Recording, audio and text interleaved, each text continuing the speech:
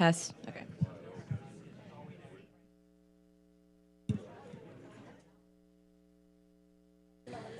Good morning. I'd like to call the Monday, December 8th Board of Zoning Adjustments meeting to order. We will begin with roll call. Candace Forrest. Todd James. Tamara Eggins is absent. Jose Alvarez. Present. Jamie Romero Diaz. Alfonso Gonzalez. Present. And Jason Richards. Present. At this time, would the board make a motion to adopt the minutes from the November meeting? Second.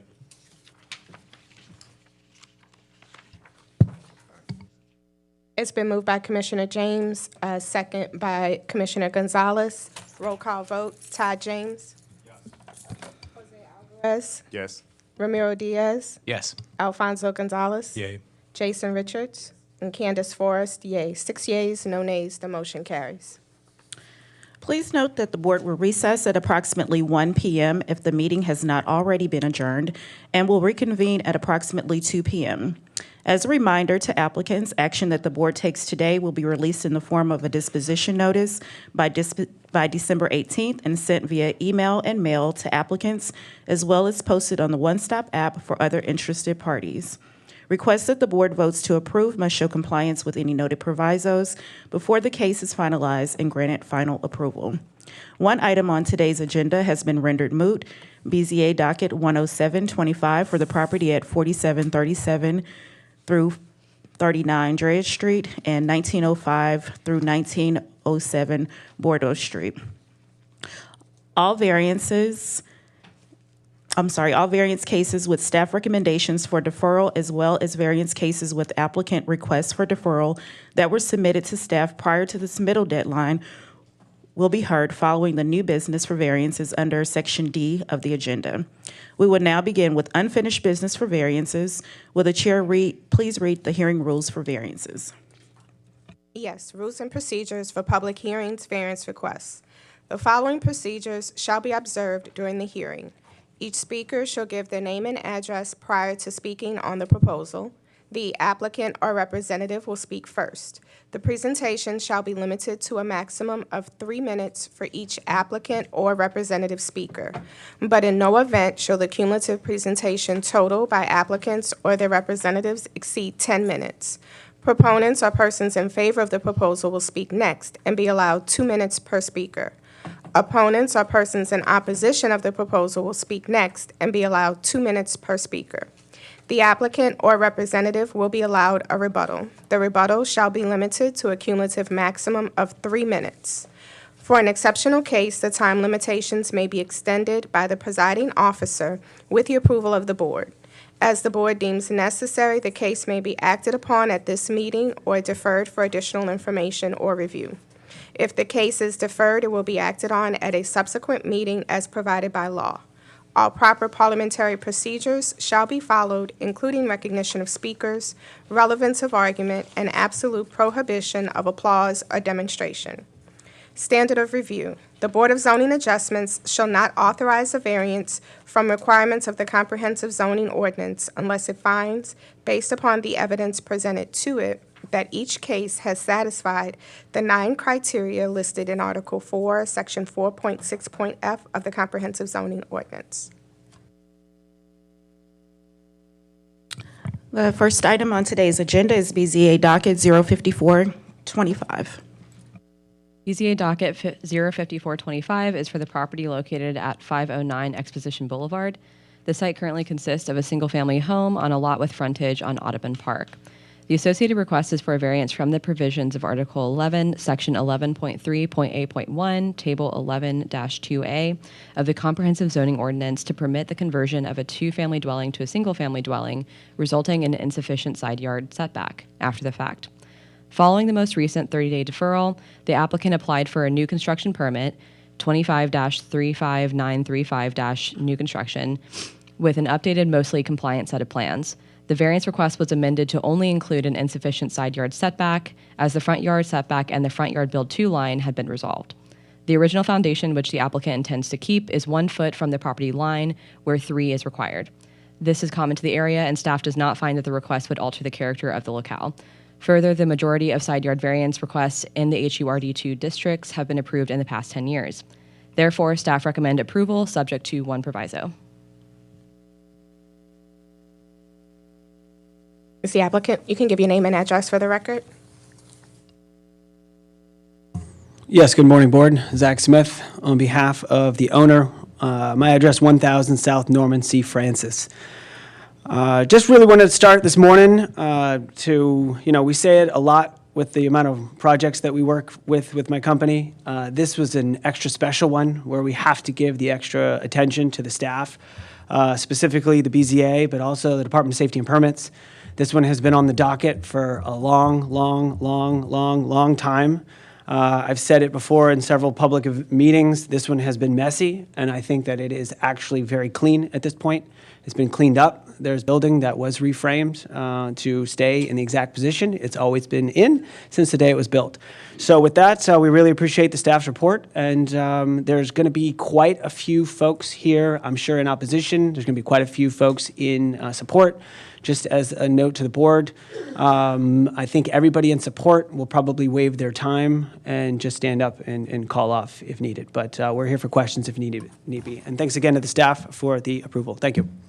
Thank you. Is there anyone else here in support of the applicant for BZA docket 054-25 that wishes to speak? You could. Thank you. Anyone here in opposition? If you would come up to the mic, please.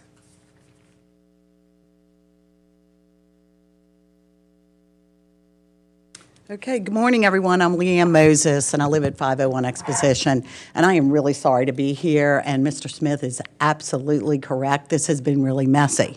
The problem we have today is the current application should be denied as the required notice under CZO Section 3 and 4.6 D and E was not provided to the public. No mail notice was sent as occurred when the front yard setback variance was requested, and it is required. No new variance was requested for a side yard encroachment, although it is in the record that one is needed. While the BZA said at the last meeting that applicant can use the same docket number so that this new permit would not be new business, it did not waive notice requirements. The BZA also did not find that the applicant retained any historic designation. The HDLC ruled the applicant lost its historic designation and fined 509 the maximum amount for tearing down more than 50% of the historic structure. Therefore, there is no historic foundation that the applicant is entitled to retain. If you want to look at anything historic, you have to look at what the HDLC said. Staff failed to look at the application as new construction and did not even address earlier oppositions filed in the record. Over 80 people opposed the last request for a variance. The staff report did not even analyze those and concluded without reasons provided that prior problems are fixed. The public is required to receive notice of any request for a new variance request and know how staff reached conclusion complied with. You cannot just do what you want and skirt the rules because you have access. By not providing notice, evidence could not be submitted of noncompliance with the revised plan, although there are some oppositions already in the record with regard to the height and front yard encroachment. Over the last 6 months, we repeatedly saw that the BZA required proper notice and compliance. It has denied other variances for fences, parking, and height requirements. Why do these applicants get a finding of a historic foundation when they lost their historic designation? That's the end of your time, ma'am. Thank you. Thank you. We hope you will deny the application until notice can be given.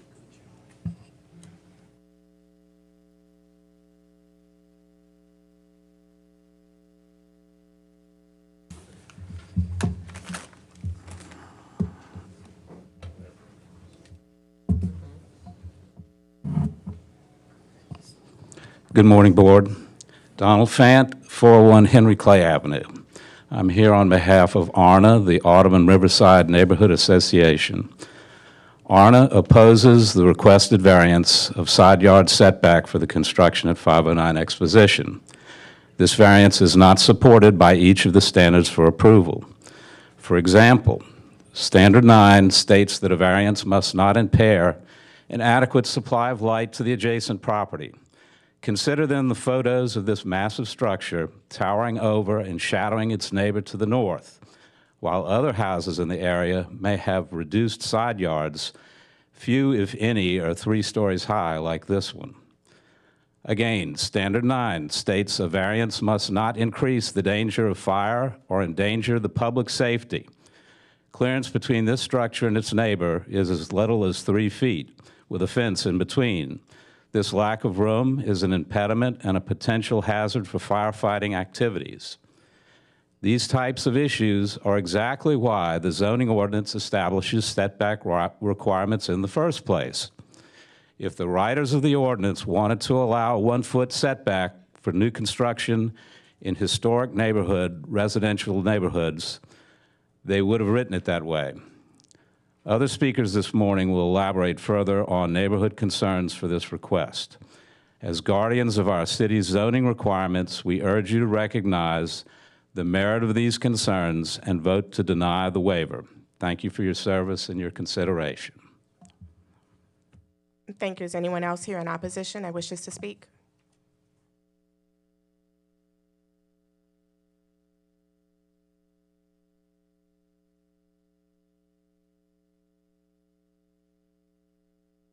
Good morning. My name is Cecilia Sogan. I live at 6330 Laurel Street still.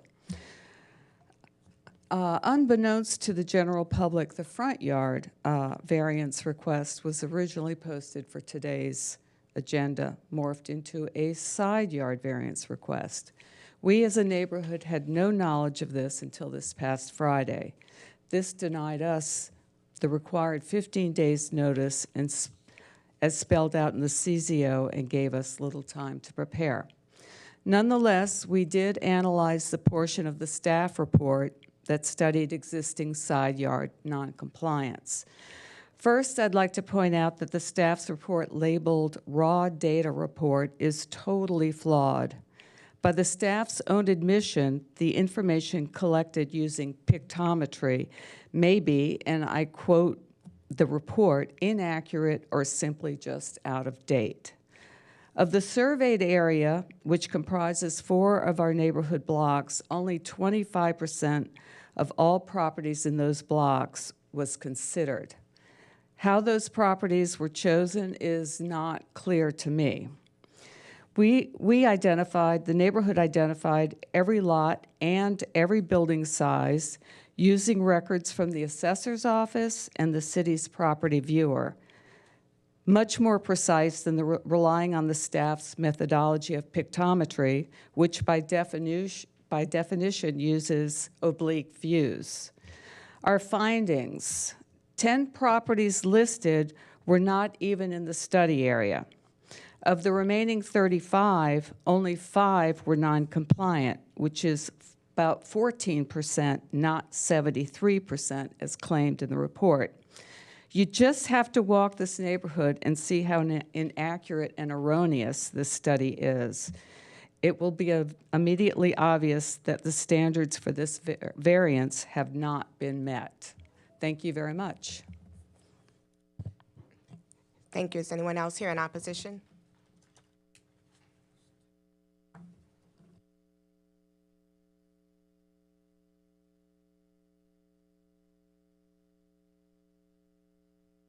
Good morning, Ted Moses, 501 Exposition.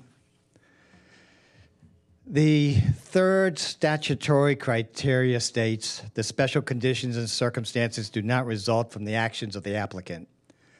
Staff wrote, the standard is met. I will show that it has not been met. The staff wrote, the special conditions which created the request for this waiver was not the result of the applicant's actions. My response, the special conditions resulted from the applicant demolishing the very wall upon which the existing non-conforming side yard setback was located, and then built a new wall in its place. As you are all aware, the HDLC fined the applicant the remaining 33% of the original historic home's value for the unauthorized demolition of this very wall. The HDLC then declared the house 100% demolished and no longer qualified as historic. Staff wrote, These actions were the result of not once, but twice relying on the review and approval of the city departments. My response? While the applicant has repeatedly tried to blame the staff for the applicant's own actions, the record indicates that the staff had no fault. The drawing reviews resulted in the permits issued, which all occurred before the unauthorized demolition of the historic walls. The permitted drawings did not include complete demolition of those walls, and the city had no knowledge that those walls had been demolished. The staff wrote, "The interior side yard setback was found non-compliant after the application for new construction permit." My response? This is incorrect. The new construction zoning review dated November 19th, 2025. Before that, the city had issued a Lama incident report on June 25th, 2025, which included the side yard violation.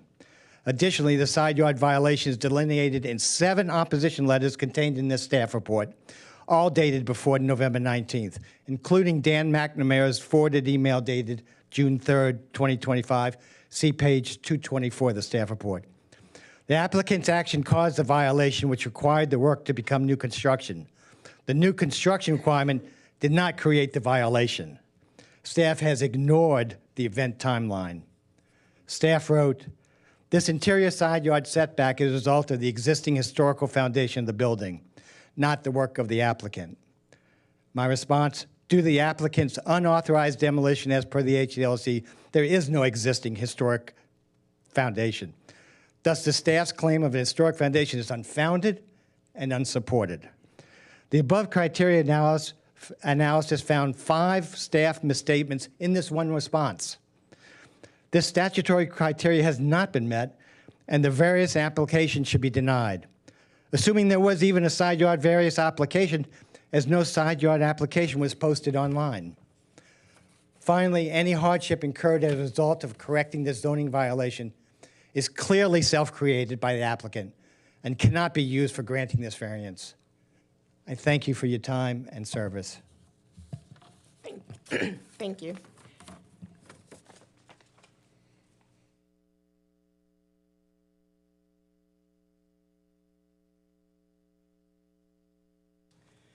Good morning, staff, commissioners. My name is Keith Doley. My address is 1554 North Broad Street. I represent Scott Wolf in this matter, who is probably most affected. His property address is 515 Expedition Boulevard. Not reiterating anything that has been said before, Scott Wolf's property is directly next to this monster house that has been built. He is now being denied sunlight. He's been denied the view of the park. There's an 11-inch, the building is within 11 inches of his property line. The roof of the property actually overhangs Mr. Wolf's property, such that if the gutters overflow at any point in time, it will rain upon his property. The amount of water that will be coming off of a structure this large is too small to be, the amount of water will be so voluminous that the area that is expected to run the water from the property line to the street is too small, and thus will flood over into Mr. Wolf's property. This also affects the resale value of Mr. Wolf's property at a later date. His view of the park is being diminished. His quality of life is being diminished. Now, I don't care if it's political, if it's friend, it's family, or it's financial responsibility. You all have a duty to protect this community, and by denying this, you're doing that. But by not denying it, you're allowing someone to take what could be compared to a Volkswagen and turn it into a monster truck.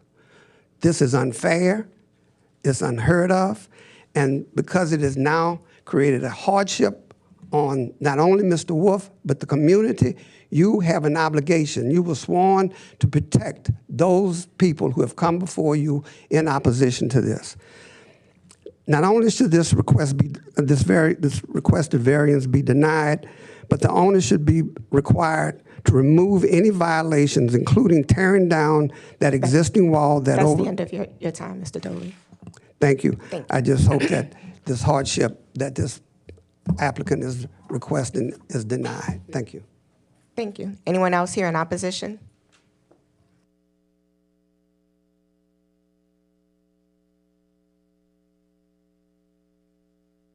Good morning, Board. My name is Kent Blackwell. I live at 6330 Laurel Street, 2 houses down from this project. I'd like to address the hardship claim in item 6 of the staff report. The hardship referenced in the report was created by the developer. They had more than one chance to address the multiple violations and bring this property into CZO compliance, but chose not to. After they were cited and fined by HDLC, they had to be well aware that a new construction permit would be needed.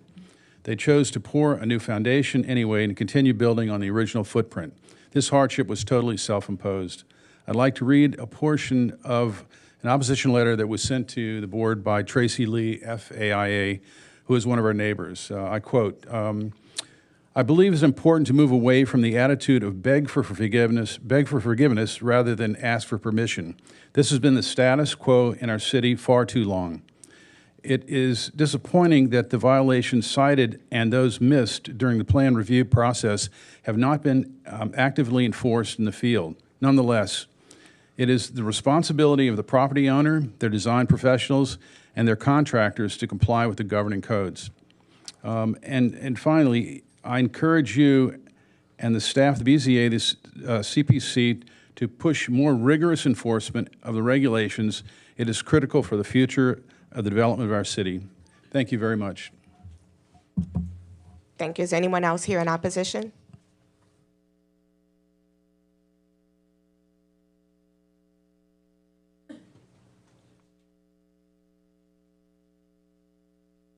Good morning. I'm Kirk Groh, owner of 427 Exposition Boulevard, and also manager of an LLC that owns 331 Exposition Boulevard. I'm not nearly as well versed as the speakers that spoke just before me. I do agree that apparently this whole thing has been messy. And I also understand that the application had changed from remodeling, and again, I'm not on my terminology, to new construction, which begs the question, if it's new construction, shouldn't the property be treated as an empty lot? And why would there be a variance? One thing from hearing all this, we know that the rules are very complicated, and each of you have taken the hard work to learn them and use your judgment to apply them, which brings me to my third point, which is just that I understand the property owners have used the contention of detrimental reliance to try to get forgiveness and get what they wanted in the first place. There's two components to that. Perhaps there was some detrimental reliance between them and whoever let them get this far, but that legal concept does not impart any hardship or duty on third parties.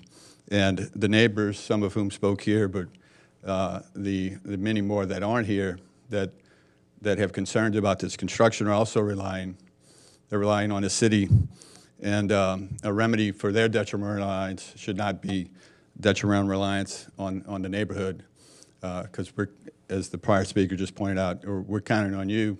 We rely on your expertise, although some are become well-versed in the law.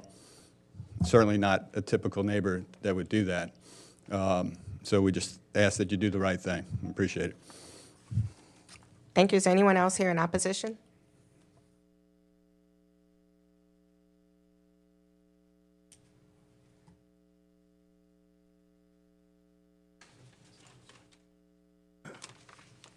Good morning. I'm Tim Duncan. I'm 521 Exposition, 2 doors down from this construction. There are a lot of us here who are long-term members of long-term residents in the neighborhood, and we remember the original house that was there. And Miss Mary, she died at a ripe old age of 105. Frankly, from my perspective, I didn't feel like the old house was much to look at. The only thing that really had it, any curb appeal was its facade. And I was personally optimistic with the new construction, but things started happening quickly that I was not aware of. The facade was completely removed. And the height was tremendous, way above anything I have seen in the neighborhood. I can't see the sky out of my second floor window now. The height of the building is tremendous. It's too close to the sidewalk in the front. Anyhow, construction restrictions are in place for a reason. They're intended to deter these things from happening. We don't want to be here. This isn't pleasant. We ask that the board force changes to the construction resulting in a new home on the block that complies with permit restrictions. Thank you. Thank you. Is anyone else here in opposition?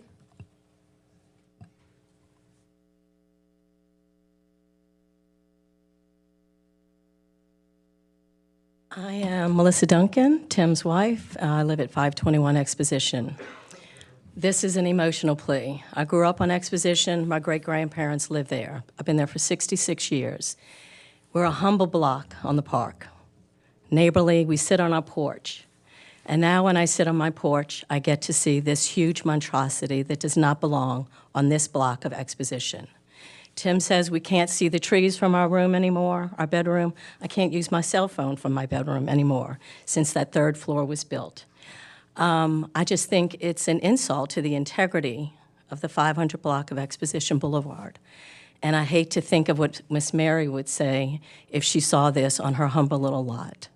So please do the right thing. And by the way, we have a lot of passerbys. 100% of the passerbys that stop to talk to me as I'm on my porch are appalled that this is happening on Audubon Park. Thank you for your time. Thank you. Is anyone else here in opposition? The applicant has an opportunity to rebut.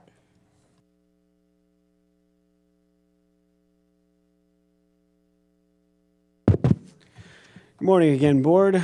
Zach Smith again. A couple pieces for just some education. Where do we begin? When we talk about the 11 inches from the property line, obviously that's what's in front of us because that's what this waiver is, and that's what the staff, through a lot of rigorous investigation and back and forth with the Department of Safety and Permits, has come up with. We were told months ago nobody liked this property because it wasn't historic, it wasn't this, it wasn't that. And now maintaining an existing setback that's always been maintained since the house been built now is a problem. So, as an educational point, I always find that conflict a little strange. The most important part, though, is that this demolition, we can't get distracted by the HDLC, because even the HDLC sometimes gets distracted by itself. The 54% is after the City Council approved the demolition of a majority of this building. And the reason why this has gotten so messy, and again, I'm going to be the first one to say, I think, and I've said this publicly in several HDLC meetings, I think the mess is all around and for everybody to share, is because this project was given permission to basically reframe in its entirety. This project was given permission to do things in excess.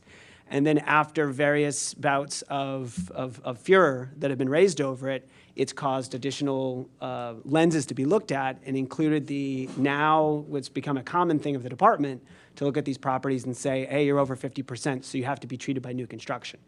The property has never voluntarily asked for a new permit for new construction, only for the sake of being mandatory and being required.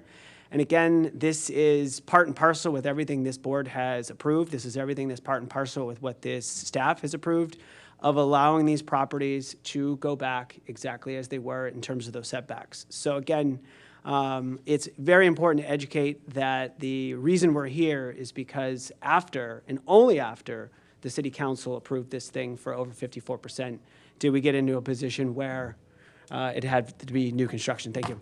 Thank you. Questions from the board? Quick question to staff.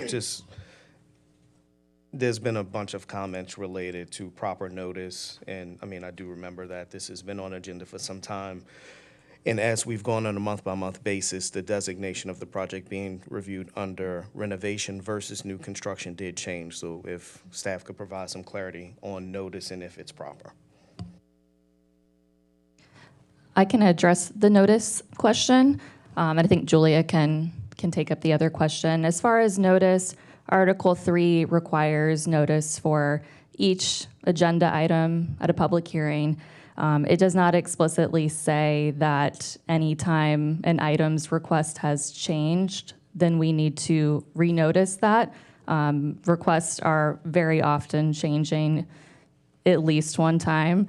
And so our practice has been to notice for the first time, and then not after that for unfinished business, et cetera. So, for example, because we're going to see it in some other cases later in the agenda, we as a board may have asked an applicant to do modifications to their plan, and by incident, the waiver request or variance items may have been modified, and we typically do not provide that notice if those changes are occurring through the process. That's correct. Okay. And so the second part, Julia, the question again on that portion was just clarity as it pertained to us looking at this as a renovation versus under new construction, which triggered the review of the side yard setback. Yes, that's what happened. I think that's as short as I can. I mean, it's pretty straightforward. Yes. I mean, because I think it's what I think it's of value, at least for those who are in objection to where we are at this point. It's really important to understand every case is uniquely different. And as we look at these application items, we have to look at the sequence of events that may have led up to how we got to a certain point and how the report has evolved. I think another point that's also really important to address is when we get into how some of the 9 criteria are addressed, especially with detrimental reliance, depriving property rights of air and light, some of those items. As I look at the modified plans, this shows that the overhanging gutter condition is at a 0, so there is no projection into the adjoining property. It does tie into the existing core bolt footing as the existing foundation for the plan, so while it may be, it's reviewed as new construction only because it's more than 50% demolished. Yes. So naturally, anything that we would traditionally look at is a non-conforming setback condition, which can either go in the front yard, side yard, or even in vertical height. Those items are all gone, so we still have to then review them under that lens, but still take into some level of account that the existing foundations do, in some cases, create a condition in order for us to maybe consider for review or approval. So I just wanted to make sure we kind of covered all those pieces. Yes. I don't have any other questions. Question for the applicant.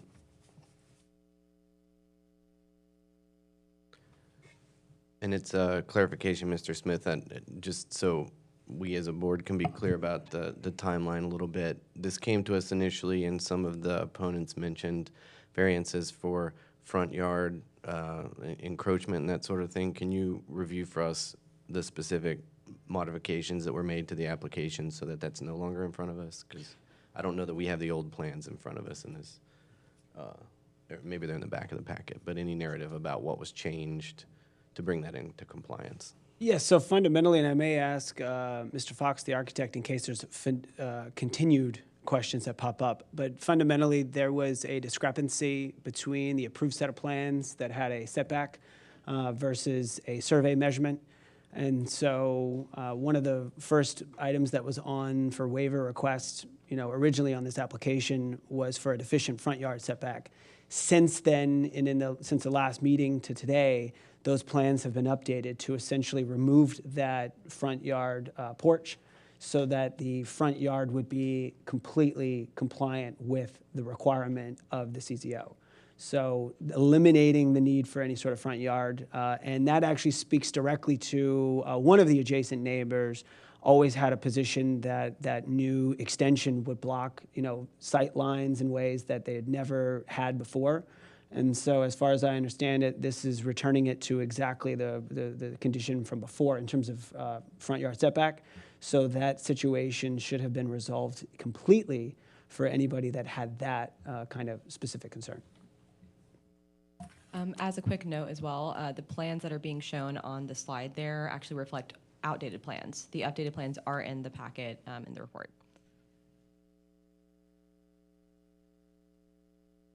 Any other questions from the board? Not sure if staff has the option. while it's public, I think it's of some value if you are able to pull and at least show what is the correct building elevation. For the sake of what's on screen, some of this does become a little bit misleading for those who are in the room. Yes, give me 1 minute.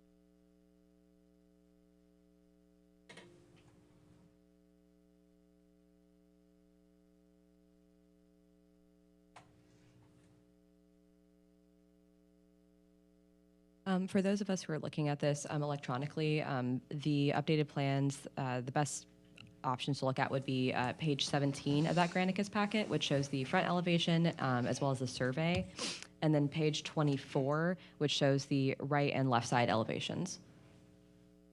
Thank you.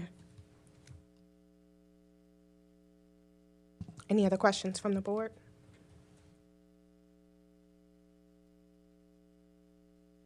Seeing none, is there a motion? I guess I just want a little more clarity on I'm still confused about the conformity, non-conformity discussion. It's still really muddy to me about and maybe this is a question for staff or legal, like when does a building, given the HDLC designation, and I know we had some other properties that have come before us in the past where have been completely demolished, like to the ground, and there was some determination about the condition of their foundations and where that was. So I guess I'm just looking for a little more explanation, given the tightness of that property line condition. So I can say that when we're using the term historic in this report, that's literally referring to what was previously there. It's not an official designation that we are providing. That is HDLC's, that is their gig. But I can say that the foundation, when we look at what we call historic foundations, we're looking at what previously existed and what is currently there. So we're looking at a foundation that's existed there for quite some time, at least that specific footprint that has existed there for quite some time and has been restored to that footprint. So in this case, there's not technically, well, actually, Emily, you might be able to help me out here. I'm not sure in this case if we would apply the term legal nonconformity for the insufficient side yard. So the variance that is before you, everything was reviewed by the Department of Safety and Permits as far as the updated plans. They reviewed it from the perspective of new construction, and any other existing nonconformities were deemed to be legally nonconforming. This interior side yard setback is the one at issue, so that one is not legally nonconforming.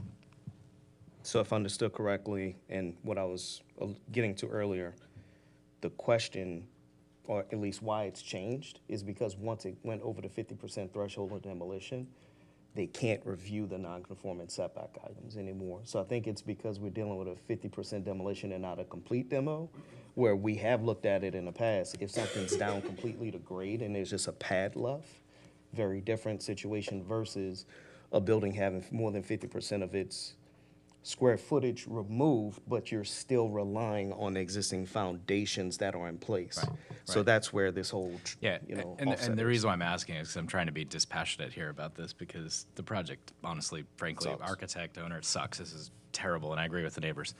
But I'm trying to look at this as a, abstraction of property rights and all that, and that's where I'm struggling, because it's, Separating the architectural piece of it from the. Exactly, yes. Sometimes I should be on the HDLC board. Any other questions from the board? Seeing none, is there a motion?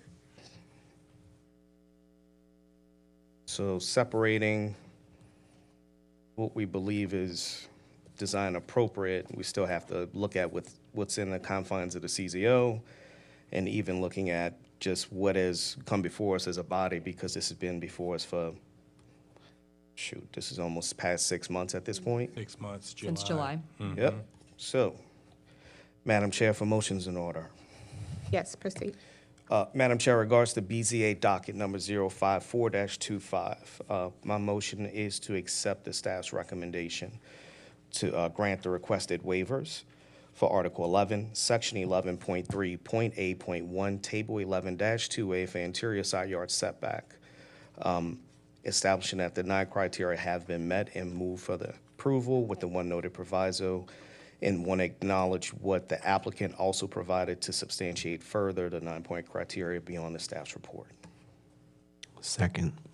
Thank you. With regards to BZA docket 054-25, it's been moved by Commissioner James, second by Commissioner Richards, to grant the requested waiver, finding that the 9 criteria have been met and subject to one proviso. Roll call vote. Todd James. Yes. Jose Alvarez. Yes. Ramiro Diaz. Yes. Alfonso Gonzalez. Aye. Jason Richards. Yes. And Candace Forrest, yay. 6 yeas, no nays. The motion carries. Next item. The next item is BZA docket 06925 for the property at 3405 Octavia Street.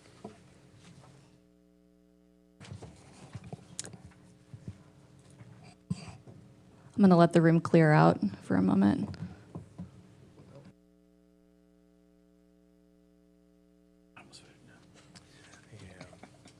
Just on principle.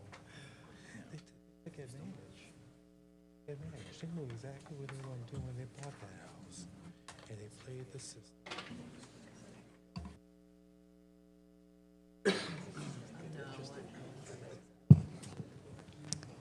The next item is BZA docket 6925 for the property located at 3405 Octavia Street. This request is for variances from the comprehensive zoning ordinance to permit the renovation of a single-family dwelling, resulting in a parking pad located between the front facade and front property line, resulting in front yard parking, as well as the encroachment of an uncovered porch into the front yard setback. The applicant proposes to elevate the existing 2-story single-family dwelling through the Orleans Parish Hazard Mitigation Grant Program to protect the structure from future flooding. In doing so, the building's proposed elevation would enclose the existing garage to become an additional bedroom and would result in the loss of access from the driveway to the garage, and thus the loss of a required off-street parking space in a compliant location. Article 11, 3B, 3A, Article 22, 8A, 1B2, Article 22, 11D1, and Article 22, 11D2 do not allow parking in the front yard between the front facade and the front property line. The proposed location for the required off-street parking is located within the front yard of the site via a parking pad designed for one vehicle. Article 21.6AA1 allows uncovered porches, steps, and stoops to encroach 6 feet into a required front yard. The proposed elevation includes the addition of a new uncovered front porch and staircase that protrudes 8.9 feet into the front yard setback, which necessitates a waiver as the maximum allowable front yard encroachment for uncovered porches, steps, and stoops is 6 feet. Based on the report, the staff believes that the requested variances of Article 11, 3B, 3A, Article 22, 8A, 1B2, Article 22, 11D1, and Article 22, 11D2 fail to meet criteria 2, 4, and 5 of the standards for variances of Article 4, 6F, in that literal interpretation would not deprive the applicant of commonly enjoyed rights. Granting the variance confers special privilege, and the variance, if granted, would alter the essential character of the locality. In addition, staff believes that the requested variance of Article 21.6AA1 fails to meet criteria 1, 2, 5, and 6, in that special conditions that are peculiar to the land do not exist. Literal interpretation would not deprive the applicant of commonly enjoyed rights. The variance would alter the essential character of the locality, and strict adherence would not result in a demonstrable hardship. Therefore, staff recommends denial of the requested variances. I will note that the applicant emailed staff, I believe it was on Friday, with updated plans showing a much lesser encroachment by the front porch/steps. I have not viewed those plans. I think they might be compliant, but perhaps the applicant can speak to that, as that might be moot at this point. Thank you. Is the applicant present for BZA docket 069-25? Hello, Board. John McMiniman, 824 Dakin Street. I represent Rubion Construction. Last time I was here and we had the deferred the hearing was to adjust the steps, which we had originally shooting out towards the walkway in the front. They turned them to the right and into the driving area. We got a notice on Friday last week that they were still 2 feet 6 inches encroaching. We're having new documents made to push them even farther back. We didn't build a new porch on the front. We were using the existing porch that was on the front. We were adding the steps. So now it would only come out 4 feet instead of the distance. And we think we can set it back even farther to not be within the encroachment. On the parking scenario, you had asked about elevating the house to a height that the car could park underneath. Unfortunately, under FEMA's guidelines, we can lift it to what they approve. We can't go higher than their approval. The plumbing structures, there was new documents on, or the new drawings are on the monitor right now. It wasn't a bedroom, it was a utility room. There's a washer, dryer, sink, and plumbing that are all associated with that room. It's still a utility room. It's not an improvement or a bedroom or a bonus room that's being added. It's just the same room being elevated. All those utilities are required to be elevated for FEMA's guidelines. We're not taking, we weren't adding any parking spaces in the front. We're just using the original parking space under the guidelines we have to operate under. We can't modify any of those things. So we have more documents coming to yet adjust the steps 2 feet 6 inches more back into the front of the house, which would, per the email I received from staff, would meet the setback requirement on that. The next would be the parking requirement. And I believe Mr. Diaz had the questions last time on that. Is that the end of your comments? Is that the end of your comments? Yes. Okay, thank you. Is there anyone else here in support of the applicant for BZA docket 069-25? Anyone here in opposition? Any questions from the board? Go ahead, Chairman. I was just gonna, just in light of what you were mentioning at the outset, do you need time to submit, excuse me, some of these additional, I know you said you're still working on some plans, and I'm just trying to. We can have the adjusted plans sent in again. We made this adjustment thinking that this all met all the staff requirements, and only Friday were we notified that we were still 2 feet 6 inches out. And I can have adjusted documents sent in for that, yes. But it sounds as if though there's a willingness to bring it into compliance. Right. So it's just more about the parking. Yep, it's already been agreed upon. Spoke with the homeowner on Friday after the email came in. They were very willing to have that adjustment made.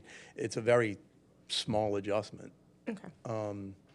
And the only other question was about parking, so I don't, again, I don't have a lot of time to explain what FEMA's guidelines are on that, but yeah.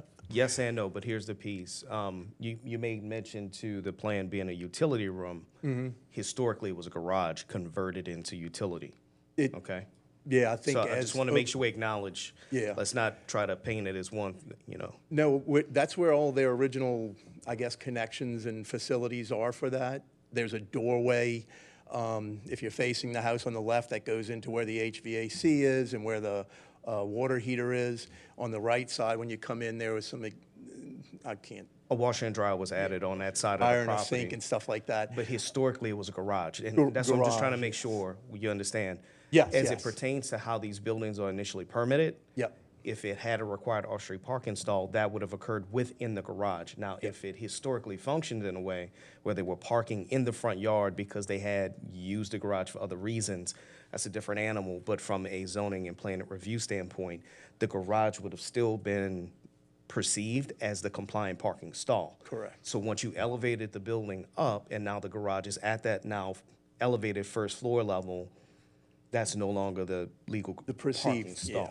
So, yeah, go ahead. Yeah, and my question was, and I thank you for adjusting the stair. I think I maybe had referenced, my friend had a similar house where they like turned the stair on Nashville and did a similar thing, so it works. So if that's moot, then we can move on that one.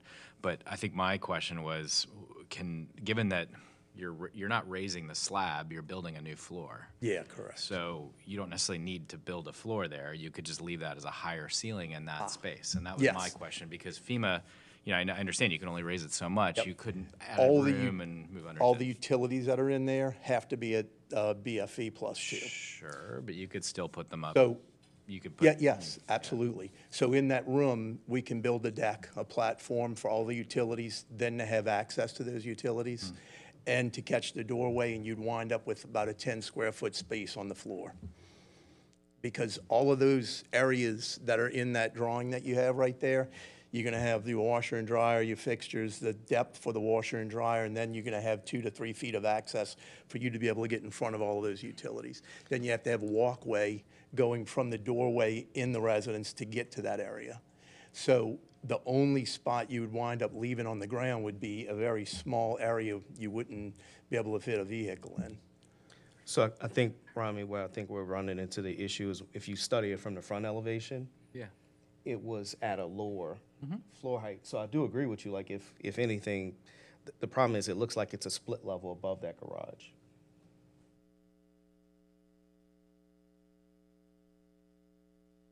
Because you and I were on the same page about this piece, that if you're Yeah. elevating it and you're bringing your first floor up to its new height, you should have enough vertical clearance to provide a compliant stall Right. So, underneath. But it's so I not guess there. I'm just confused because I still haven't But- really seen a section through the building that Right. makes sense. But if you enter in the current plan before raising it, Yeah. the area that's got kind of a couch and a table, is that at grade and it's tile on a slab? I don't know if the photos that we sent in are in Look there. at this drawing right here. They have photos that we sent showing what's currently in there. Sure. Okay, but plan south, on the south side of the plan there, where you've got the current driveway. I'm not even interested in where a couch or anything is, but if you can envision. That was at grade. Washer and dryer area. When I go in that door on the right-hand wall, Yeah. washer and dryer. Yeah. I'm going to build a 6 to 7 foot pad for that to land on. Sure. But, I mean, a washer and dryer you could put somewhere else. I'm asking about, you've got a parking space that's compliant, and all I'm saying is, to prove that you have a hardship here. The I hardship see is a that plan. I see where the you grant can. program that we're operating under is not going to pay to have anything relocated, any of the utilities. We're elevating the utilities to keep them within the FEMA's guidelines. If we I elevate. think there's a difference between mechanical and a water heater versus a The washer water and heater's dryer. not getting moved. The washer and dryer would be the only thing that are in the way, but then I have to build structure to meet to that, to go to where that washer and dryer are. But you're actually confusing two different topics. Yeah. You are. All right. So the first floor is being brought up to the BFE or higher than. Okay? Yes. You having the problem again is it is a split level on if I'm facing the house to the right-hand side, it is split level from the remainder of the home. Oh, the back behind that is all living space. That's the bottom So floor of the and house. part of this, you may not understand how we're looking at this and Yeah. the terminology we're using. Yeah. From the residence itself, it is split. You have to traverse two different things. The first floor and second floor are all not at the same height. No. Okay? So because of that, the finished floor of what was that utility room and garage area is lower than the actual first floor of the remainder of the house. Yes. So because of that, the finished floor height is substantially lower. So if I study your elevation, detail 2 on sheet A202 for the proposed elevation, what would be the finished floor of that side of the home is substantially lower, and they would not have a 7'6" clear ceiling space within that area. It actually, by default, becomes a crawl space, so it's not enough vertical height for it to be a compliant garage. Right, and that's why I was referring to the plan where the current, kind of couch and, there's kind of some living space that was down That's at back grade, there. but it's still going to be split level. So Right. you're raising the whole house as a split level, Mhm. but the space in the front that is the garage, it could still be a grade. And that's what I'm saying, there's a potential for a compliant parking spot, Yeah. which is where I go to the, how do you prove the hardship? And that's why I'm still struggling a little bit architecturally with this one. Seeing Only that thing you I would, yeah, can't and- decide it differently. And only thing I would mention, because when we went through this one last time, I did take a little bit of time to look at the aerial maps to look at what is going on in that block area. And I want to say that there was a substantial amount of properties around it that still had parking within the front yard. I think part of just how they have it graphically drawn is incorrect as well. Whereas if they showed the parking stall all the way up against the facade of the building, its encroachment back towards the property line would be less detrimental. Almost half of it is going to end up being screened by the new stairwell as well as the existing porch. So it is somewhat in keeping with what's in that part of that Broadmoor area versus what we would traditionally try to push to make that footprint the compliant parking stall. Yeah, and that argument would make me feel more comfortable because I don't want to set a precedent in this neighborhood if it isn't there. And seeing that there is a potential parking spot in the building. Yeah. With a little bit more design attention, but if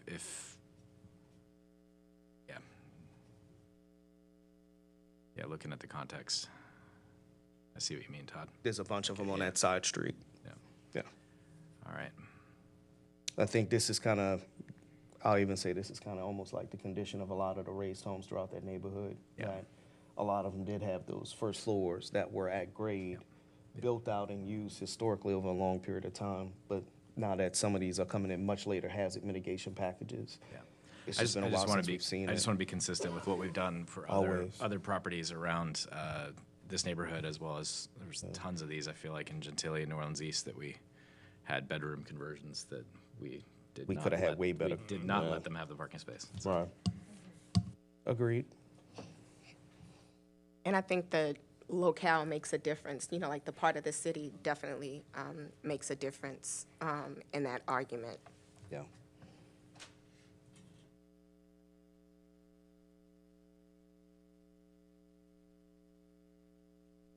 Well, if a motion's in order, Are there any other questions from the board?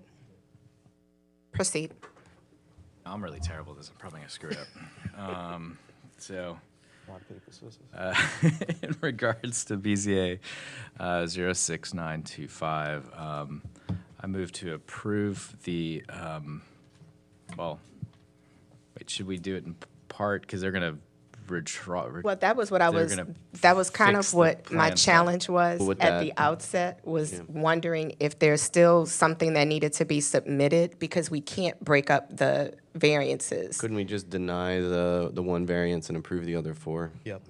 Yeah, so I mean, if you're looking at it from sheet 2 on the staff report, essentially, we're looking at the approval of what was the first one that was noted as the denial that had criteria 2, 4, and 5 unmet. But deny, or would you like for me to just go with it? How about that, Rami? Madam Chair, for motions in order. Proceed. With regards to BZA docket number 069-25, my motion is to approve in part, deny in part the requested waivers, and move for approval for the requested waiver of Article 11, Section 11.3.B.3.A for parking restriction. Yes. See, yes, dang. I almost had it. Section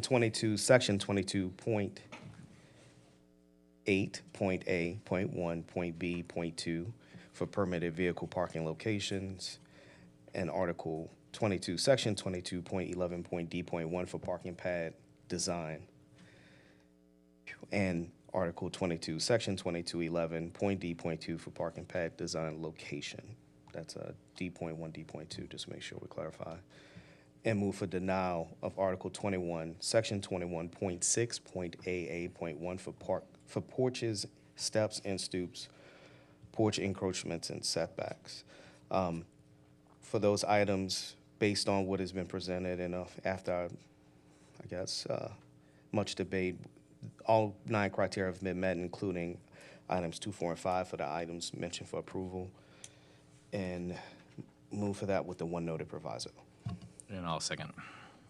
Thank you. With regards to BZA docket 069-25, it's been moved by Commissioner James, second by Commissioner Diaz, to grant the requested waivers for Article 11, Section 11.B.3.A, parking restrictions, Article 22, Section 22.8.A.1.B.2 for permitted vehicle parking locations front yard, and Article 22, Section 22.11.D.1 and D.2 for parking pad design location, finding that the 9 criteria have been met, subject to one proviso, and denying the request for waiver of Article 21, Section 21.6.AA.1 for porches and steps and stoops, porch encroachment setback, finding that the 9 criteria have not been met for that requested waiver. Roll call. Todd James. Yes. Jose Alvarez. Yes. Ramiro Diaz. Yes. Alfonso Gonzalez. Yay. Jason Richards. Yes. And Candace Forrest, yes. 6 yeas, no nays, the motion carries. Next item.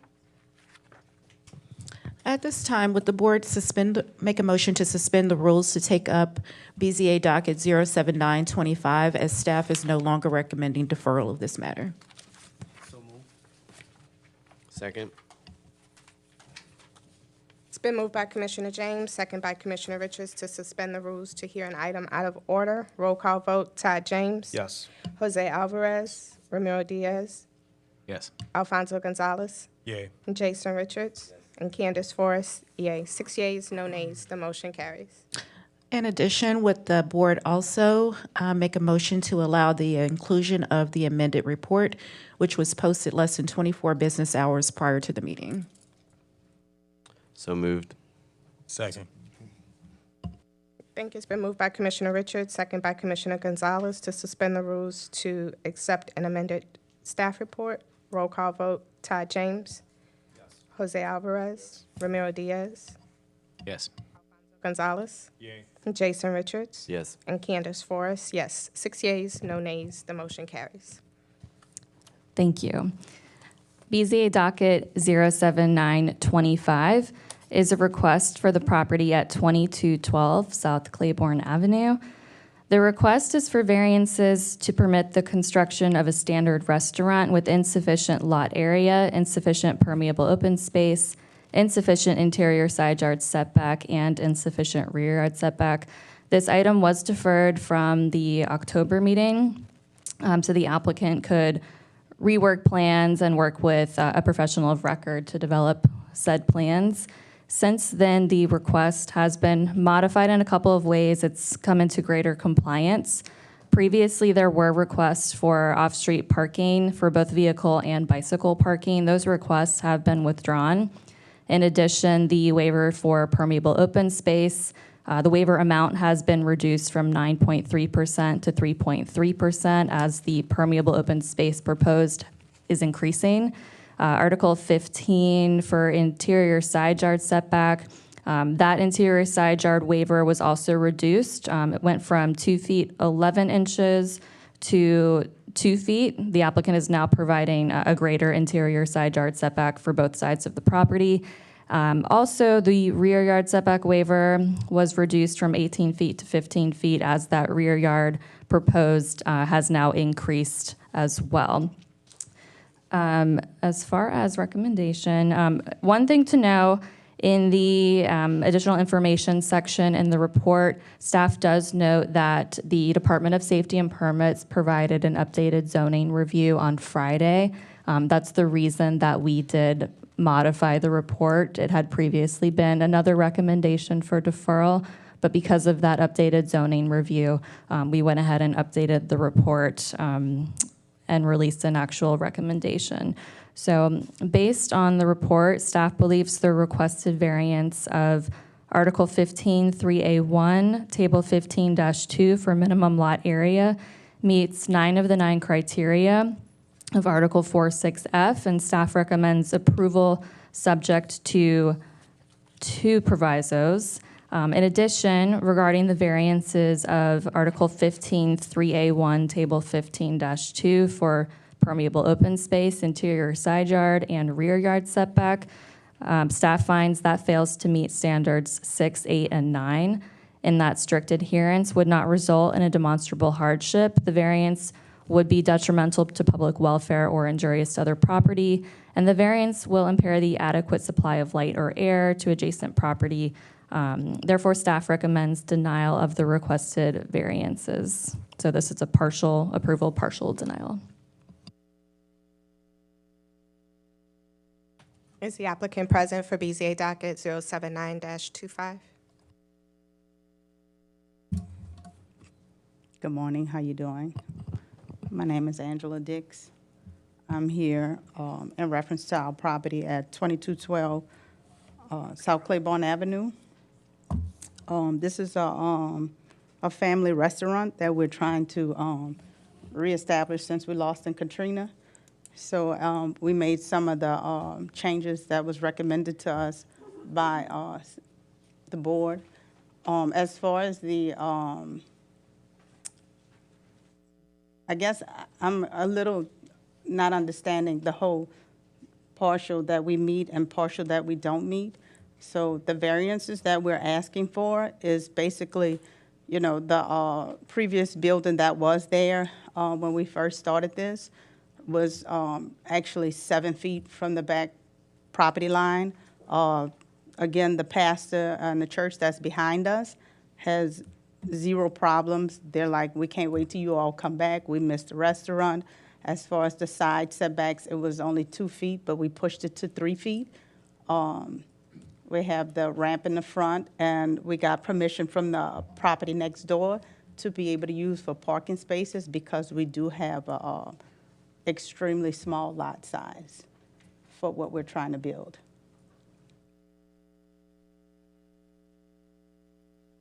Is that the end of your comments? Yes. Okay, thank you. Is there anyone else here in support of the applicant for BZA docket 079-25? Ray Humphrey, 1219 Newman Street, here in support. Based on what I just witnessed for the very first thing on the docket, I mean, what we're asking for, in a sense, is kind of similar. Number one, it was determined that there was over 50% damage forcing the demolition of the property. Just from doing some construction, I know that the property could have been saved, and technically to say that it was over 50% damage would have required more than just looking at the building. However, that being said, we demolished the building, and what was originally proposed was to go back in the exact same footprint of the structure that was there before. Now, there was some unreadiness, and so we went back and we made several revisions, reducing the variance request on the side and the back lot. But at this point, knowing that on one side is a parking lot and on the other side is a property that we own as a family, I really don't see the consideration being given to everything with respect to causing, reducing the light or reducing the air. I mean, there are two lots. It's a parking lot for the church on one side and and basically what we've received from the family, which is permission to do parking on the opposite side. So I'm really confused. This is not a building that's going to go up in between two houses or two existing businesses. This is between two lots. And I'm just want to make sure that we all understand that, and that the original request has already been amended, and the original request was only to go back in the footprint of what was already there. Thank you. Thank you. Is there anyone else here in support of the applicant for BZA docket 079-25? Anyone here in opposition? Any questions from the board? Just to, because I knew that question was going to come up regarding the other topic, and I want to make sure one thing is clear. They are two very separate situations. And first application, that's why I made a succinct reference to partially demolished and a building being renovated and attaching to existing foundations. Very different situation here. What we brought up last time when we looked at your plan, the side yard setbacks was substantially narrower than what is being provided right now, because I believe before you guys were looking at only 2 feet of side yard setback initially. Right. So initially, we were asking for 3 feet because about 2.11, So so I asked for 2.5 because that's what was there. So when I first put the application in, the building was still there. Correct. And we thought we were going on in September. So once I demolished it, I didn't know that I needed to come and revise everything because I did everything based on the building. So I just wanted to build in the same spot as the building. So, and I noticed here on page 27, 28, and 29, those revised, we do have revised plans. I just see that's different. But yes, so now we're saying we're going to do 3 feet in instead of 2.5 feet in. Okay. So so again, it's the same thing. I guess based on the fire marshal, he told us that we could go, like, it's standard for 3 feet. Correct. And that's what we mentioned in the last meeting. Yes. That you do have to have a further setback from the property line. Yes. And that allows you to have your windows on both sides of the building, because what you guys had proposed before, you would not be able to have the windows. Yes. But you've also revised the entire floor plan to show something that could become more compliant, which only then drives the question, if you're bringing the plan inboard of what was the existing footprint down to 3 feet, why can we not look at bringing it into compliance completely on those 2 sides? Because the one thing that I think is, in fairness to how the staff has generated the report, they've already established that they support increasing what you can build in terms of the footprint on a lot area. It's just now working through what would be an acceptable setback condition on both sides of the site, as well as the rear yard. A little confused at the question, but if you're saying, why don't we go even further in? Is that the question? You're building new construction with Yes. this one. This is not you're not using the existing foundation. You just asked to go back in the same footprint. Correct. Well, I see what you're saying. When we sat down with the Director of Safety and Permits, when she explained to us that the building was more than 50% damaged, and we would still have to ask for a variance, then in that moment, we said, then we might as well tear it down. And she was like, okay, but you can let the city tear it down. And I was like, I don't want the city to tear it down That's a because whole nother thing. it's more than double the price, right? So we tore it down because they knew we were going to tear it down. They just said, so these are the variances because the lot is so small and the plans that we originally had was for that size, to have as much space as possible because it's so small. And once, you guys said about the 3 feet and we talked to them and the fire marshals, we thought that, at least with the 3 feet. But what is the designer of the plan informing you guys to do?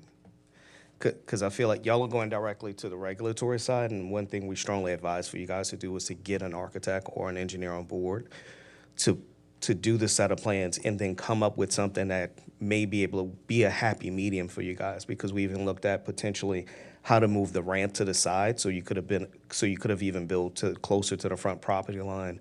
There's a host of things that just within a plan that would have been actually really felt to you guys. We did look at the Benefit. side. As you can see, at first we had the sides. When we turned that in, the planner was like, you're spilling over onto the property next door.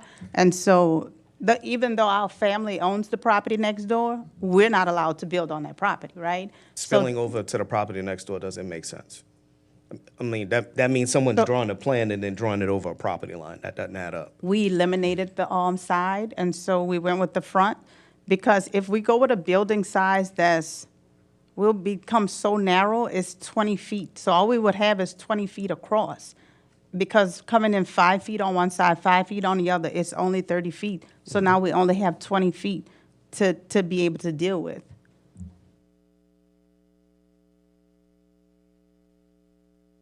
So when we went and I spoke with the architect, what I explained to him was, he asked what we wanted to do, what did we want to put there. I mean, to be able to, because we're going to be dine-in, sit down, the city also requires you to have a certain amount of, they ask for our menu now, because when you're sit down, now they want you to be, a certain sit down just to be able to have in the C2. And I'm like, okay, the restaurant before Katrina, we would take out only. We didn't even have, and we were straight to the property line. Now we're like, okay, we want to have a dine-in. We've never had that before. We're going to do the dine-in. But again, the space is so small that we're having to work within. And we can't use the lot next door because I don't own that personally by myself. Other than that, we would have taken the whole space and made something bigger.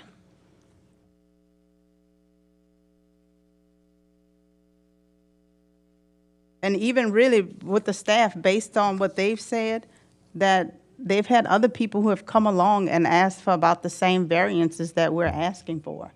We're just asking for 2 feet on the interior sides because it's going to be so small. You know, those bathrooms, we have to have 2 bathrooms that's ADA compliant. That takes up a lot of space to be able to have, you know, enough sit-down tables in the inside. So again, I asked the architect, this is what we're looking for.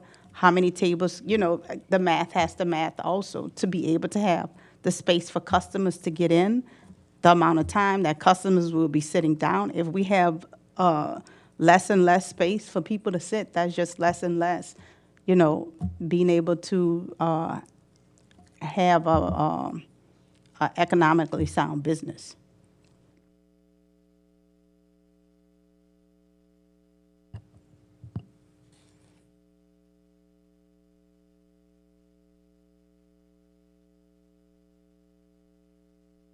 I mean, just for discussion points among us as a board, I think the last time we spoke, it mainly comported with what we heard, which was that the building was in such a bad shape and was a safety danger. That was why you elected to demolish it. To us, that is something of a hardship, and that's been somewhat acknowledged by the staff. I think I want to go to the 3 points that weren't approved. So there were 6, 8, and 9. So 8 and 9 are light and air and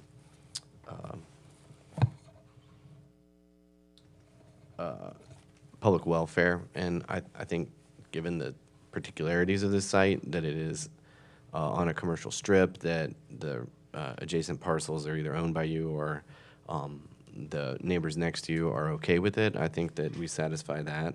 So I think the last item we just need to resolve is item 6, which is that strictly adhering to the regulation, meaning having the narrower building, having the shorter building would be a hardship. And the trick there always when we do these reviews is that the hardship can't be financial. Mm-hmm.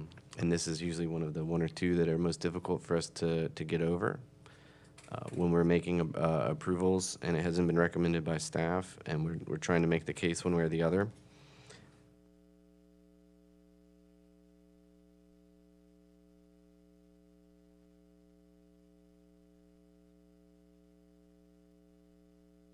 And I guess just talking out loud, you have something like a 30-foot lot, if I understand correctly, and so you would be looking at having to build a 20-foot building if you had strict compliance, right? Yes. Yeah.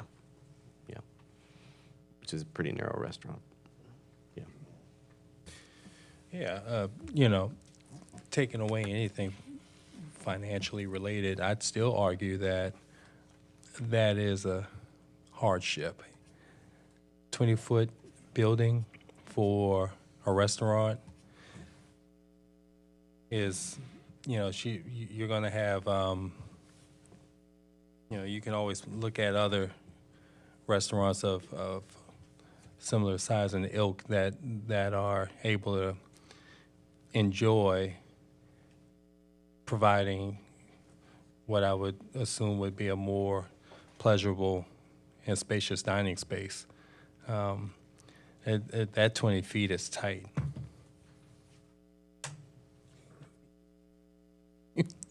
You raise that eyebrow. But I think what you also have to consider is that when we're talking about the historic nature of what this was previously, it wasn't a sit-down restaurant previously. So I think we're combining historically what this was with what is being intended now. And I think that's what's making this more complicated, is that you didn't have, it was strictly a takeout. Before, yeah. Right. So, I mean, Excuse it me. was, It was a sit-down. Our restaurant, which was next door, was takeout only. This was a ballroom and a lounge. It was sit-down. Okay. And at one time, it was previously, in the early 80s, it was called Dick's Restaurant, but my parents sold it And on one side, it was sit-down, and it was so tight. You could only have like 4 tables. And on the opposite side, which was 2214, was a ballroom. Okay. And once they sold it, that ballroom took it, and they took the wall down, and then they made more seats, but it was a sit-down. Okay. I was just going off of what you were saying before, that it was takeout. Well, we were 2216 South Claiborne. Okay. All right, thanks for that. And I mean, I'm bringing it up just to state that we have to acknowledge that the situation, it's when you're saying a hardship, just being mindful of what we're classifying as a hardship and recognizing, I mean, the building is what it is. We can't change the size of the lot.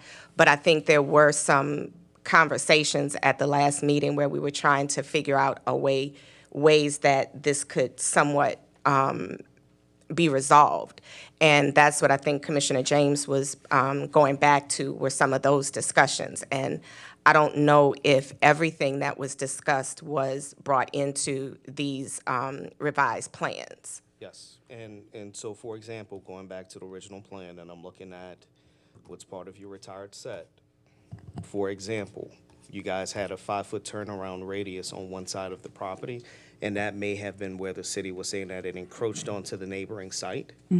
What I mentioned then was that if you did the compliant 5-foot setback on one side of the building, that would have helped to address what was your ADA access point, also move where the ramp needed to be installed, which inherently allowed you to build more square footage and bring the building closer towards Claiborne.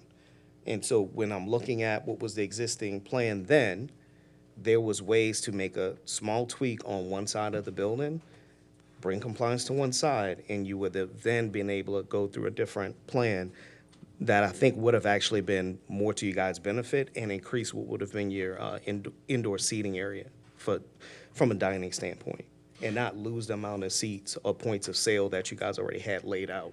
So it's not trying to just completely make it harder on you guys. I'm looking at it and trying to be very creative and come up with a solution for you here and show you how to modify the plan and still get you exactly what you need without giving up critical square footage that you guys can be making money from in the plan. So again, not trying to create using financial as a hardship, but just trying to be creative inside of what your plan already shows and how to let the code work to your advantage to get you a better space without spending more money on construction to put things in place that you may not necessarily need to put in. I guess I misunderstood it because I told him y'all wanted us to, be more compliant. And I think that's when he went to see what the regulations were for fire marshal. Well, that's a great point that you brought up. You'd be bringing at least one side of the building into compliance and moving that ramp over to that compliance side and being able to pull the entire building, not pull the building up, but build closer to Claiborne, which, like Commissioner James says, actually gives you some added square footage there. And, I'm not a design professional, but I think it would probably lend a little bit of curb appeal and not have a winding ramp right in front of your building. It'd be on the side, on your compliant side. You'd actually be asking for a little less from us by having at least one side, one interior side yard compliant. So I can get it straight. So on one side, which would be like the left side, will we be asking still for a variance on the left side? Not if it was 5 feet. Well, no, she's saying it correctly. Oh, go ahead. From her plan, if I'm facing your building on the left-hand side, look at a setback condition on that you will be asking for a waiver, but if you went to 3 feet, you don't have to put a solid wall. You can still have windows along that wall. If we look at the right-hand side and you did the compliant setback condition of 5 feet, you can then move your ramp to that side of the building, now move your building forward, come a little bit closer into compliance, and then actually have a ramp condition that's not facing the street and allow for your ADA access to still come through the side door like you initially had it planned. And so on the side, it being in the alley is not a problem then Nope. still? As long as that ramp goes up to your transfer area again to the first floor, and steps go down towards the backyard. That meets what is the requirement for the fire department to have access around all three sides of the building. Okay, so then we essentially be taking 5 feet there, and the building would be, instead of 20, I guess 24, it would come, push in and be at 22. 223, but again, we're not gonna sit up here and just go through the full plan and kind of lay it out. I mean, just what we've given you, just in terms of recommendations, which is what we presented last time, gives you something that's a lot easier and at least more palatable to look at how to deal with the setback request that you have, but actually give you a better product. If I can make one quick comment. The survey in the file shows that the prior building had a front yard setback of 7.3 feet. What's proposed now is 5 feet, so they could move up to 4.3 feet, but so they only have 0.7 foot that they can come closer to the front lot line. Okay. I ask a question when you say that. For C2, I thought you're allowed to build up to this property line based on the codes of the ordinance. This isn't a zero? But it said in a C2, because C1, like the variances that we're having to go through, C1 and MU1 and MU2 don't have to do this. But we have to, but it says that on C2, we can build up to the property line, because along Claiborne Avenue, everybody is to the property line. So the CZO references Article 15, 3A2 for the front yard setback, and that is where it outlines that the prior front yard setback can be used, for example, plus or minus 3 feet. Got it. It doesn't set a 0-foot lot line unless that was already in existence. Got it. So the other rules are for the C2, you're telling me there's a different rule for the C2? Is something written differently? Just a point of clarification for the staff, so that's one way to do it. Could they not then look at the adjoining properties and do the average, in which case the average is 0? That's also possible. We don't have that information Yeah. in front of us. I think it's an empty lot, or it's an empty square right now currently. Well, you have, if you use, right in the next block to us, Lee the Hatter, well, it's an income tax place now, they're straight to the property line. Quacolino is straight to the property line. We were, even though we tore our building down after Katrina, we were straight to the Right. property line. Correct, but the ordinance says the adjacent lots, so I'm just looking left and right of your property. No, nothing's Those built are on empty the lots. square. Yeah. Because the church, which is right behind us, I don't know if that character, because they butt up against us, they're straight to the property line also. They're on Jackson Avenue. All right, so if I can attempt to summarize what Commissioner James is asking, is that if we can move the building forward, we can reduce the required rear yard variance. Okay. And that we're generally okay with the 3 foot on the left side, but if on the right side we can get more space, maybe at least a foot more, am I hearing that Or correctly? just go to the requirement of 5. Go to the compliant 5 feet, even if, and are you saying that would mean less than 3 feet on the one side, or? 3 on the left, 5 on the right. Okay, 3 on the left, 5 on the right. That is what we would approve if you could come back to us with that, or do you want to? Can you say that again? So are we saying that I'm not allowed to ask for the one on the back?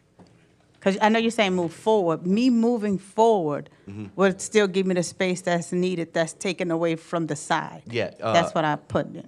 Oh, I see what you're saying. I don't think anybody has a very strong opinion about the rear. The yard, rear, the okay. rear yard. Okay. So, Madam Chair, the motion's in order. Are there any other questions from the board? Just a note that as I look at the plan, and I see a lot of inefficiency in the second floor and sort of how the kitchen's laid out. And so I would challenge you to, once you get past this part, get somebody that's really good at laying out kitchens and laying out, kind of restaurant spaces, and make sure that there isn't a more efficient floor plan within that volume, that you can get more space for your, kind of seating area, as well as, some efficiency in the plan itself, so. I'm gonna say this, and I'm probably get in trouble for it, but I'm trying to help you out. You have a residential person listed on your plan, doing the plan, okay? I'm gonna come back to the point again from last time. strongly advising, talk to a local architect who can look at this holistically and understand the codes appropriately so that we could come up with a better solution. That is the best way to get you going forward, because I'm just more concerned that, even because I look at your timeline inside your packet of when you're trying to get open. Oh, I honestly don't have a But here's the timeline. piece, I'm looking at that and seeing, okay, how do I help you get there? If you're trying to get to a timeline and get open sooner, let's make sure we're using the right people to advise you so that that timeline can be met. Otherwise, you're going to be dealing with someone who is guessing versus informed and really understands how to come up with a plan that really fulfills what you guys need. Okay? Yeah, and another note, I mean, when you look at structurally how the building goes together, a wider building is going to be a lot more expensive and more difficult to span and make your space less open because you'll have to add columns and other things. So, I mean, getting somebody in there to really look at it, aggressively with, looking at how you can maximize your budget would be really helpful because you're going to make a big investment here, and I think a little bit up front would really help and maximize your value for that site. So. Okay. Madam Chair, for motions in order. Yes, proceed. So I guess the question, and one last thing with the applicant. Do you think 30 days is enough to work through this? Okay. Madam Chair, regards to BZA docket number 079-25, recommendations for 30-day deferral to give the applicant time to consider the plan modifications as discussed by the board. Second. Thank you. With regards to BZA docket 079-25, it's been moved by Commissioner James, second by Commissioner Gonzalez to defer this matter 30 days to give the applicant time to revise the building plans. Roll call vote, Todd James. Yes. Jose Alvarez. Yes. Ramiro Diaz. Yes. Alfonso Gonzalez. Yay. Jason Richards. Yes. And Candace Forrest, yes. 6 yeas, no nays, the motion carries. Next item. Next item on the docket is BZA docket 09325 for the property at 6384 Vicksburg Street. BZA docket 09325 for a property located at 6384 Vicksburg Street. This request is for a variance from the provisions of Article 21, Section 21.6.p.2.a, detached garages, Article 21, Section 21.6.p.2.g, detached garages, principal structure distance, Article 21, Section 21.7, Table 21-2, permitted encroachments into required yards, detached garage, and Article 22, Section 22.11.b.1, curb cuts, to permit the construction of a detached garage in a corner side yard located less than 5 feet from the principal structure and more than one curb cut.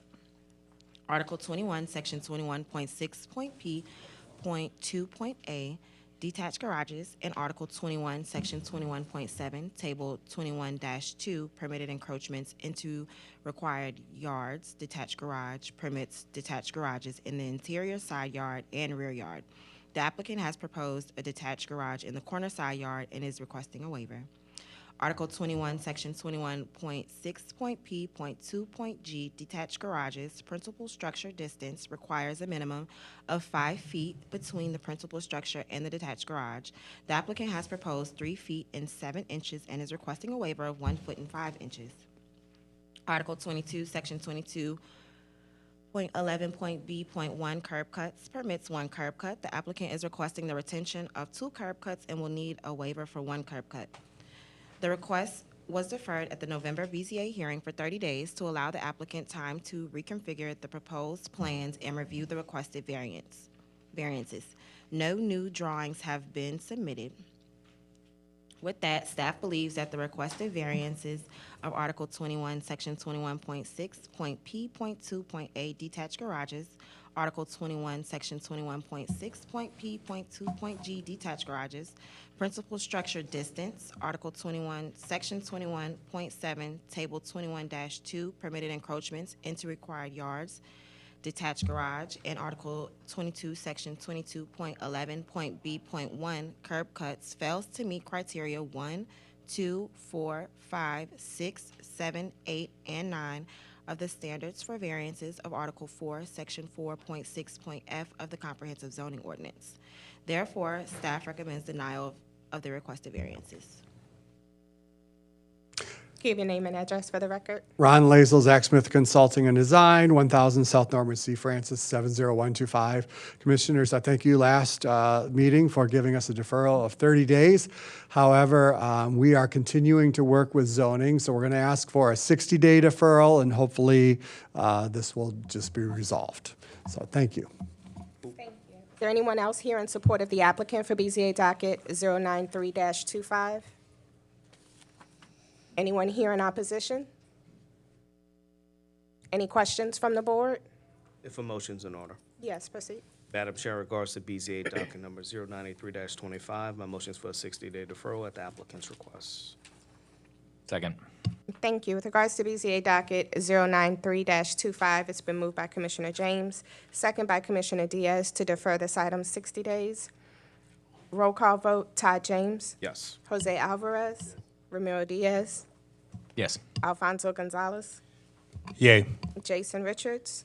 Yes. And Candace Forrest, yay. 6 yeas, no nays, the motion carries. Next item. The next item is BZA docket 09825 for the property at 72 North Park Place and 163 Middle Park Place. The next item is BZA 098-25 for a property located at 72 North Park Place.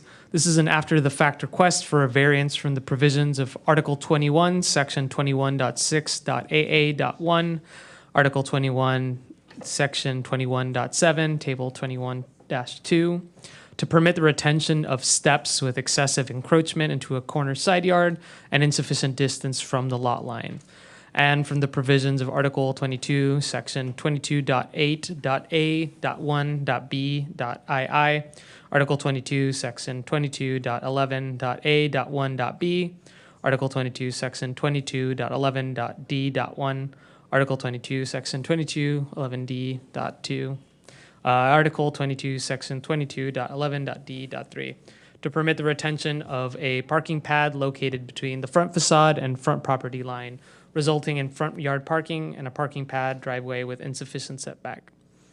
The request proposes both the retention of a straight-run stair on North Park Place side that encroaches into the side yard and a non-compliant parking pad on the front yard between the front facade and the lot line. 72 North Park Place is located in S-LRS1. Of the requested variances, none were found to satisfy the 9 items and the standards for the variances of Article 4, Section 4.6.f. The variances related to both the stairs and the parking pad were deemed to run counter to the suburban quality of the vicinity, and no properties with similar degrees of noncompliance were observed during the staff's analysis. Although some stairs in the vicinity exceeded encroachment into the yards, no stairs were observed encroaching into the 2-foot minimum distance from the lot line. Based on this staff report, staff is recommending denial.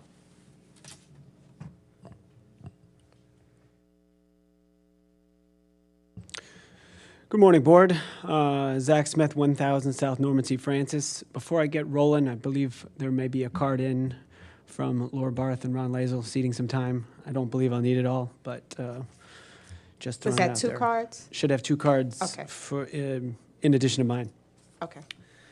Good morning again, Zach Smith, 1000 South Norman C. Francis, here on behalf of the owners sitting behind me. One of the owners will be speaking after me. In terms of this, as always, we think the staff report was very thoughtful and overall did a good job of taking a look at the neighborhood. A couple of points of nuance, which we will get into. Relative to the stairs, this is in terms of special condition, it's important that everyone be afforded the ability to have compliant stairs. One of the points we're going to mention is that if you do take a look at the original stairs, you're going to notice that they look out of compliance. If you go back on your Google Earths, on your pads and whatnot, and you go down half of the block on the Park Place side, and you look back specifically November of 2013 or June of 2015, you can actually compare the slope of what was actually built as a non-compliant brick stair to in not only rise and run, but it was also built non-compliant in the fact that it had no handrails and whatnot. So as the owners here have been in the building, and you're going to hear this come up through our points, they have aging family members, in fact, a grandmother who is starting to rotate through the properties in terms of for family care. And it's one of the fundamental reasons why they had to remove this stair and work on it. So it is a special need because the compliance stairs are important to have. They're code required, and they're obviously thought of under the health, safety, welfare provisions of the CZO and the building code. For item number 2, the rights to have a code-compliant stair would be deprived by essentially forcing this to be squished into the property. There's no special privilege, as many properties in the city have lease agreements with the city for stair encroachments. And specifically, it's noted in as a potential proviso, this property has already received a encroachment permission from the city of New Orleans. We did that part first to make sure that there was no discussion about how this board cannot grant anything over the city right away and whatnot. The city has already granted the lease rights for the stair onto the city property. Relative to number 5, while we can understand the position, we do believe that the equivalency is slightly false. And that's because we're comparing stair runs to the traditional development pattern in the neighborhood and not looking at the post-Katrina development pattern in the neighborhood, where we start seeing a greater need for stairs because of the higher nature of the buildings. When we're looking at some of these little cottages and whatnot spread throughout the neighborhood, we just have a different comparison. Specifically also, you'll look on the photos here and you'll see that this building was actually, and it's one of the reasons why the stairs were non-compliant and they had to be replaced, is this building was actually built and constructed and was built too low.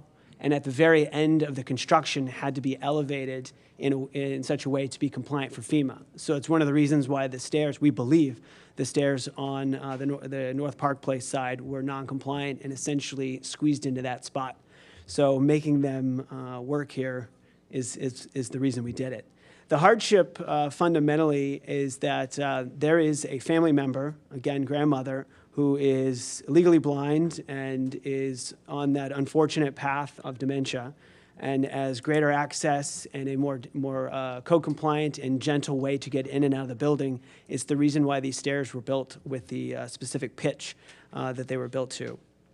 Again, in the staff report, it also notes that many properties are non-compliant with the encroachment maximum, and even one property is non-compliant with that encroachment into 2 foot. Again, we have the permission in advance from the city for an encroachment onto public property.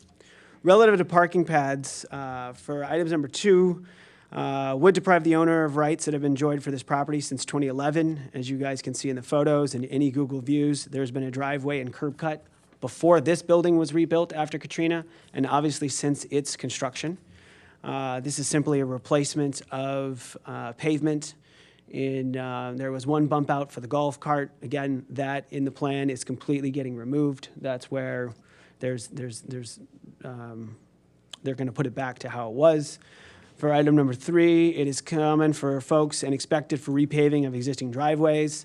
Until very recently, the department would never consider paving that is replaced as somehow losing nonconformity. Furthermore, the actual special condition does not result from the current owner. Again, if you were to go back even before this structure was built, the use of this side as a curb cut and for parking was existing.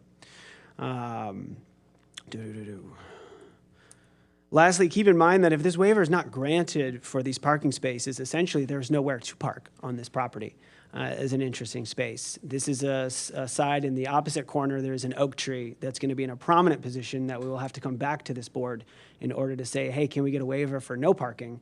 Again, this property has enjoyed and quietly enjoyed parking exactly where you see it, quote unquote, in that corner side yard, and has not been an issue until, of course, they took out the old bricks and paved it with a more modern paving.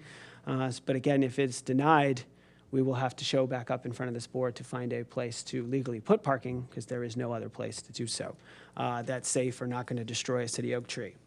Lastly, to the section on parking pads, again, not a special condition. A special condition is that the parking pad driveway has existed since 2011. Literal interpretation would deny the owner the right to enjoy this existing condition they have had since 2011.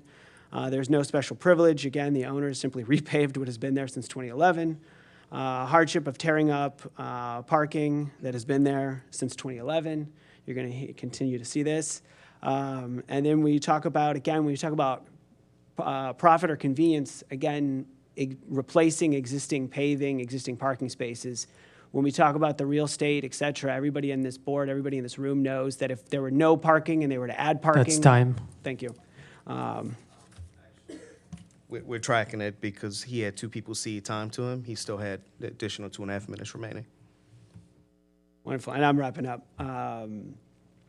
Again, if they were adding parking and whatnot, we could see that in a sense of doing refurbishing and replacement of existing paving and existing concrete. Again, we just can't agree that there's any sort of profit or convenience here. It's essentially a equal to. And then, again, in the staff report, a majority of the properties in this area are non-compliant with CZO requirements for parking pads or driveway setbacks. Thank you. Thank you. Is anyone else here in support of the applicant for BZA docket 098-25? Hello, I'm Craig Antonatis. Excuse me. I'm the owner. Basically, just like Zach said, I removed and replaced and didn't think that this was going to be an issue. I had a malicious neighbor next door, and now she wants to be my best friend. So there's not much more I can say about that. As far as the front steps, it's exactly what Zach said. You know, I was looking, my parents are aging, my wife's parents are aging. Her grandmother started staying with us recently, and the existing steps had no handrails and were definitely just non-compliant. Thank you. Thank you. Is there anyone else here in support of the applicant for BZA docket 098-25?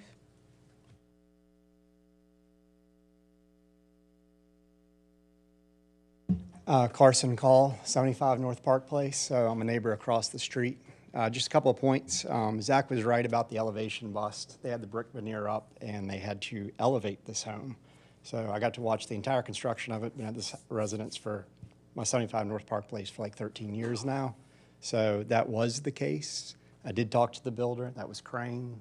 I was doing residential design, so I took interest in it. Anyway, the new stairs are open with iron railing on the side as opposed to the brick wall before. So the view coming down the street, you can see down the street. Having 4 young kids across the street and the neighbor that he referenced next door, it makes me feel better that she can see better along the side. Besides adding beauty to the structure itself, also with the older steps, they were probably in the tune of 30 inches, because I remember carrying Cub Scout popcorn in bags up the side and had to put it in front of me. You couldn't even pass up to get to the front of the building with the previous owners. On the driveway, it's a replacement of a sinking paver stone driveway. It had inadequate foundation to begin with. They literally just rolled it out with about an inch of sand when the previous homeowner lived there. So as a professional engineer, I appreciate the craftsmanship of this driveway replacement and the brickworks. I think it looks great. Thank you. Thank you. Anyone else here in support of the applicant? Good morning, everyone. My name is Michael Fanassi. I'm at 162 Middle Park Place, which is directly across the street from that home. As to the specifics, the pad, the driveway pad, as it's been referred to, that has been used for years and years as a driveway pad. This gentleman did not change anything relative to that. He simply put a coating of cement over the top after removing some shabby bricks. The other part, relative to the steps, it's in my opinion anyway, and it's a matter of opinion, it's more aesthetically pleasing, the steps that he has changed. And having hit that magic age of 75 now, I realize that the handrails that he put up are pretty important. as a safety feature. So I'm here in support of variances. Thank you very much. Thank you. Anyone else here in support of the applicant? Excuse me.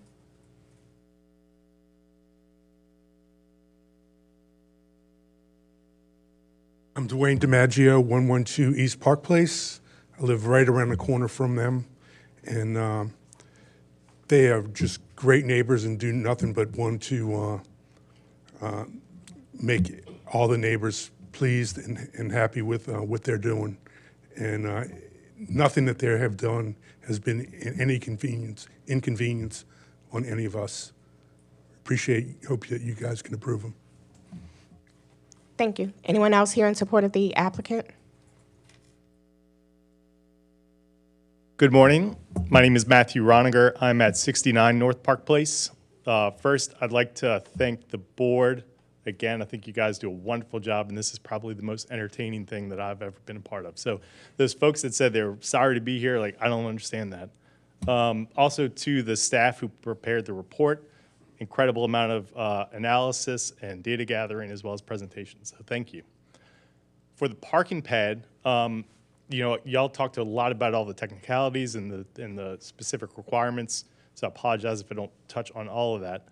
What I do want to touch on is kind of the spirit of what I think those things are for.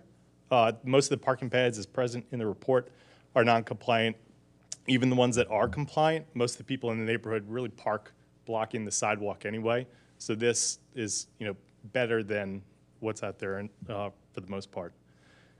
For the steps, you know, the character in the neighborhood I think is really interesting. This particular part of the neighborhood is almost like a little cul-de-sac. It's got its own unique characteristic. It's very much a front porch piece of a front porch town. And the way that these steps kind of become a part of that area is, as Carson mentioned, you know, numerous kids running back and forth across the neighborhood. There's better visibility. This staircase in its current design really adds to the character of the neighborhood, grants the homeowner kind of similarly proportionate use of that outdoor space being that corner lot there. So anecdotally, I'll end with that staircase covered in snow was one of the most interesting pictures I had from this past January. So I hope you guys consider the variance request and appreciate your time. Thank you. Anyone else here in support of the applicant for BZA docket 098-25? Anyone here in opposition? Any questions from the board? I have a quick one. So the drawings indicate a new concrete slab. It says note 7, new 4-inch slab, apron flare. The intent is not to replace the concrete slab. You're going to saw cut it and do some new permeable paving where your little. You're referring where we added the little sliver? I'm looking at the architect's Yeah, architectural so yeah, drawings we're and- gonna saw cut that and just put some permeable. So just the note is Correct. The note's Gravel. indicating that it's new construction. So that's what I want to clarify. Because if you were replacing it, I would advocate for making it all permeable. But Gotcha.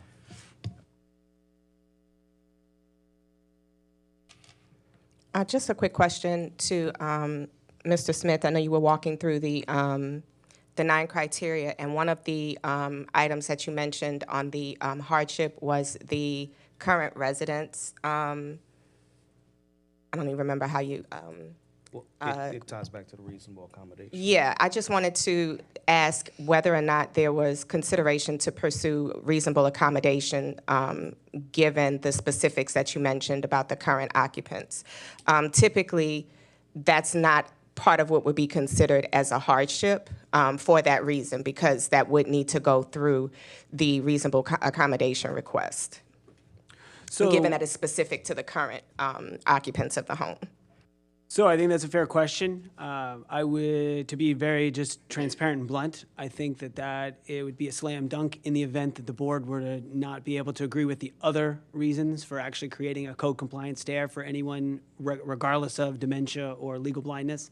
And the fact that you've heard from a neighbor about how essentially inappropriate the prior stair was in build. Again, if you've been able to look at some of the pictures from comparing the other stair on the rear of the property, you can see that it was non-compliant. So there were tons of non-reasonable accommodation reasons to have this stair replaced and put into a code-compliant way. But again, if this board were somehow, were not to agree with that and think it's more appropriate for the RA directly with the administration, then that's something that we're prepared to do. Because this appeal was happening anyway, we wanted to include it all and be transparent and, talk about all the points. So while we think it's not just the reasonable accommodation that should be grounds for that, if that's something you guys just disagree with, again, I think we'd have a fantastic shot with Mr. Rivers in the RA because the paperwork is there. So kind of following up on that point, Zach, mine is actually less concerned on the stair. Mine is more with the parking pad location and how the RA more applies to that piece and less the stair. So, So two parts, and something I may at least preface.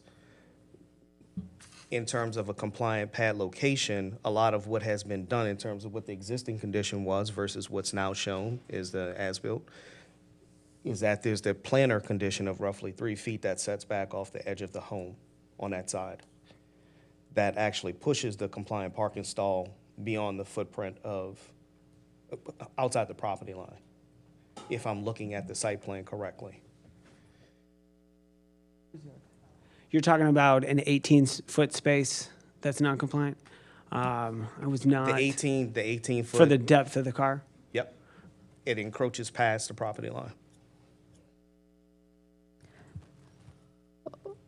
While we look into this, I wanted to update the board. Our staff did verify with the applicant about the reasonable accommodations piece. It's our understanding that the individual in question that needs these accommodations doesn't actually live there full-time, and they would need to live there full-time. Okay. A couple points. We're checking the dimensions, but I didn't believe that we had an issue on the depth. And if the planter needs to be removed so that it works, then again, consider it removed. Just as a point for that. So just quick, Zach, I know you're quick on this.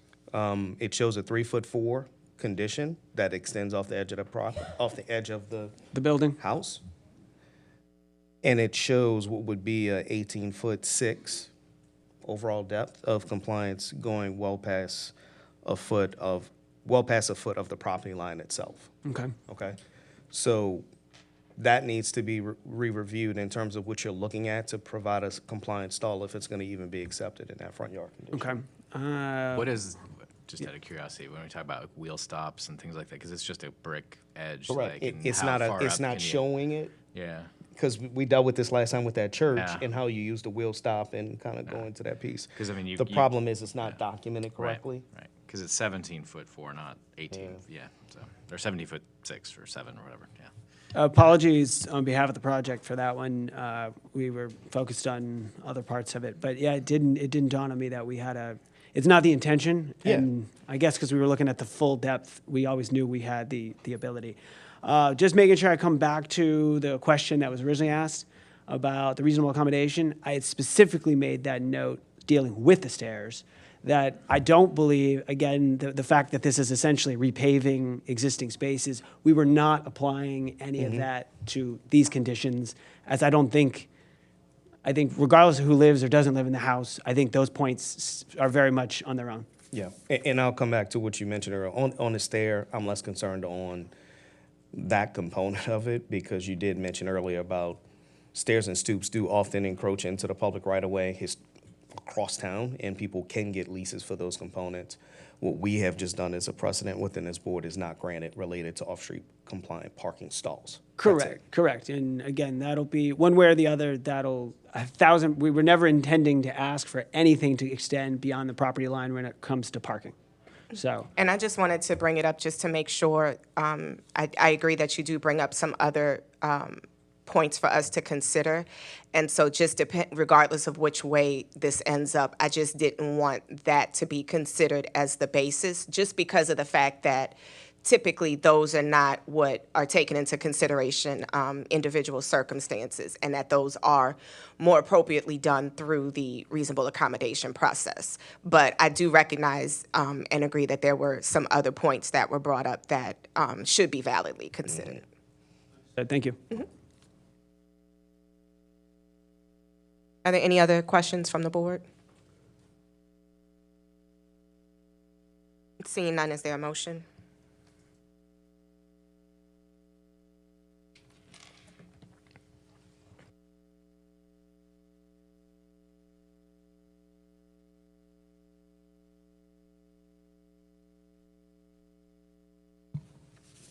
Well, we said there weren't any other questions, but maybe just really briefly, before making the motion, if I can just confirm what we're asking the building owner to do. So they're going to, there's some things that aren't encompassed in these necessarily, but we've discussed bringing the parking pad back to its original extents.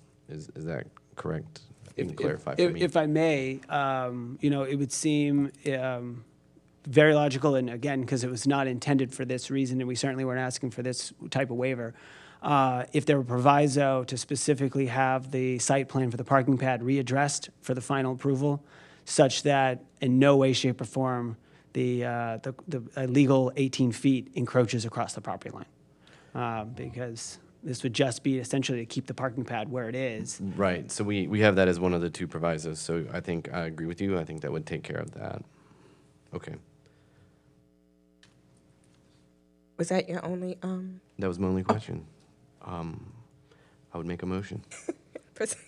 Right. Madam Chair, regarding docket BZA 098-25, I move to approve the requested waivers, finding with the discussion in this meeting and the materials provided by the applicant that they meet all 9 of the 9 criteria for standards for variance of Article 4, Section 4.6F of the Comprehensive Zoning Ordinance, subject to the 2 listed provisos. The requested waivers are Section 21.6AA1 for porch steps and stoops, 2 waivers there. Section 21.7, Table 21-2, permitted encroachments into required yards, steps, and stoops. Section 22.8A1B2, permitted vehicle parking locations, front yard. Section 22.11A1B, residential driveways. Section 22.11D1, parking pad design location. Section 22.11D2, parking pad design location. And Section 22.11D3, parking pad design location. Second. Thank you. With regards to BZA docket 098-25, it's been moved by Commissioner Richards, second by Commissioner James, to grant the requested waivers, finding that the 9 criteria have been met, adopting the applicant's submission as well as commentary from today to satisfy that the 9 criteria have been met, subject to 2 provisos. Roll call vote, Todd James. Yes. Jose Alvarez. Ramiro Diaz. Sure. Alfonso Gonzalez. Yay. Jason Richards. That work? Yay. And Candace Forrest, yay. 6 yeas, no nays, the motion carries. Next item. The next item is BZA docket 099-25 for the property at 3727 Ron Eagle Way.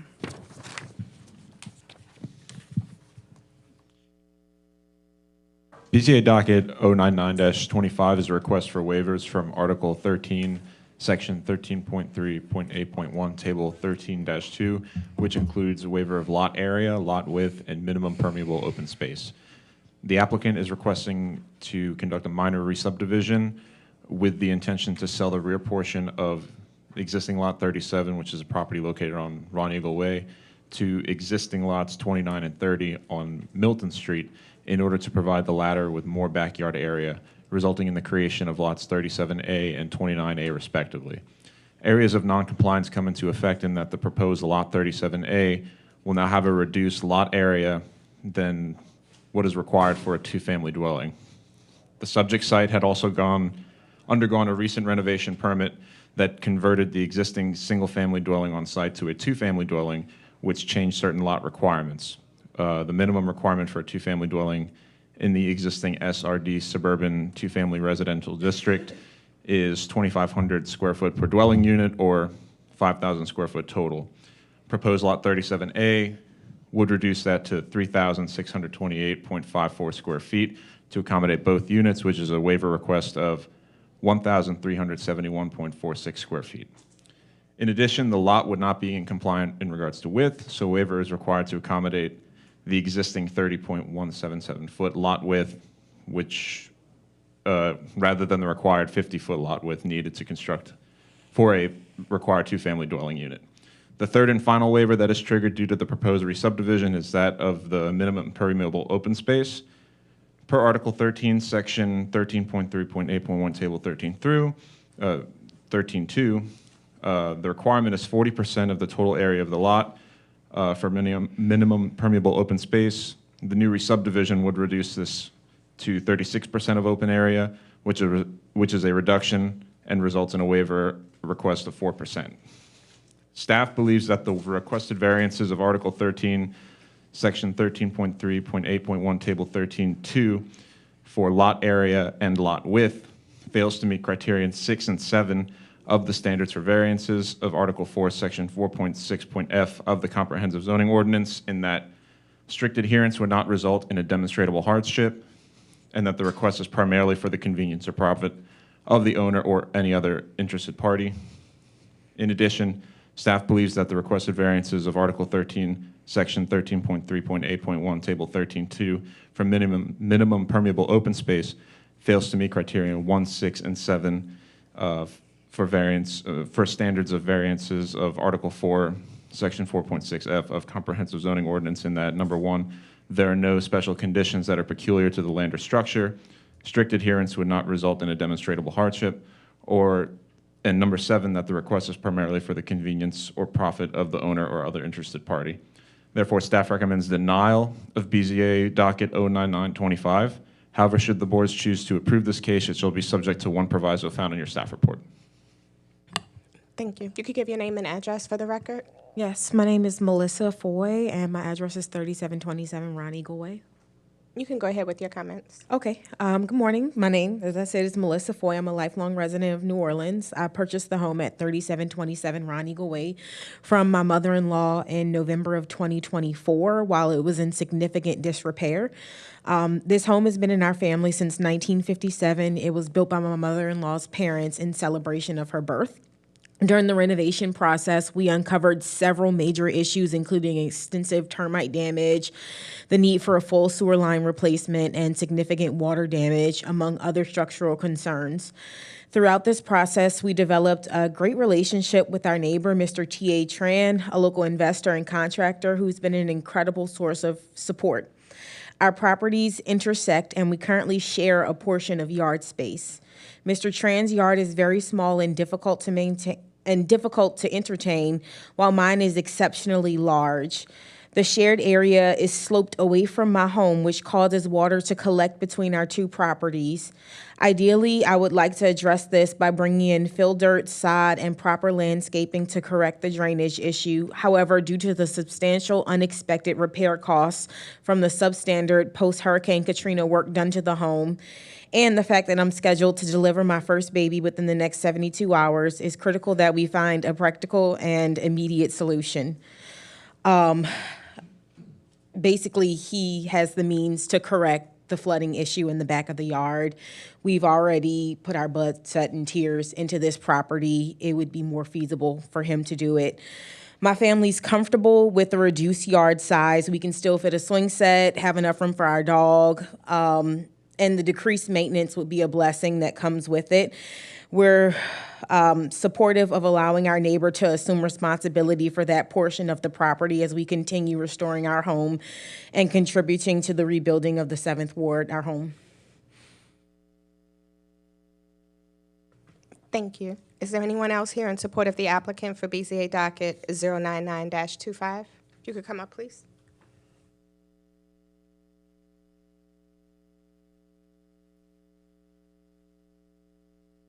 Hello, my name is T.A. Tran, and I own the property on 1262 Milton. So we're pretty much neighbors. But yeah, I met her before this, and I actually sold her a truck And while I was looking at the property on 1262 Milton Street, it turned out to be her property. Right behind the house was her property. So it was a super weird coincidence. But me and her have been friends since, and she's been working on rebuilding her property. And I've been seeing her basically go through a lot just because there was so much to uncover. So she's been spending a ton of money just to fix her property. And I saw her land, and I was like, I could help you out if I purchased this land from you. Like, my yard is significantly higher, and every time it rains, everything just pours into her yard.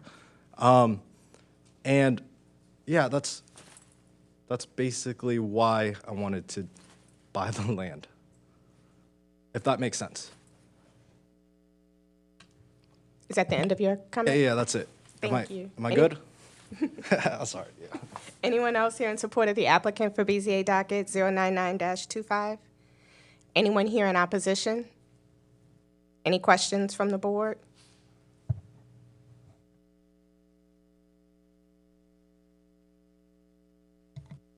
Just wanted to clarify that the resulting lot is 120 feet deep. Am I reading that right from the Krebs drawing?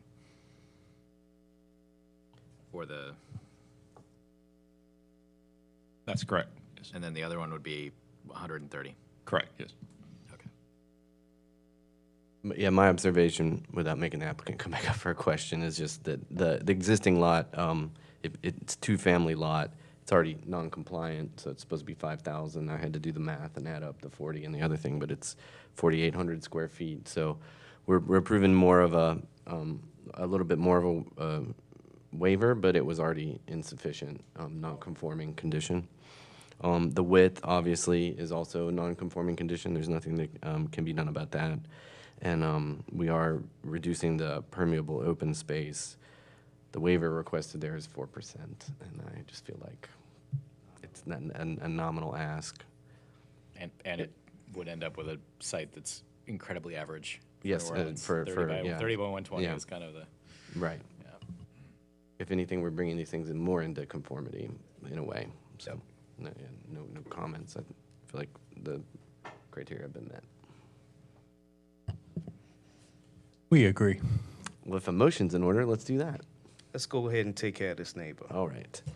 All right. Regarding docket BZA 099-25, 3727 to 3729 Run Eagle Way, I move to approve the variance request of Articles 13, Section 13.3A1, Table 13-2 for lot area, Section 13.3A1, Table 13-2 for lot width, and Section 13.3A1, Table 13-2 for minimum permeable open space, accepting the materials from the applicant and the discussion here that the request meets all 9 of the 9 criteria of the approval for standards for variances of Article 4, Section 4.6F of the Comprehensive Zoning Ordinance, subject to the one proviso listed in the staff's report. Second. Thank you. With regards to BZA docket 099-25, it's been moved by Commissioner Richards, second by Commissioner James, to grant the requested waivers, finding that the 9 criteria have been met, adopting the applicant's submission as well as commentary from today to establish that the 9 criteria have been met, subject to 2 provisos. One proviso, thank you. Roll call vote, Todd James. Yes. Jose Alvarez. Yes. Ramiro Diaz. Yes. Alfonso Gonzalez. Yay. Jason Richards. Yes. And Candace Forrest, yes. 6 yeas, no nays, the motion carries. The next item is BZA docket 125 for the property at 1901 Tupelo Street. The next item is BZA docket 100-25 for a property located at 1901 Tupelo Street. This is a request for a variance from the provisions of Article 13, Section 13.3.A.1, Table 13-2 of the Comprehensive Zoning Ordinance to permit the construction of a single-family dwelling with insufficient corner side yard setback. The applicant is proposing new construction of a single-family dwelling 4 feet 3 inches from the North Johnson Street corner side of the property line. Per the provided plans, the property would not meet the required 10 feet corner side yard setback from the property line and is seeking a waiver of 5 feet 9 inches. The staff believes the special condition is that this lot is unusually narrow in width at 28.4.2 feet, barely over half the minimum lot width requirement of 50 feet in the SRS district, which constrains the ability to develop in the way that the district contemplates. Therefore, granting the variance would not give the applicant a special privilege, rather it would treat it comparably to those similar properties as an opportunity to develop housing and would recognize the challenge of providing the required corner side yard setback on a very narrow lot. The staff believes the request does satisfy the 9 criteria as they pertain to the requested variance. Therefore, staff recommends approval of the requested variance subject to one proviso. Thank you. Is the applicant present for BZA docket 100-25?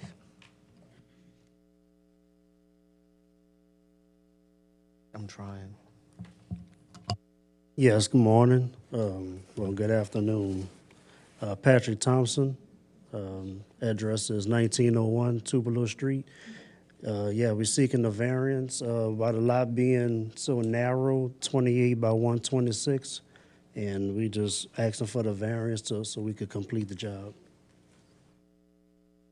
Thank you. Is there anyone else here in support of the applicant for BZA docket 100-25? Anyone here in opposition? Any questions from the board? If a motion's in order. Yes, proceed. Madam Chair, in regards to BZA docket 100-25, my motion is accept the staff's report and recommendation for the requested waiver of Article 13, Section 13.3.8.1 for Table 13-2 for corner side yard setback, and move for approval. Understand that the 9 criteria have been met with the one noted proviso. Second. Thank you. With regards to BZA docket 100-25, it's been moved by Commissioner James, second by Commissioner Richards to grant the requested waiver, finding that the 9 criteria have been met, subject to one proviso. Roll call vote, Todd James. Yes. Jose Alvarez. Yes. Ramiro Diaz. Yes. Alfonso Gonzalez. Yay. Jason Richards. Yay. And Candace Forrest, yay. 6 yeas, no nays, the motion carries. Next item. The next item is BZA docket 10125 for the property at 3201 through 05 Charter Street. BZA docket 10125 for the property at 3201 through 3205 Charter Street is a request for a variance to permit the retention of a canopy with excessive encroachment into the required rear yard. This is an after-the-fact request. The requirement for permitted encroachments for awnings and canopies is no more than 5 feet into the required rear yard. The applicant's proposing 16 feet into the required rear yard and requesting a waiver of 11 feet. The staff believes the requested variance of Article 21.7, Table 21-2, fails to meet criteria 1, 2, 4, 6, and 7 of the standards for variances of Article 4.6F, and that there are no special conditions peculiar to the land. Literal interpretation would not deprive the applicant of commonly enjoyed rights. The variance will confer on the applicant special privilege. Strict adherence would not result in a demonstrable hardship, and the request is primarily for the convenience or profit of the owner. Therefore, staff recommends denial of the requested variance. Hi guys, my name's John Cassiselli. I'm the owner of 3205 Charters. This is my wife over here, Brooke. We are new to New Orleans, and we bought our little house in the Bywater August last year, and we decided to shelter our barbecue area before the pergola. It was a massive standing rainwater, and it also threatened to compromise the foundations of that brick wall that you see that we share with our neighbour. I think that brick wall is like 150 years old. The pergola has dealt with those issues, and there is no water coming off the side of the pergola. We have a gutter that collects the rainwater and distributes it to the gravel driveway. We employed a licensed contractor named Sequoia to construct the pergola, and we trusted that our contractor would handle the permits. So I know that that's no excuse, but yeah, that's why we're in this situation right now. We are aware that the staff recommend that you don't pass the variance. However, standard 3, 5, and 8, 3, 5, 8, and 9 are met, and all the other standards pertain to us having special privilege by having a pergola in the backyard. Our pergola does not affect any of our neighbours and complies with the overall historic district feel of the Bywater. It doesn't affect the access to light from our neighbours, and all of our neighbours do support our pergola and have sent letters of support. I believe that our lot is very unique to the neighbourhood as it is a corner block and doesn't have a backyard. Our backyard is the side yard facing Louisa Street. We appreciate you considering Article 21, Section 21.7 to allow us to keep our pergola and permit the 11-foot waiver. Thank you. Thank you. Is anyone else here in support of the applicant for BZA docket 102-25? I'm sorry, 101. Got it. Is there anyone else here in support of the applicant for 101-25? Anyone here in opposition? Any questions from the board? Just quick question to you. So yes, it's not an excuse, but your contractor should have known better. So Yep. it's not on you, all right? Okay. But back to them, is there any way, the problem is because it's attached to Yep. the back of the house. That's really what's driving this entire equation. Yep. Versus if a consideration to put 2 additional columns and how to make sure it's actually detached, it could still sit inside that same footprint. And I'm assuming that the footprint of it doesn't exceed the accessory structure square footage. Is just staff, is that correct? One moment. I'm trying to figure out like what's an alternative, so it's kind of Yep. like that happy medium between the two. It does cause you to have to make a modification to it, but there's a way for the pergola to still exist as long as it's physically detached. How from the far would it house. have to be detached from the house? Well, I think we got to check, because sometimes, in some cases, I've seen where there's that 3-foot setback requirement, or So my understanding of this provision in Article 21, it doesn't distinguish whether or not a canopy is attached to a main structure or not. And so regardless of whether it's attached, that canopy structure cannot encroach more than 5 feet into the required rear yard. but what is his minimum requirements for an accessory structure? An accessory structure in general, historic core, it could go to the lot line. there's a coverage requirement, I think. It's 40%. Bridge requirement, max 40%. Yeah. So the reason why I'm saying those parts, it could easily be modified in place with 2 additional columns and a beam that supports it on the house side. Yep, And I get that it. way, if it's detached, it's now an accessory structure and no longer considered a canopy. Right. So how far would we have to detach it from the house? I think because she's not, we need to just confirm if there's a setback requirement from the accessory structure from the primary house. Yeah. Because, I mean, if we had a gap that much, would that be okay? If it doesn't have the 3-foot setback requirement, in my opinion, yes, and there's a way for you to do special flashing where the two don't touch each other. Yep. And the reason why that this rule exists is because once it's covered, it's considered part of the building. Yep. So you could cover that, make it an addition, Yep. raise it up. It's an important zoning distinction here. So, yep.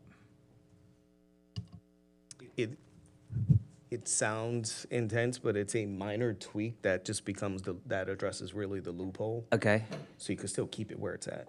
And it's I'd be willing- ironically, usually we're trying to tell people to attach to the building because it gives you some number to tell you to detach.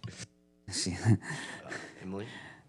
Yeah, I was just going to say, so the specific provisions for canopies and awnings, so not looking at the general accessory structure standards, but specific to this structure, it has to be at least 2 feet from a rear lot line, 2 feet from an interior side lot line. It cannot encroach more than 5 feet into the required rear yard, which is why we're here. I think we would need a determination from safety and permits because my understanding is whether or not this is attached to the main structure, it can encroach more than 5 feet into the rear yard. But It's two different, so I'm gonna just make a recommendation, just do a 30-day deferral so we could confirm what is the best process for you to maintain what you have in some capacity. I do challenge that in terms of, once it's detached, it should technically be considered an accessory or gazebo structure separate from a canopy. In my opinion, those would traditionally be attached to the building, and that's why that minimum depth requirement is spelled out in terms of how far it could project from the primary building. I think deferral might be a good idea. Looking at the definition of canopy in Article 26, it does not specify whether or not it's attached. I got you. Yeah. But I think we're mixing two pieces up that once it's detached, it really should not be considered a canopy at all. I think that completely goes away once you look at it because it's attached to the ground at the other end.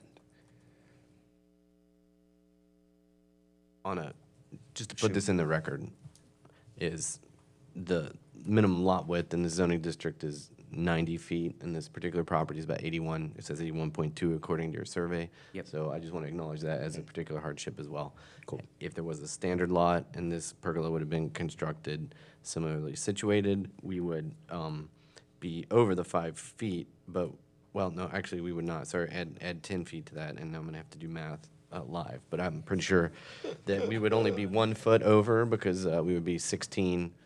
We'd have 9 extra feet. I'm going to use 10 because it's easier math, so we'd be somewhere between 1 and 2 feet of requested variance. So I do want to acknowledge that that is a genuine hardship for the property owner. So There's a way to get there. It's just trying to confirm which one is the right way. Yeah. since it's already there, if you're okay with it, we may just have the staff look at this alternative mode. An alternative compliance. solution, yeah? Yeah. Okay. All right. And hopefully it's a stand-up company and they'll fix it for you. All right, thanks, guys. Yeah, thank you. If a motion's in order. Are there any more questions from the board? Proceed. Madam Chair, regards to BZA docket number 101-25, my motion's for a 30-day deferral. Second.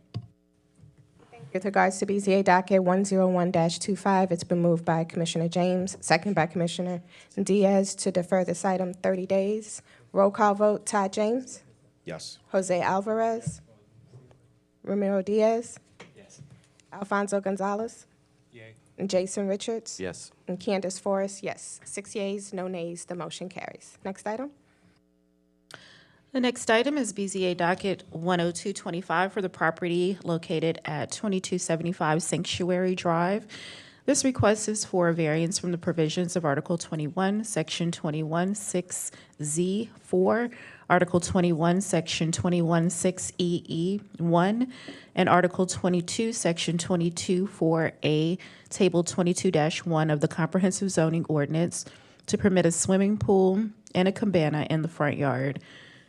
Based on this report, staff believes that the requested variances of Article 21, Section 21-6Z4, Pool House Cabana, Article 21, Section 21-6EE, Swimming Pools, Yard, Location in the Yard, Article 21, Section 21-7, Table 21-2, Permitted Encroachments into Required Yards for Swimming Pools, and Article 21, Section 21-7, Table 21-2, permitted encroachments into required yards for a pool house and cabana meet 9 of the 9 criteria of the standards of variances of Article 4, Section 4-6F of the Comprehensive Zoning Ordinance. Therefore, staff recommends approval, subject to one proviso.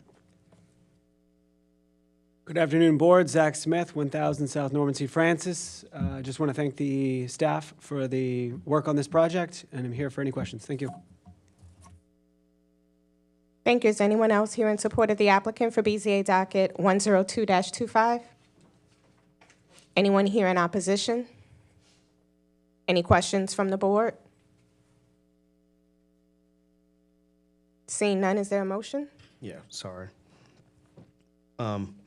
Madam Chair, regards to BZA docket number 102-25, a motion is accept the staff's report and recommendation for the requested waivers and move for approval, noting that the nine criteria have been met with the one noted proviso. Second.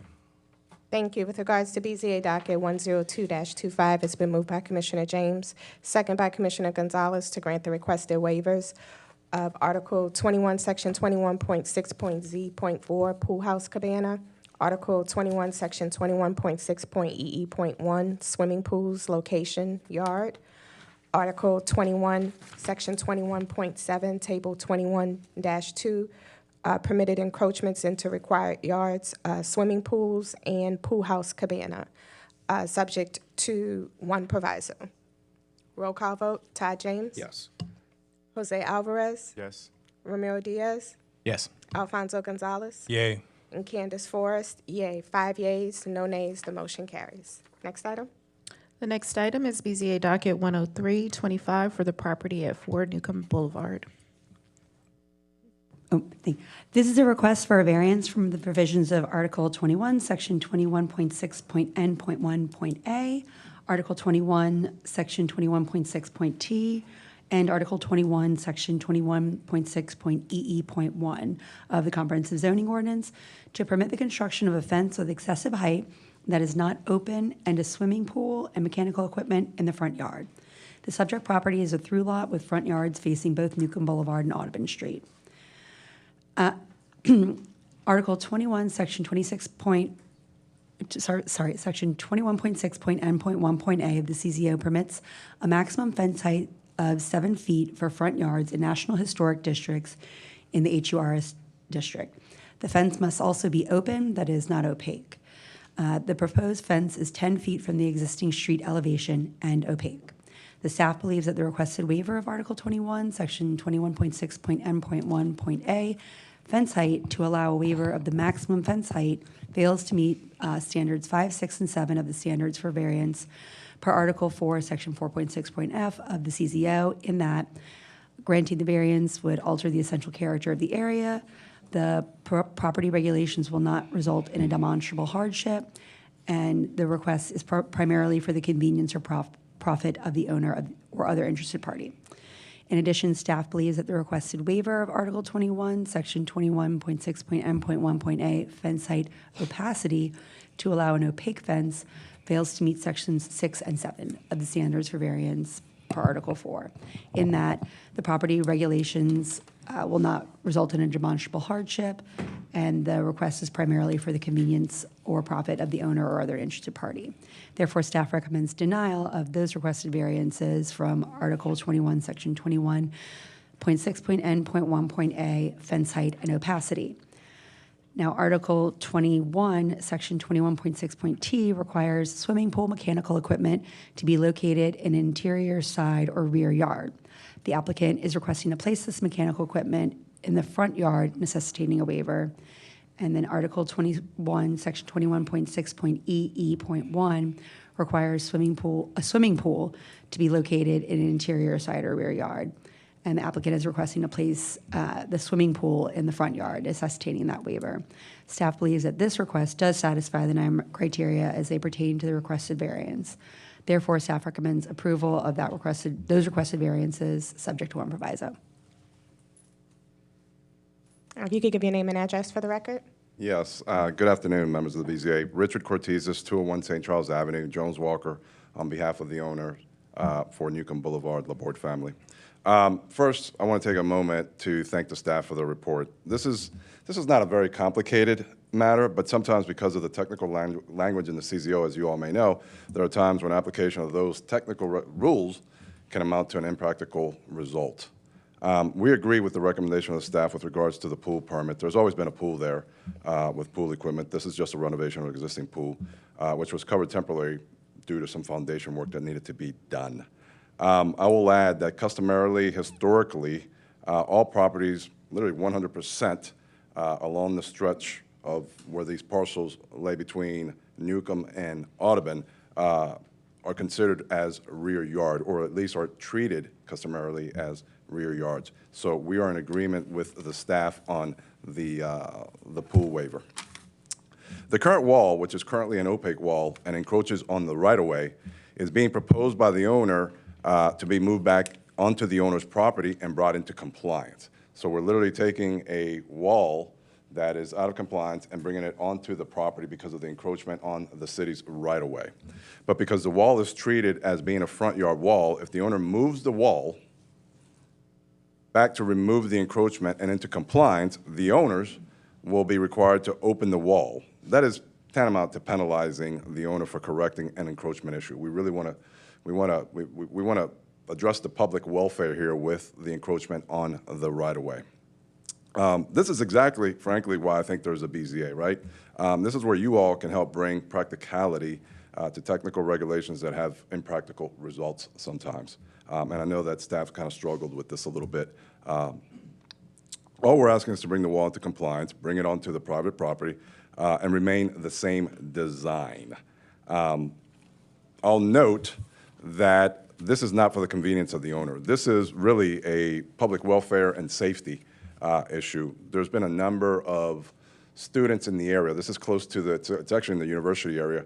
There's been a number of there's a history of number of incidents with Tulane, Loyola, and other students in the area hopping over the fence, jumping into the pool. As a matter of fact, the neighbors, who I'm surprised were here, are actually asking for an increase in the height of the fence because they appreciate the privacy.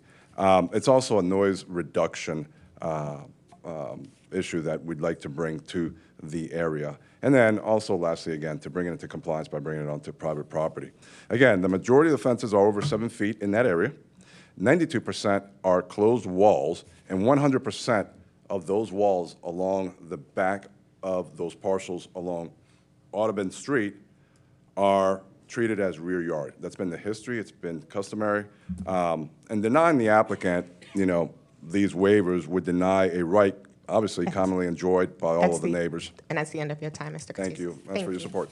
Thank you. Is there anyone else here in support of the applicant for BZA docket? If you could come up, please.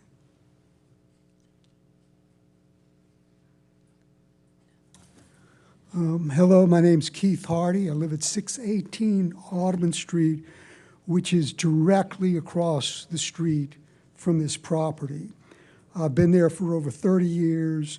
I not only have no objection, but I'm in support of all of the waivers requested. This is a very unique block.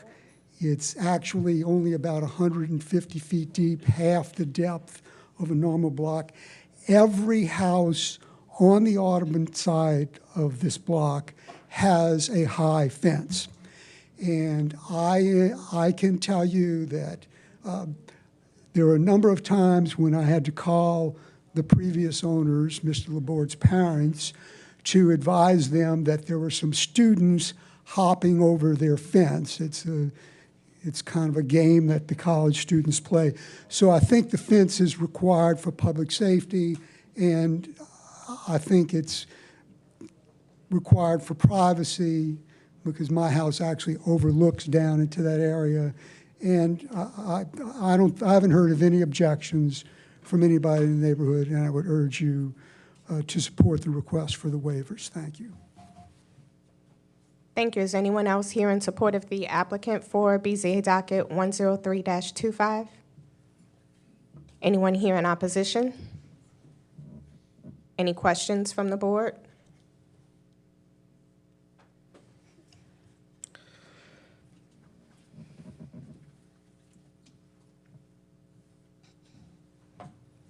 Let's see. Just a quick question, Mr. Cortese, is on where the staff's recommendation falls right now, because it's approval in part, denial in part.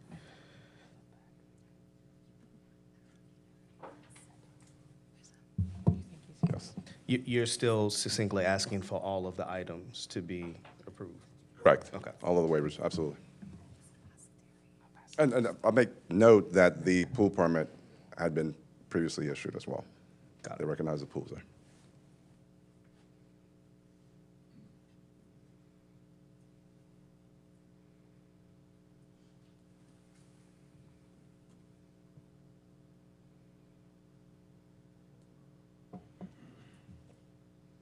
All right. Madam Chair, I don't have any questions if a motion's in order. Are there any other questions from the board? Proceed. Madam Chair, regards to BZA docket number 103-25, my motion is to approve the requested waivers for Article 22, Section 22.6.N.1.A for fence height and fence. 21, What did I just say? 22. I've been having too many kids around me doing 6-7 all weekend, so it's wearing me out. Don't know what that That's has my to. inside I joke. don't know I'm what just that- making a joke at this point because it's been a day. All right, so let's try this again. Article 21, Section 21.6.N.1A, fence height and fence height opacity. Article 21, Section 21.6.T for mechanical equipment, and Article 21, Section 21.6.EE.1, swimming pools, location of rear yard. Move to approve all of the requested waivers based on the information that's provided by the owner's representative, and move for approval with the one recommended proviso as noted by staff. Second. Thank you. With regards to BZA docket 103-25, it's been moved by Commissioner James, second by Commissioner Gonzalez to grant the requested waivers, finding that the 9 criteria have been met and adopting the submission submitted by the applicant to satisfy establishment that the 9 criteria have been met, subject to one proviso. Roll call vote. Todd James. Yes. Jose Alvarez. Yes. Ramiro Diaz. Yes. Alfonso Gonzalez. Yay. And Candace Forrest, yay. 5 yeas, no nays, the motion carries. Next item. The next item is BZA docket 10425 for the property at 5710 General Diaz Street. The next, the request is for variance to permit the construction of a detached accessory structure with excessive rear yard coverage. Article 21, Section 21.6A.3, coverage up to 40% of the required rear yard is required, and the applicant is proposing 46%, therefore requesting a waiver of 6%. Based on this report, staff find that the requested variance failed to meet criteria 1, 2, 4, 6, and 7 of the standards of variances for Article 4, Section 4.6.F of the Comprehensive Zoning Ordinance, and that there are no special circumstances peculiar to the land or structure. Literal interpretation of the ordinance would not deprive the applicant of rights commonly enjoyed by other properties in the district. The variance would confer special privilege upon the applicant. Strict adherence of the ordinance would not result in a demonstrable hardship, and the request appears to be primarily for the convenience or profit of the owner or other interested party. Therefore, staff recommends denial of the requested variance.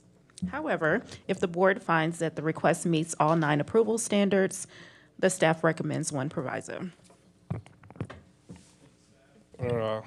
Board, Andrew Blackwell. I am here representing Quillen Construction Group as well as the homeowner, Sean Coco. For this project, we were commissioned to build a garage on an existing slab. This slab was poured during the original house construction. My clients believed it was, within the allowable zones.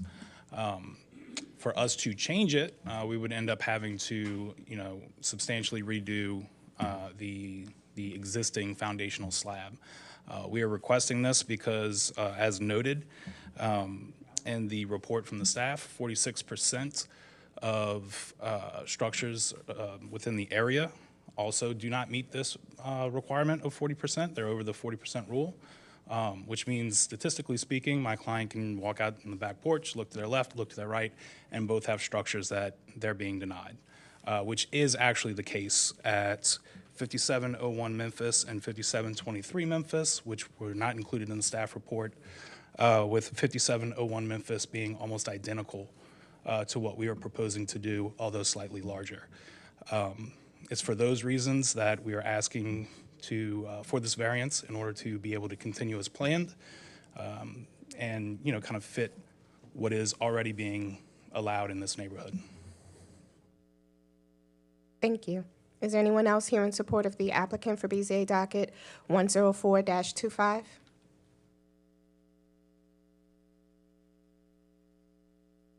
Good morning. My name is Sean Coco. I'm the owner and resident at 5710 General Diaz. I wanted to thank y'all for your time and attention on this matter. Just one thing to clarify, we purchased the house within the last year. We closed on it last December. We moved in January. The slab was existing prior to us even looking at the house, and the house was built and designed and moved into in 2013 by the original owners. This slab has a 2012 handwritten into the concrete with some initials from the previous owners. So the slab was existing. We went to the time and expense of to better the property to construct a garage on that existing slab, and I would appreciate we would appreciate the ability to proceed on that existing slab with our designed garage. Thank you very much for your time. Thank you. Anyone else here in support of the applicant for BZA docket 104-25? Anyone here in opposition? Any questions from the board?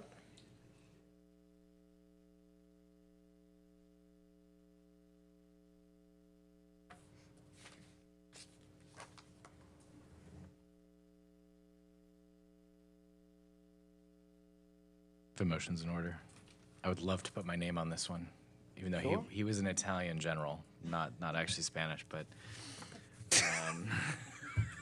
General Diaz. No relation. No relation at all. So in regards to BZA 10425, I move to approve the request, citing the applicant's letter and the discussion here. Were there any provisos? One proviso with the noted proviso. Second. Citing that the 9 criteria have been met, yeah. That too. Thank you. BZA docket 104-25, it's been moved by Commissioner Diaz, no relation. Second by Commissioner James to grant the requested waiver, finding that the 9 criteria have been met, adopting the submission by the applicant to satisfy establishment that the 9 criteria have been met, and subject to one proviso? Yep. Subject to one proviso. Roll call vote, Todd James. Yes. Jose Alvarez. Ramiro Diaz. Yes. Alfonso Gonzalez. Candace Forrest, yes. 4 yeas, no nays, the motion carries. Next item.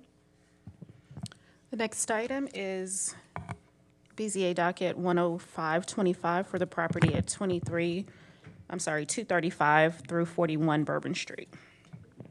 This request is for variance from the provisions of Article 24, Section 24.13.G.1.A, projecting signs, projection, Article 24, Section 24.13.G.3.C.3, zoning districts Group 2, allowable sign area, and Article 24, Section 24.13.G.3.C.V, zoning districts Group 2, first floor, to permit a sign with excessive projection, excessive area, and erected above the first floor. Article 24, Section 24.13.G.1.A, projecting signs projection, permits projecting signs with a permitted projection of 4 feet. The applicant has proposed a projecting sign with a projection of 7 feet and is requesting a waiver of 3 feet. Article 24, Section 24.13.G.3.C.3, zoning districts Group 2, allowable sign area, permits an allowable sign area of approximately 45 square feet. The applicant has proposed a 93 square foot double-sided sign and is requesting a waiver of approximately 48 square feet. Article 24, Section 24.13.G.3.C.V, zoning districts Group 2, first floor, permits projection signs to be located on the first floor. The applicant is requesting to construct the proposed sign above the first floor and will need a variance. Staff believes that the requested variances of Article 24, Section 24.13.G.1.A, projecting signs projection, Article 24, Section 24.13.G.3.C.3, zoning districts Group 2, allowable sign area, and Article 24, Section 24.13.G.3.C.V, zoning districts Group 2, first floor, fails to meet criteria 1, 2, 4, 5, 6, 7, 8, and 9 of the standards for variances of Article 4, Section 4.6.F of the Comprehensive Zoning Ordinance. Therefore, staff recommends denial of the requested variances. I have one note, just FYI. Yep. Okay, FYI, the agenda has incorrect measurements compared to the staff report, so refer to the staff report for the correct waiver amounts. Thank you.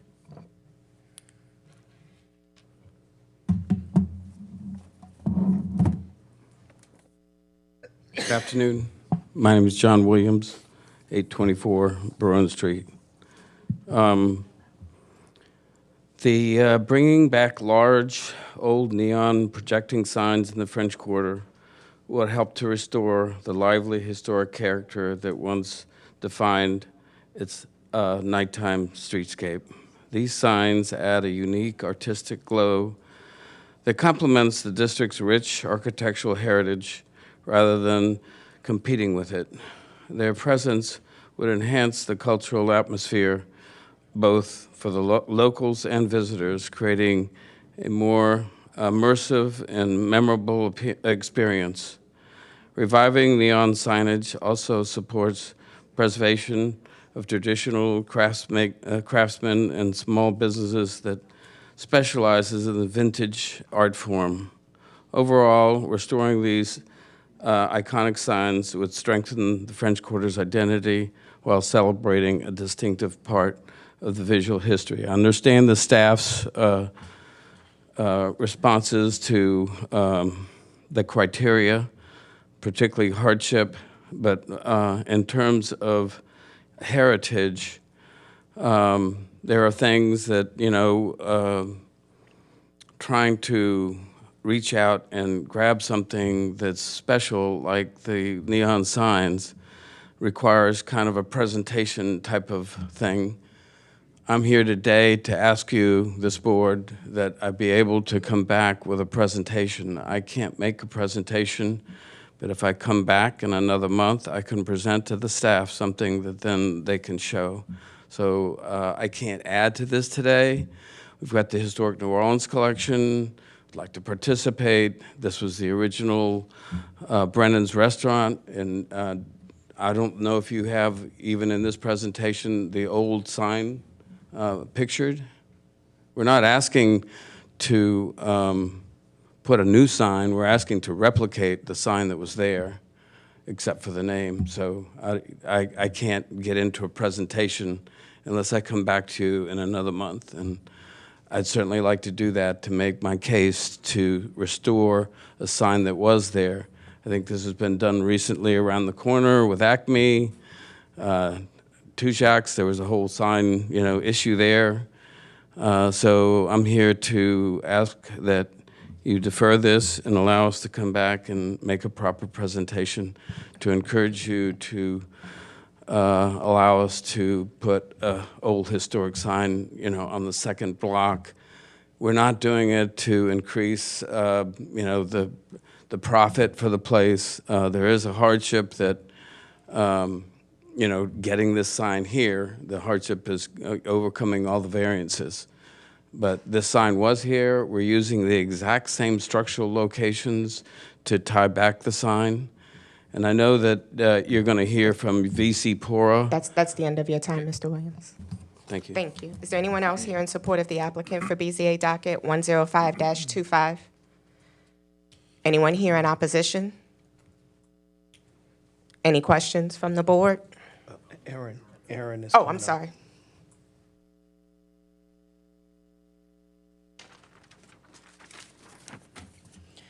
Good afternoon. My name is Erin Holmes. I'm Executive Director of Viewcreate Property Owners, Residents, and Associates, VC Pora. We are here to speak in opposition of this request. We agree with staff and want to actually commend them for doing their diligence in pulling the data on all the comparable signage in the area. That was really informative. We don't support the waiver. It only met one of the 9 criteria for a variance. And it definitely would grant a special preference onto this applicant because it is much larger than any of its counterparts.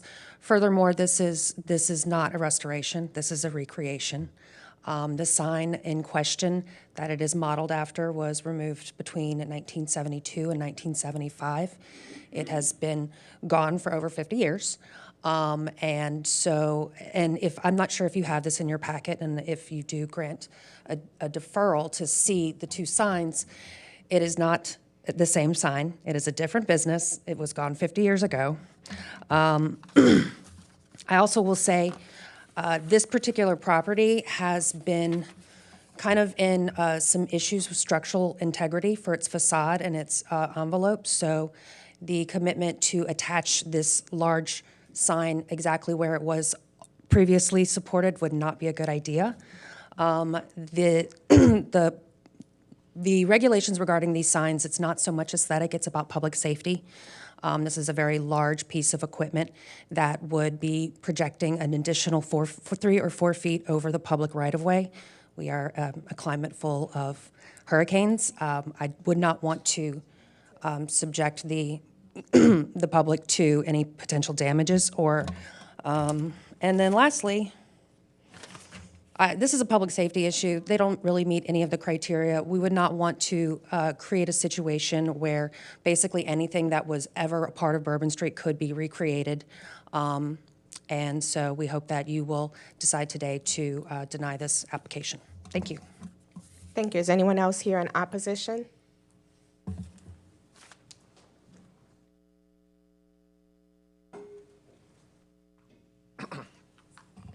Good afternoon. Nathan Chapman. I'm president of VC Pora, volunteer head of the board of the organization that Aaron represents also. You know, I have been volunteering for the French Quarter since I was a young man with dark hair. And my predecessors in the early days used to have a good expression that there's no right way to do the wrong thing. So just because I've been hanging out all day and I just ultimately, I don't think, I'd ask you not to defer it just because I think ultimately the fundamentals of this issue are not going to change, you know, even if the applicant brought more additional information. You know, I own a house in the French Quarter. During the period of this sign, I had suburban style asbestos roofing. So can I go back to that? Because over time, the city said, hey, let's upgrade the French Quarter, and now you have to have slate.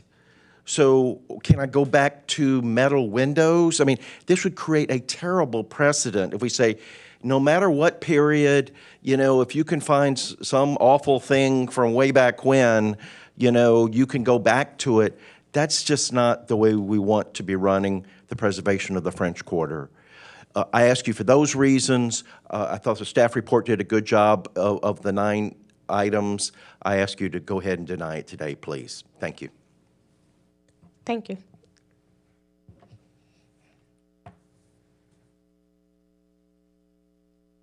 Nikki Savinsky, 1011 St. Philip. I'm just a property owner that cares.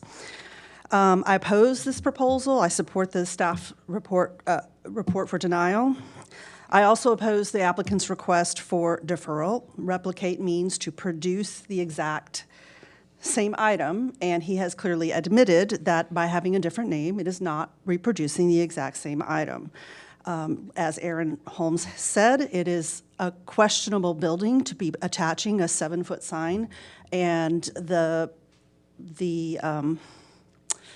stress on the building could be very real. Most of the buildings in the French Quarter have sadly not been repointed, so attaching a sign this large would likely compromise the building, particularly should a storm come through. So deferral is not really in order. He had time to prepare, and he did not, and the fundamentals are not going to change. We are still going to have most of the criteria not met. Furthermore, extending it over the public right-of-way is clearly meant to increase visibility and therefore profitability. So that would further be for the benefit of the applicant, and it's simply not fair to everyone else. We have signs throughout the French Quarter that meet the VCC and zoning guidelines, and everyone should have to abide by the same rules, so giving special treatment is unfair. Thank you. Thank you. Is anyone else here in opposition? The applicant has an opportunity to rebut.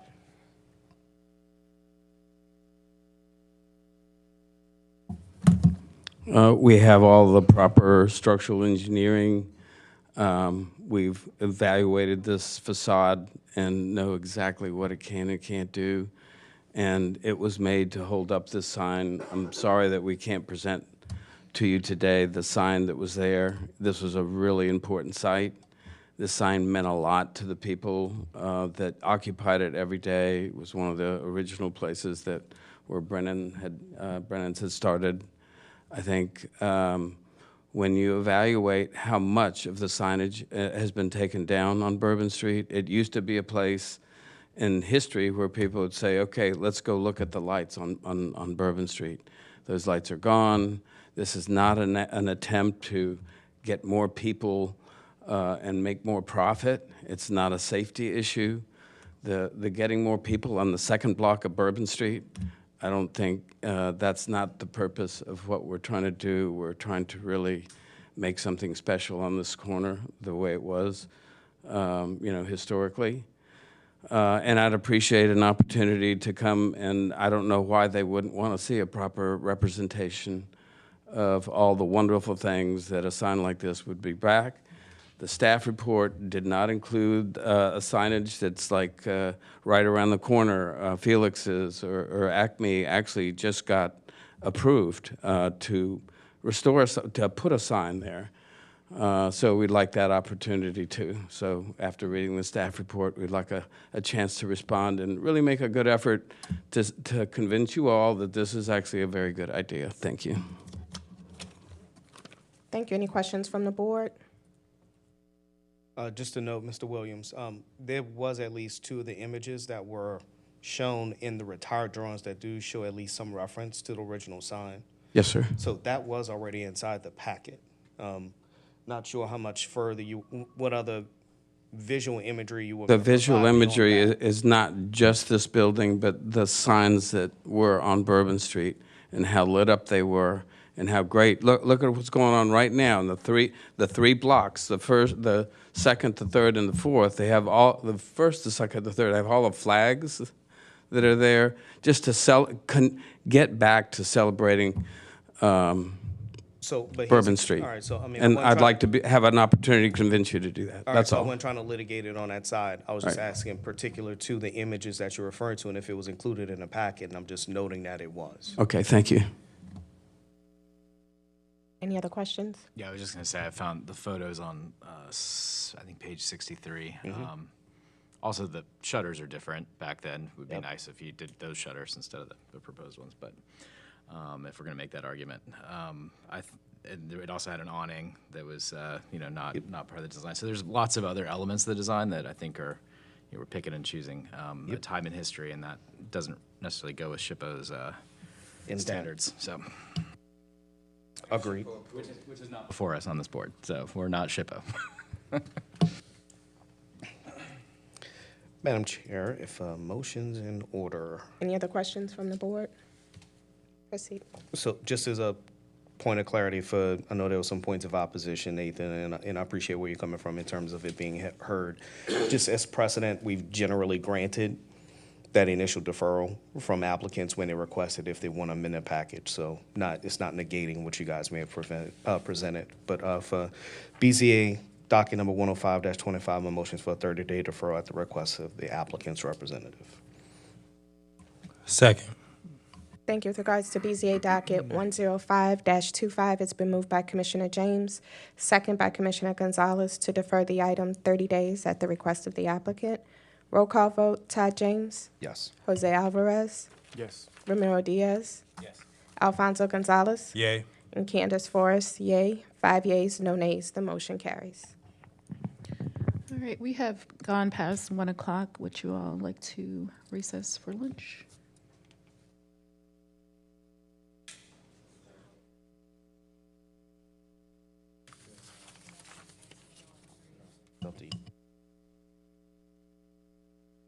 An hour.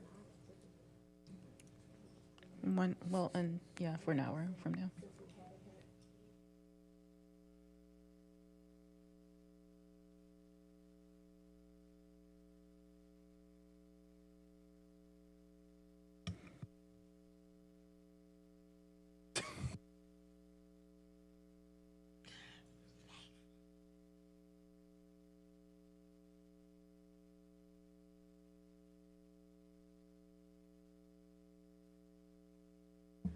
30, okay. Yeah, where's Chick-fil-A? 30 minutes? All right. Sorry about that. We're trying to make sure we accommodate you guys at the same time. So, Madam Chair, if we do a 30-minute recess? Second that motion? Commissioner James, second by Commissioner Gonzalez, to recess for 30 minutes, returning at, let's just say, 1:45. Roll call vote, Todd James, Yes. Yes. Ramiro Diaz, Yes. Alfonso Gonzalez. Yes. And Candace Forrest, yes. 5 yeas, no nays, the motion carries. We're in recess, returning at 1:45 PM. Thank you. I have a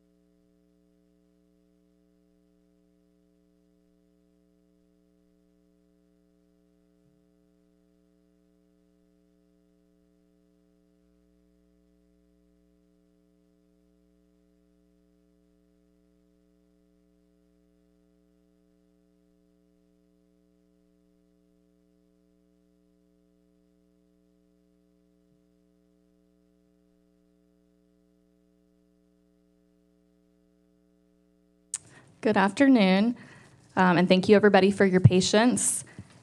Would you all consider a motion to return from recess? So moved. Please.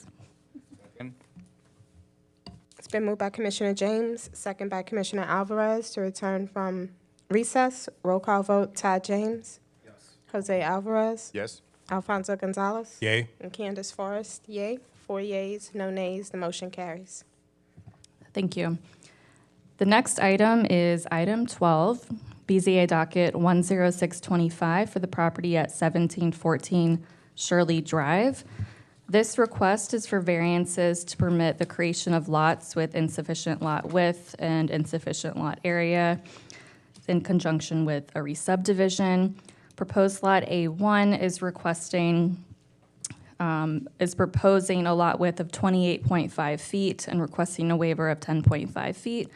And they are requesting a lot area of 3,989.89 square feet and requesting a waiver of 410.11 square feet. The request for proposed lot A2 is identical. The staff believes that the request does not meet criteria 1, 2, 4, 5, 6, and 7, in that there are no special conditions. Literal interpretation would not deprive the applicant of commonly enjoyed rights. The variance would confer special privilege. The variance would alter the essential character. Strict adherence would not result in a demonstrable hardship, and the request is primarily for the convenience or profit of the owner. Therefore, staff recommends denial of the requested waivers. Is the applicant present for BCA docket 106-25?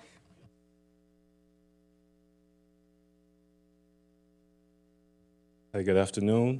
My name is Kenneth Jackson, and I live at 2809 Wabash Street in the community.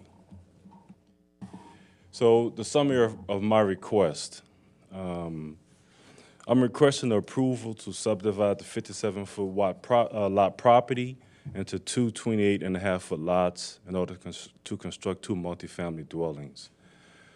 I believe the variance is necessary because the existing 50-foot wide lot is incompatible with the 40-foot minimum, making the subdivision impossible without relief. I have about 5 justifications for my request. The first justification being the hardship is not self-created. The unusual 57-foot wide lot is just the physical condition of the property. It's not an action taken by me. Without the relief, the parcel becomes underutilized and cannot support reasonable development. Justification 2, the proposal matches the historic lot pattern of New Orleans. The traditional New Orleans neighborhoods were built on 25 to 30-foot lots.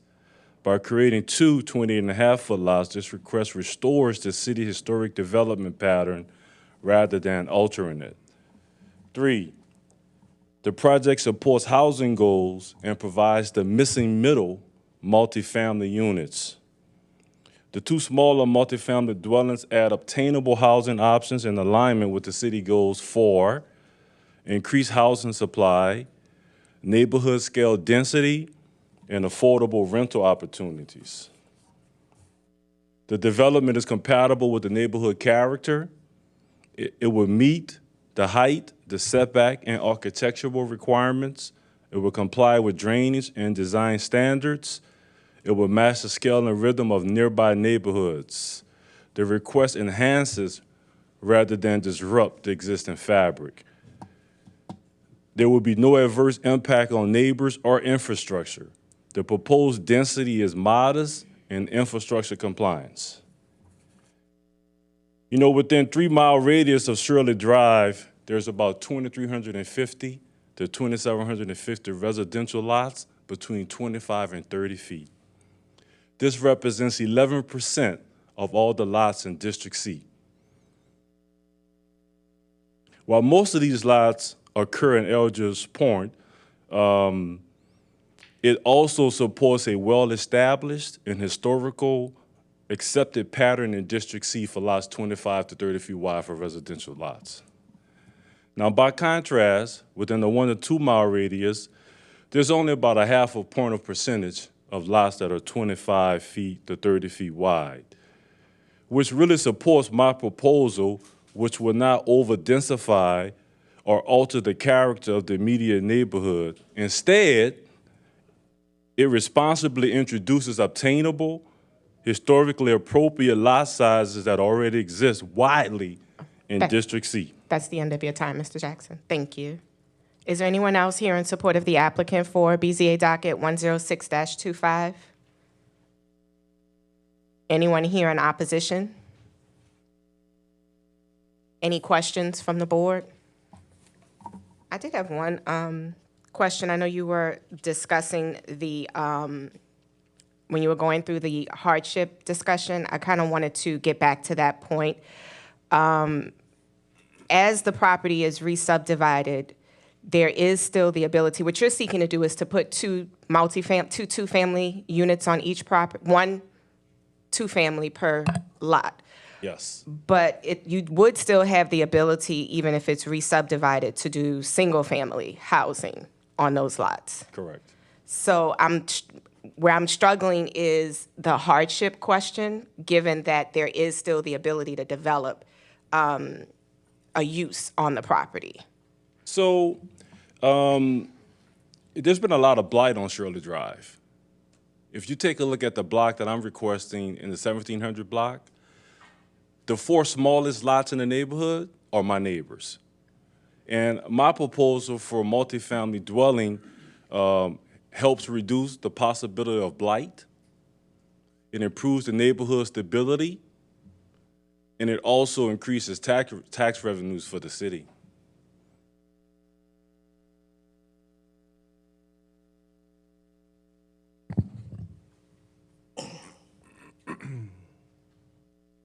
I mean, I guess I think the arguments can be made the same whether it was a two-family unit or a single family. So I think where I'm having the question is the distinction between putting a single unit versus putting the two-family. What is it that makes it a hardship to not have a two-family unit? Because your response really can apply to either option, because you still get the same benefit, whether it's 1 unit or 2. While albeit the same benefit may be there, it reduces the support of the housing goals for the city. Multifamily units will provide more attainable housing. And look, District C ranges from the Garden District to the East Riverside District, right? If you take a look at housing near Orange Street, which values anywhere from $500,000 to $1.2 million, and rents are exorbitantly high, putting multifamily here on Shirley Drive will make it obtainable and more affordable places for people to live in New Orleans. Yeah. And just a quick, just a quick question, and this may be better for staff, just trying to look at it on the, I don't know if this is part of the report, but in that area, is it primarily multifamily? Like, is it primarily two-family dwellings along that that stretch of Shirley? I'm just trying to see what's in context with the neighborhood. Sure, I can look at that. Just give me one moment. My struggle is with, like you said, district. Forget where the district is, because District C is all over the place. But in the Clarify one thing, he did mention that it's warehouse district. Excuse me, he mentioned that it's Garden District. That's Lower Garden. Garden District is District B. That's not District C. In terms of council district, so, but that doesn't C is even the get into quarter, this Marigny, Bywater, across the river. But the thing is, council districts really have zero applicability. Everything we're looking at within the CZO applies to how we're looking at the use, the zoning district that applies within this footprint. Understand what you're using as an argument related to citywide and how we're trying to address affordable housing, but at the end of the day, what we're trying to still, we have to still come up with a justification to state why the density should be proposed on this site, considering the constraints of your footprint in terms of the and also the prevailing development pattern for the block face. And when you're looking at 1714, it's a 57-foot lot. 1722, 57-foot lot. 1732, 57-foot lot. 1740, 1744, 54, and 58, all 57-foot lots. The smallest lot in the 1700 block, we're talking 1700 and 1708, which are 40 feet. So to cut one of the, at least as far as the 1700 block of Shirley Drive is concerned, take one of the prevailing footprints of 57 feet and cut it in half under the guise or the argument of we want to add density for affordable housing. To me, it doesn't cut the mustard because it goes directly toward the profit of the homeowner, which is something that can't be taken into consideration. I wouldn't have a problem with it if the CZO allowed it, but the fact that it doesn't is what gives me pause. And without a true plan showing the intended development on site, I think I did see one reference drawing that was marked as retired within the report, and that home only has one off-street parking stall proposed. That becomes an entirely different issue within itself, because there's no way to provide off-street parking for each one of those units if you're gonna have 2 units on the same lot. And you can't stack them. Two things: small small affordable homes, right?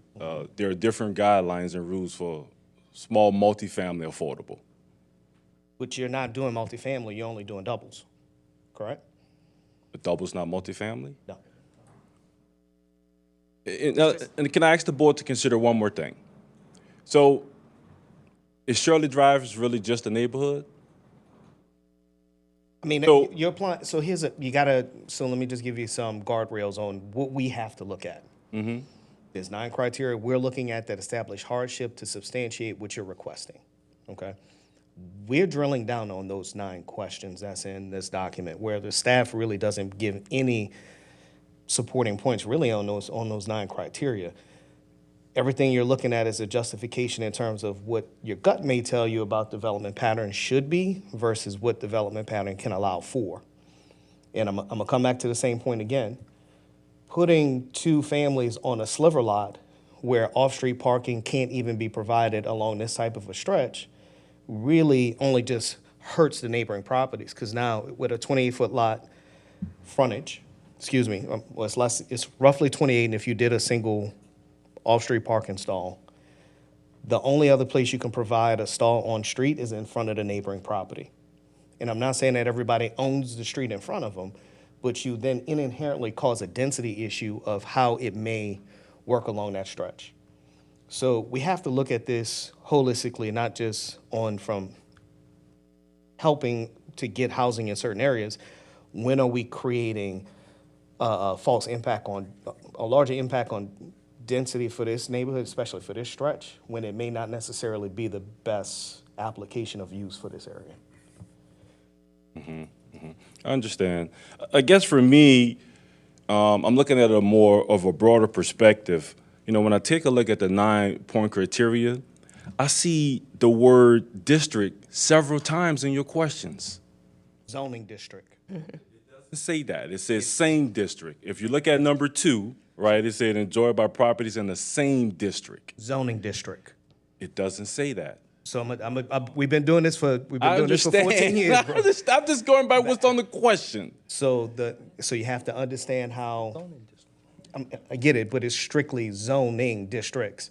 That's why we're looking at this exclusively. If you go to number 4, it does the same thing. Correct. It That's the says question. structures in the same district. Right, but what you got to remember is that this is taken from the comprehensive zoning ordinance. So there is an inherent reference to zoning and not council district or any other use. You have to relate it back to what the document is for, and the document is the comprehensive zoning ordinance. Yeah, we're looking at it from a zoning lens, sitting on the zoning board. I understand. And I'm inherently looking at it from over 3,000 25 to 30-foot residential lots in Algiers, right? And as I put on my note to the staff, I mean, right at 1208, 1210, 1212 Farragut Street, we allowed the 25 by 118 re-subdivision there. If you take a look at Casa Calva Street, which is all less than a half a mile away from Shirley Drive, we allowed another 25 by 118 re-subdivision just recently. So what I'm asking is because of what I'm seeing, what has already been approved.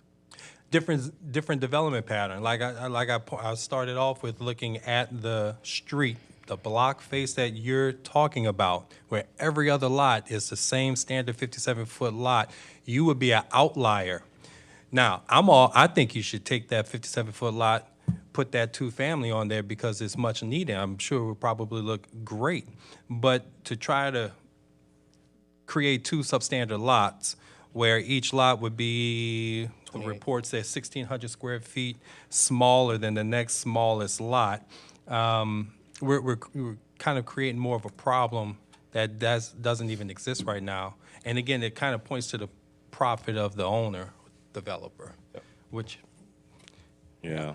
And even if it were to be re-subdivided, which even in the staff report, they do reference that you still could do the re-subdivide and do two lots, but to just have two single-family units. So it still breaks down the same, either one two-family unit on the existing lot or to have two single-family units on the subdivided lots. Mm-hmm. Mm-hmm. So can I ask the board a question? Why was the MIZ created? The what, I'm sorry? The MIZ?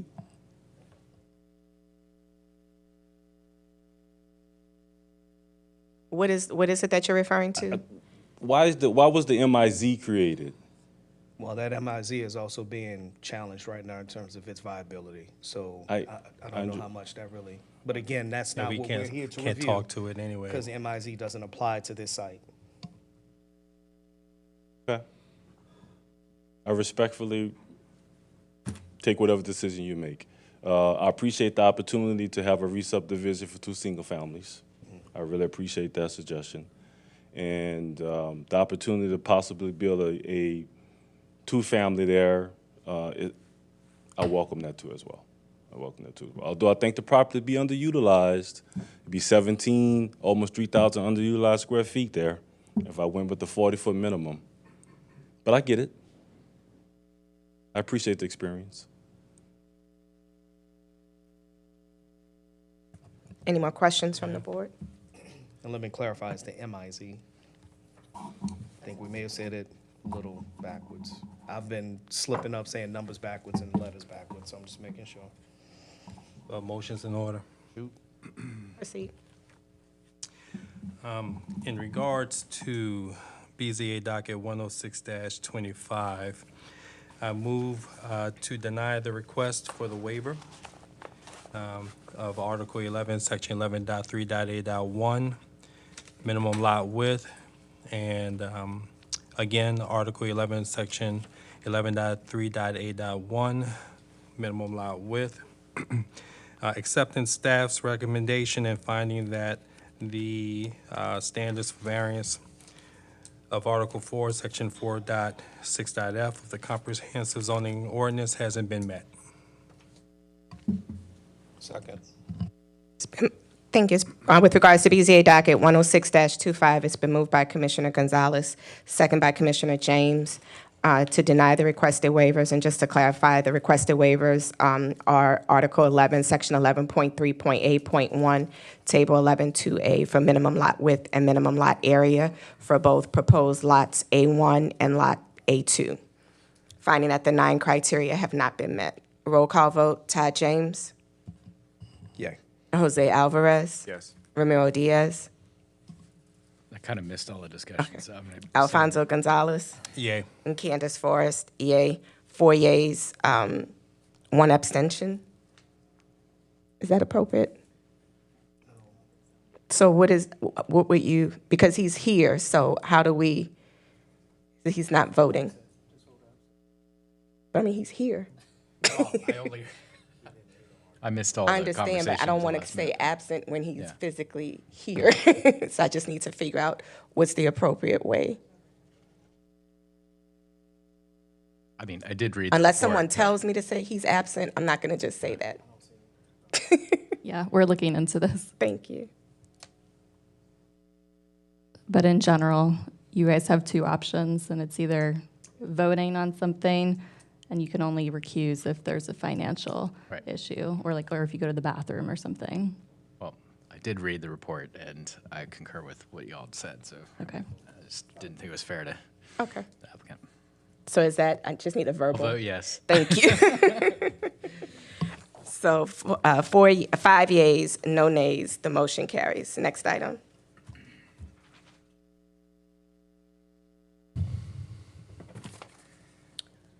Okay. Where are we? All right, we are going to begin with the extension requests, the new business for extension requests. The next item is BZA docket 05822 for the property located at 4040 Canal Street. The applicant previously received an approval of a variance request from the provisions of Article 15, Section 15.3.A.1, Table 15-2, to permit the construction of a mixed-use development with insufficient corner side yard setback. The applicant is requesting an extension of time for a previously granted variance pursuant to Article 4, Section 46G2 of the Comprehensive Zoning Ordinance to allow an additional 1-year extension to November 17th, 2026.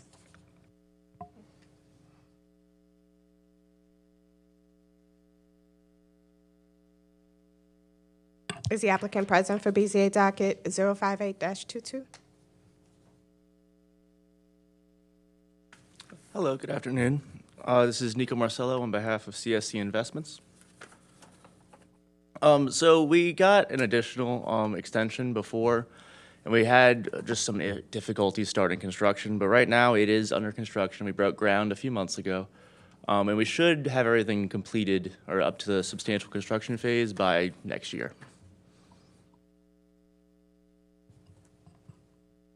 Is there anyone else here in support of the applicant for the extension request for BZA docket 058-22? Anyone here in opposition? Any questions from the board? Seeing none, is there a motion? Assuming this is just 1 year? Just confirming this is the 1 year? 1 year should be fine. If I could ask y'all a question real quick, what do y'all look for in extensive construction exactly? So Emily stepped away. Sounds like a definition.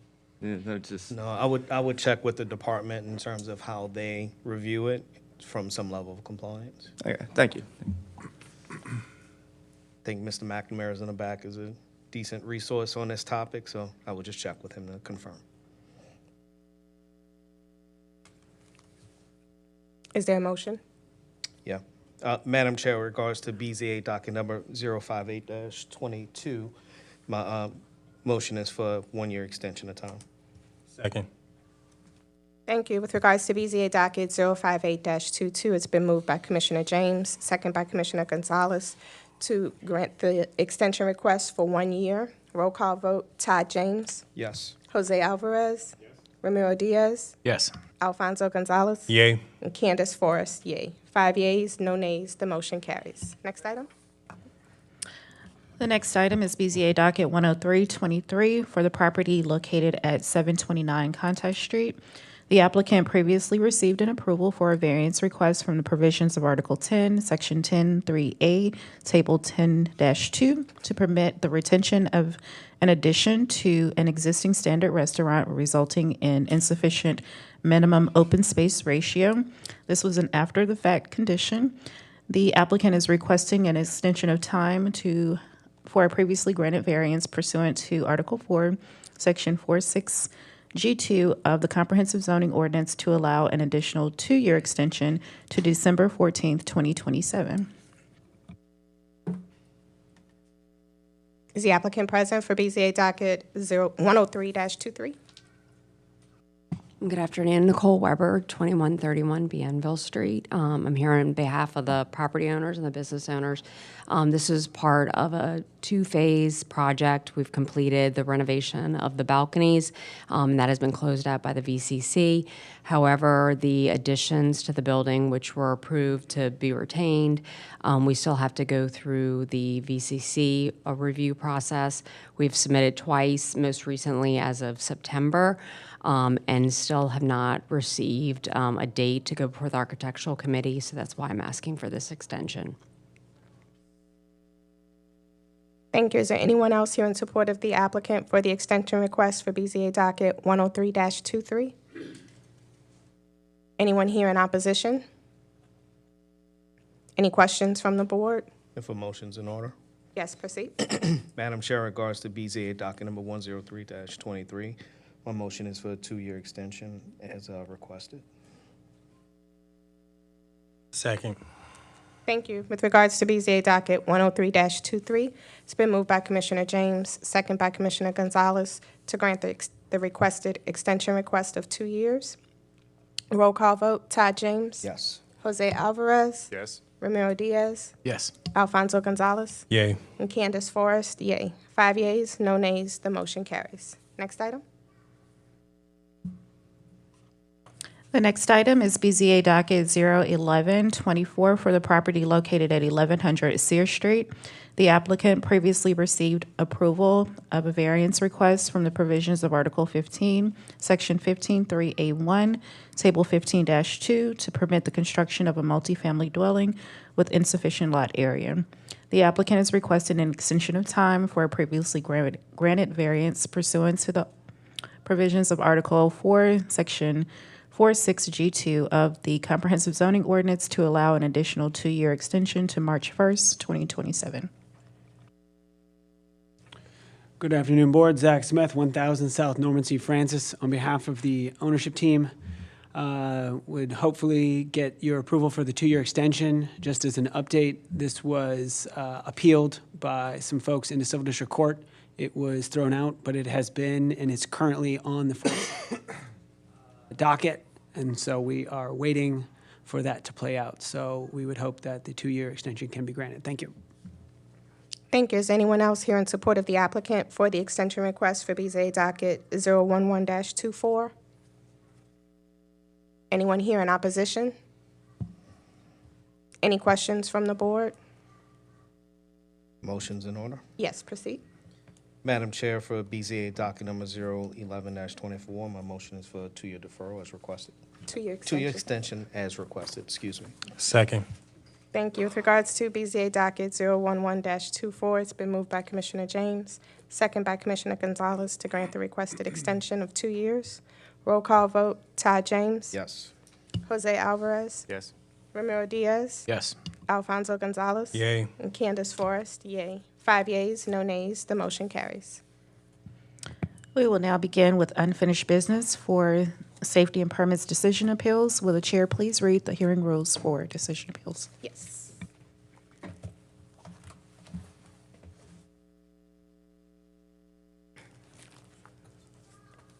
Rules and procedures for public hearings, appeals of decisions of the Director of the Department of Safety and Permits. The following procedures shall be observed during the appeal hearing. Each speaker shall give their name and address prior to speaking on the proposal.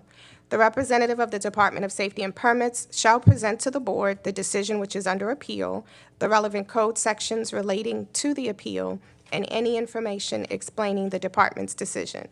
The applicant or representative will speak next. The presentation shall be limited to a maximum of 5 minutes for each applicant or representative speaker. But in no event shall the cumulative presentation total by applicants or their representatives exceed 15 minutes. Proponents or persons in favor of the proposal will speak next and be allowed 3 minutes per speaker. Opponents or persons in opposition of the proposal will speak next and be allowed 3 minutes per speaker. The applicant or representative will be allowed a rebuttal. The rebuttal shall be limited to a cumulative maximum of 5 minutes. For an exceptional case, the time limitations may be extended by the presiding officer with the approval of the board. As the board deems necessary, the case may be acted upon at this meeting or deferred for additional information or review. If the case is deferred, it will be acted on at a subsequent meeting as provided by law. All proper parliamentary procedures shall be followed, including recognition of speakers, relevance of argument, and absolute prohibition of applause or demonstration. Standard of review. The Board of Zoning Adjustments has the power to hear and decide appeals where it is alleged there is an error in any order, requirement, decision, or determination made by an administrative officer in the enforcement of the comprehensive zoning ordinance. The board also has the power to hear and determine appeals from applicants who have been refused a building permit because of a violation or conflict with the zoning ordinance or the official map of the city. The applicant's appeal to the Board of Zoning Adjustments is governed by Section 5-408 of the City of New Orleans Home Rule Charter.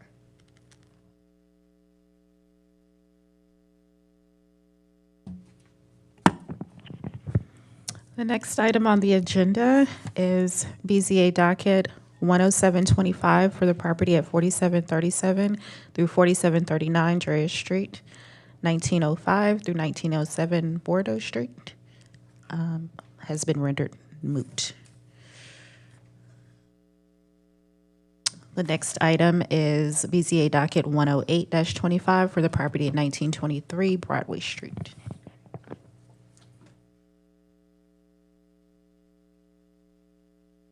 Good afternoon. This is Dan McNamara, Chief Zoning Official for the City of New Orleans. It's my understanding that the applicant in this matter has requested a continuance, or a deferral, rather, of this item.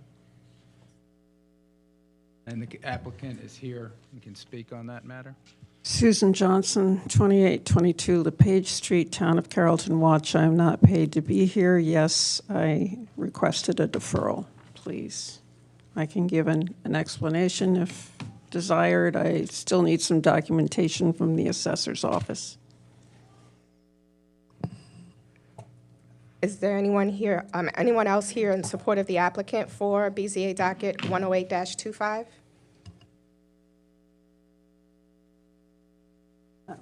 This is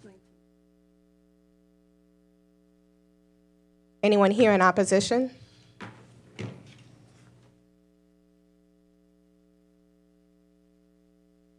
Good afternoon. My name is Francois Barouk. I own the property at 1923, 1925 Broadway. We already went through the safety board. I don't know what exactly is the problem. I know that she's waiting for the assessor office to come. We did the renovation. They sent some mails. I didn't get them. We're reinstating the whole homestead exemption. We are in the process of having that. I have all the documentation, and it's a waste of time. For the record, the department doesn't take a position on the request for deferral. We would note, however, for the record, that the basis of the appeal was an alleged fraud in the application for homestead exemption. I don't think that's a proper appeal nor a proper review for this board. Board can decide what it wants to do with the request for the deferral, but on its face, I think it's the application fails to state a basis upon which relief may be granted. Is there anyone else here in opposition? The applicant has an opportunity to rebut. My name's Charles Blanfin. I live at 1907 Broadway. I raised my hand too slowly a little while ago, but from what I understand, the new owner, while we appreciate the renovation done on the house, it looks like this is has become one of those doubles to dorm type properties. The layout of the house is exactly like my house. Well, it was exactly like my house is. I've owned my house for over 49 years, and there are a few private owners on the block. Most of the buildings around there are apartment buildings, have been there over 50 years. But it would seem to me that it looks like this is going to be one of those instances where, this is just supposition, where because of the additional bedrooms that were put into the house, there may be some off-street parking that may be requested. and, well, we've got enough problems in the neighborhood. There was a couple of little old ladies in their 80s that couldn't make it, but I talked to the lady who was handling this, and she said to have them send in their opposition to any changes as far as parking goes. Thank you.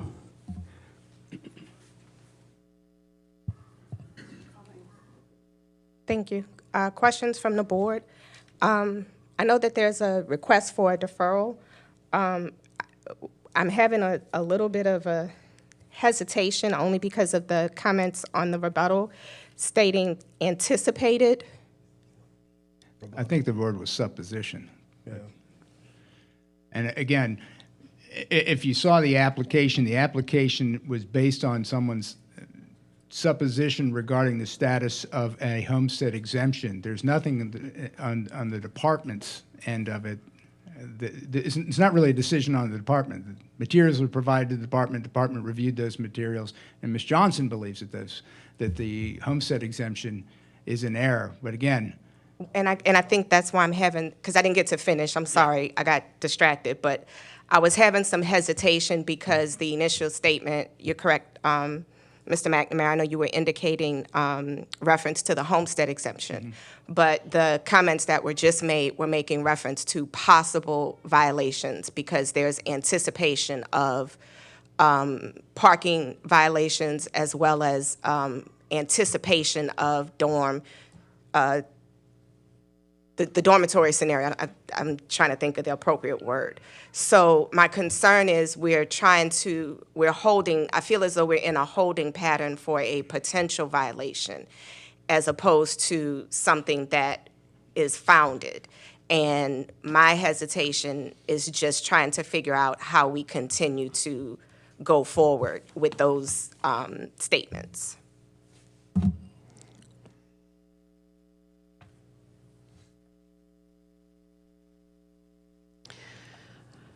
I'd like to make a remark, please. Are you indicating something different than what's before us? Because my question is really trying to understand if we should take what action we need to take at this point. So unless you're going to suggest that one of the statements that's been made is incorrect, I don't know that there's anything that would be added to the conversation. I asked for a deferral from staff, and it's been established that requests for deferral is routine from the BZA on the first go. So my question is, how is this situation different? It's different in the sense that what we've just been made aware of is, one, something whether or not it's properly before us, and then two, whether or not we're dealing with an issue that has not occurred yet. So that's what brought up my concern, because as it's been stated by one of the, and one of the questions that came up was whether or not the gentleman was speaking as the rebuttal or if he was speaking in support, because I did ask for rebuttal.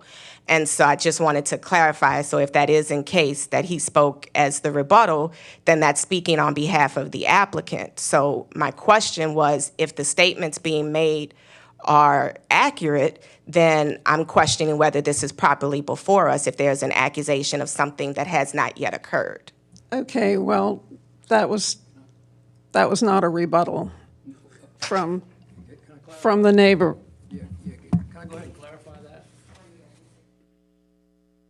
What I said when I walked up to the mic was that I was late in raising my hand in support of.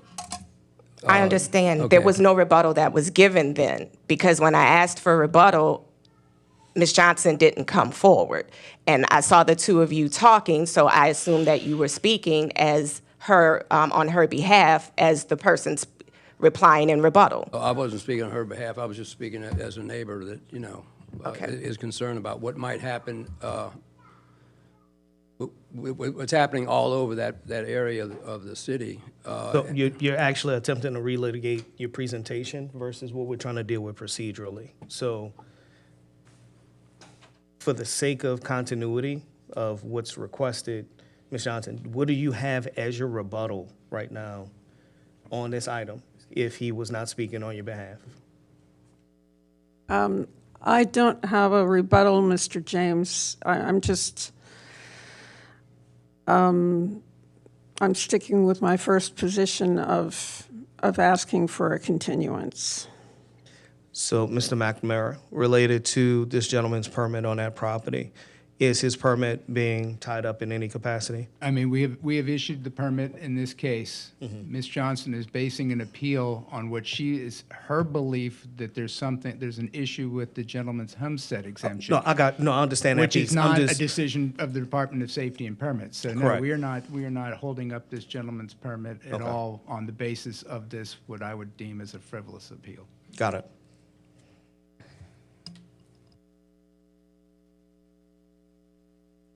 Is there room for another comment, please?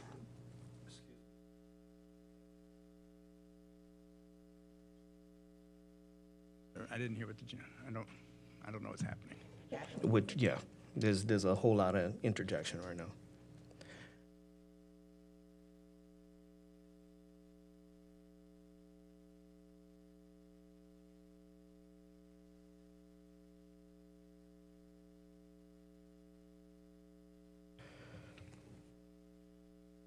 So the reason why I was asking that question, Mr. McNamara, is just to confirm that he's not impacted from his ability to do whatever work may be going on at the property. He should not be. No, Okay. we've issued the permit, and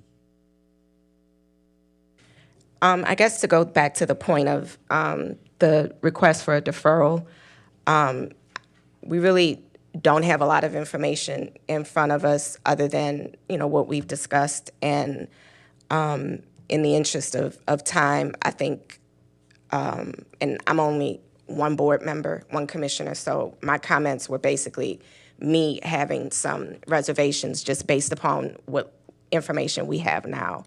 But in the interest of time, I think given our posture has typically been an initial deferral request has been permitted, I don't see any reason to not go forward with that position. And I would just further add, Ms. Johnson, if you're doing research on this, I think it is I think there's a burden on your side to make sure that we are applying to something that is within the purview of this board. I promise I'll research this and withdraw the appeal if it appears to me to be unfounded, and I'll be conscientious about that. I appreciate your consideration. Okay. Are there any other questions from the board? Is there a motion? Yeah, for motions and all. Yep, proceed.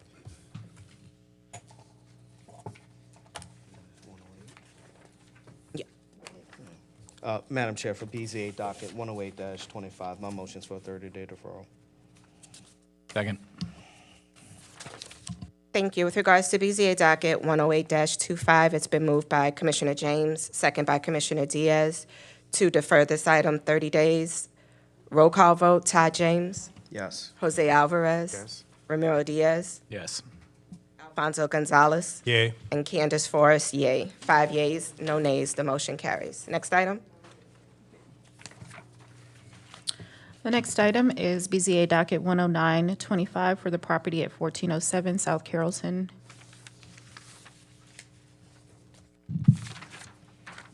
good afternoon again. Dan McNamara on case number BZA 109-25, 1407 South Carrollton Avenue. At issue is an appeal of zoning verification letter number 24-1348 issued in February 12th of 2025 for 1407 South Carrollton Avenue. The zoning determination letter determined that the proposed medical marijuana pharmacy/dispensary is classified as a retail goods establishment, a use permitted in the HUB1 Historic Urban Neighborhood Business District. Appellant raises 3 assignments of error. Each is going to be addressed through the course of this. Contrary to the assertions of the appellant, the zoning verification letter correctly applies the comprehensive zoning ordinance and should be affirmed. So the facts of this case regarding the structure, 1407 South Carrollton is an existing non-conforming commercial building having, according to the Orleans Assessor's website and the project description, as having a total square footage of 7,555 square feet. The applicant has indicated that they will be using 204 square feet for their commercial purposes. The structure predates the current comprehensive zoning ordinance. The applicant requested a zoning verification to receive building permits to renovate the existing building without any structural changes for the use of a retail medical marijuana facility. Going to the legal principles at play, the use classification under CZO 26.3 generic use definitions. While the CZO does not list medical marijuana pharmacy or dispensary as named use in Article 12, well, it does not. And when a use is not expressly listed, CZO 26.3A governs, which says generic use categories are intended to capture uses that share common functional or physical characteristics.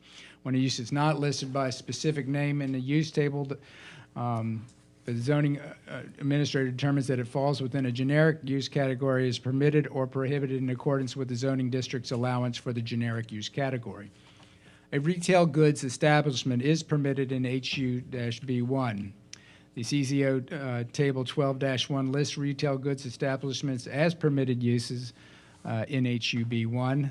The department's classification therefore places the use in a category that is expressly allowed in the district. Turning to the other classifications of such businesses, the North American Industry Classification System is the national economic classification standard used by government agencies and industry. The NAICS places both pharmacies and cannabis dispensaries within Sector 44 to 45 retail trade, differing only by retail subtype. Pharmacies have 446110, cannabis retailers 459991, tobacco, electronic cigarette, and other smoking supply retails, including marijuana stores and medical or recreational.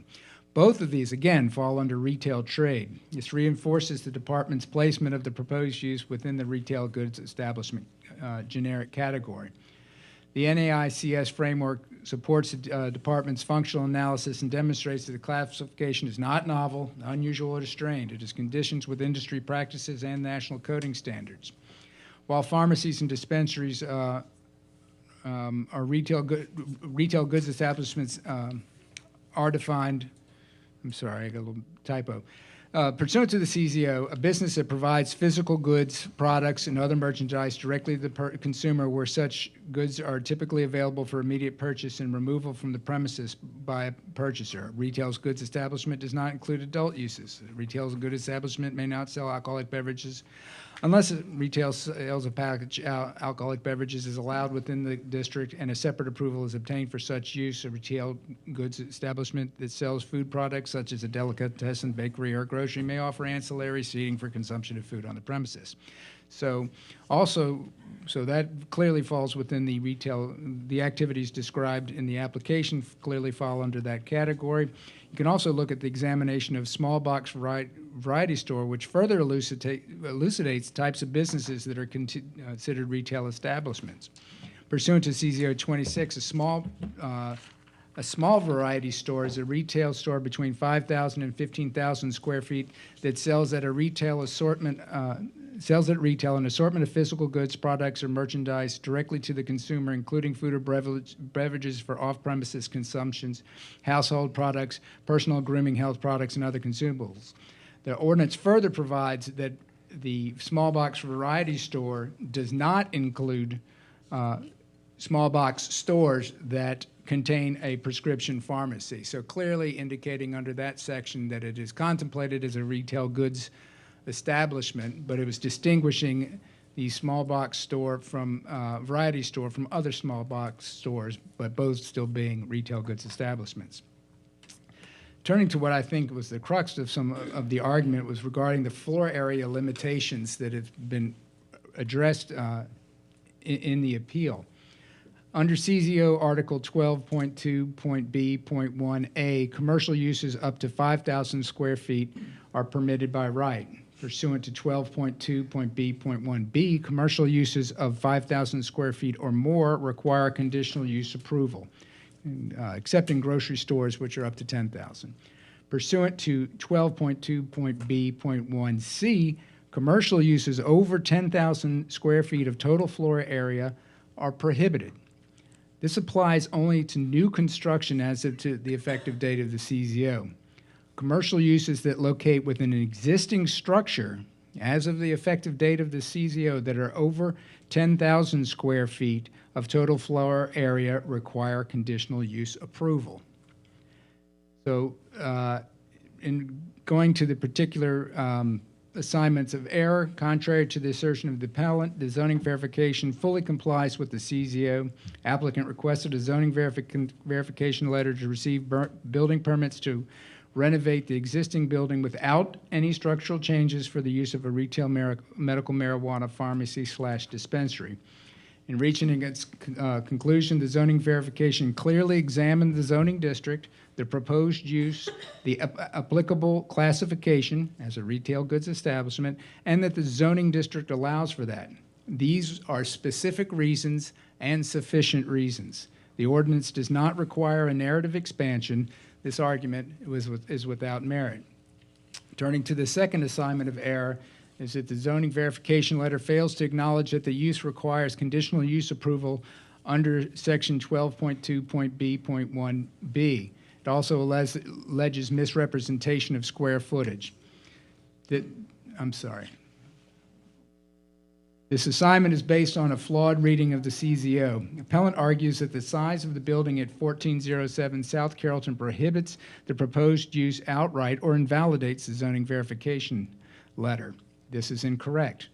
It's noted in section 3.c above, the prohibitions in CZO 12.2.b apply to new construction and not to existing structures that are non-conforming. The ordinance explicitly limits the prohibition to new buildings constructed after the CZO's effective date. Pursuant to the CZO, and I'm reading this again, commercial uses over 10,000 square feet of total floor area are prohibited. This applies to new construction as of the effective date of the ordinance. Grocery stores are exempt from the prohibition. Grocery stores over 10,000 square feet in area require conditional use approval. Commercial uses that locate in an existing structure as of the effective date of this ordinance that are over 10,000 square feet of total floor area require conditional use approval. Here there is no dispute that the property in question existed prior to the enactment of the current CZO. It's further undisputed that the property is less than 10,000 square feet. Lastly, the use is not a grocery store. Applying these facts, the CZO does not require that the appellant seek conditional use approval. This assignment is without merit.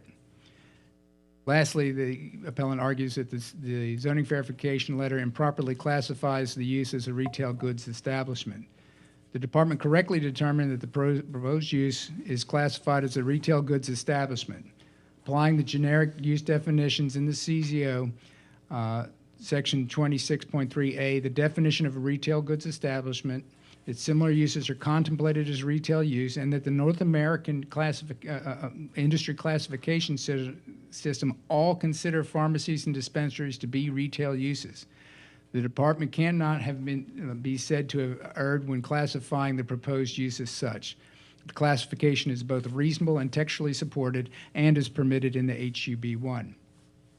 In conclusion, the zoning verification letter correctly stated that the determination and the reasons for it in compliance with CZO section 4.9.b. The zoning verification letter properly classified the use as a retail goods establishment. It correctly identified such use as permitted in the HUB1 zoning district. The analysis comports with the CZO and the functional and industry standard classifications of cannabis dispensaries as retail establishments.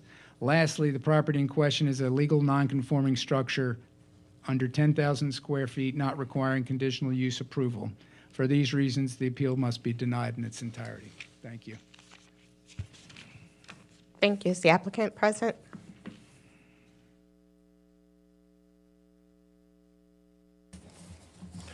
Justin, real quick before you start, I know I have a card saying that some time was ceded to you, but just trying to confirm. It's just one person ceding time to you? I think so. I think Okay. that's all I need. Got it. Well, if I need more than 10, we'll have somebody else. Okay, all right. Justin Schmidt, 1506 7th Street, on behalf of the applicant or applicants, just say Nix et al.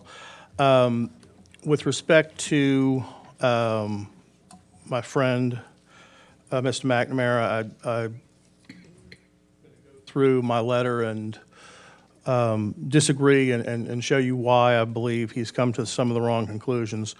And the best way to do that is to start on page 2 of my letter of October 31st, where we go through the assignments of error.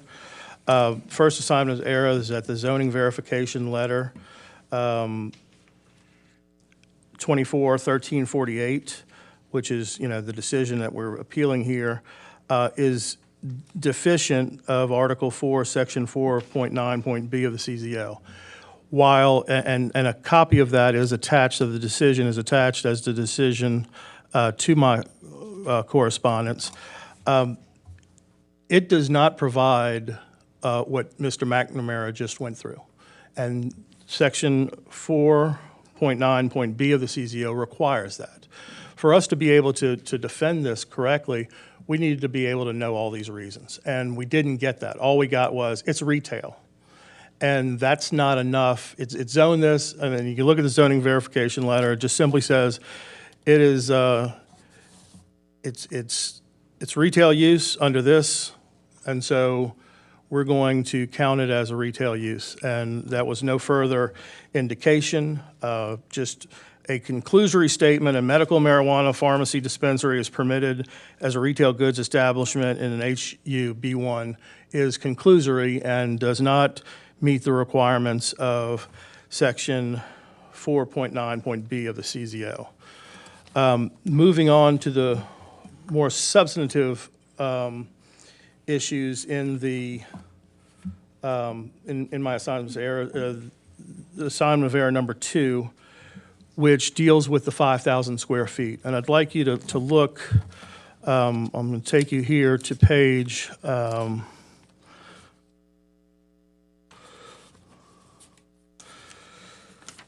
This is going to be page 7, going on to page 8 of my letter of October 31st.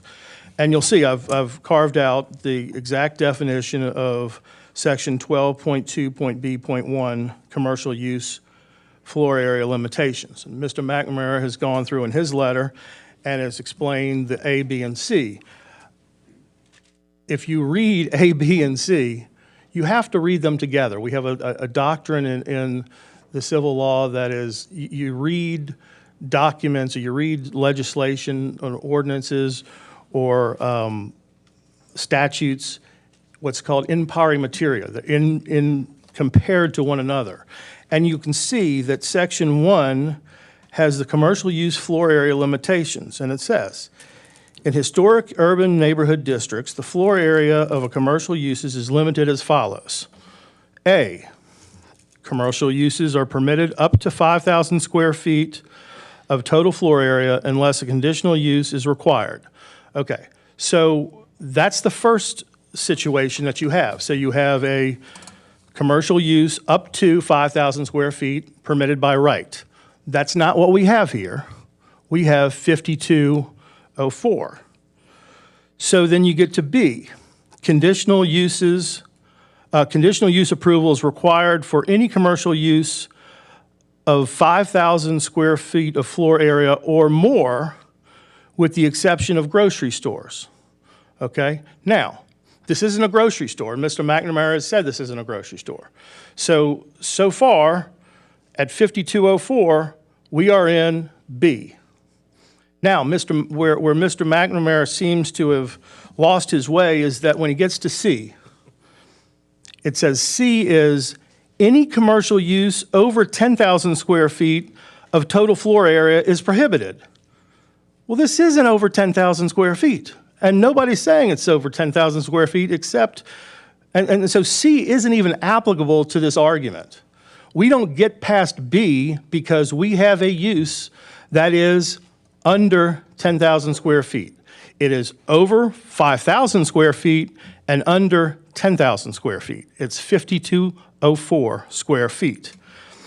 Where he says this applies only to new construction as of the effective date of the ordinance, that is for those items that C is applicable for. That's not for A, B, and C. That is for commercial uses over 10,000 square feet.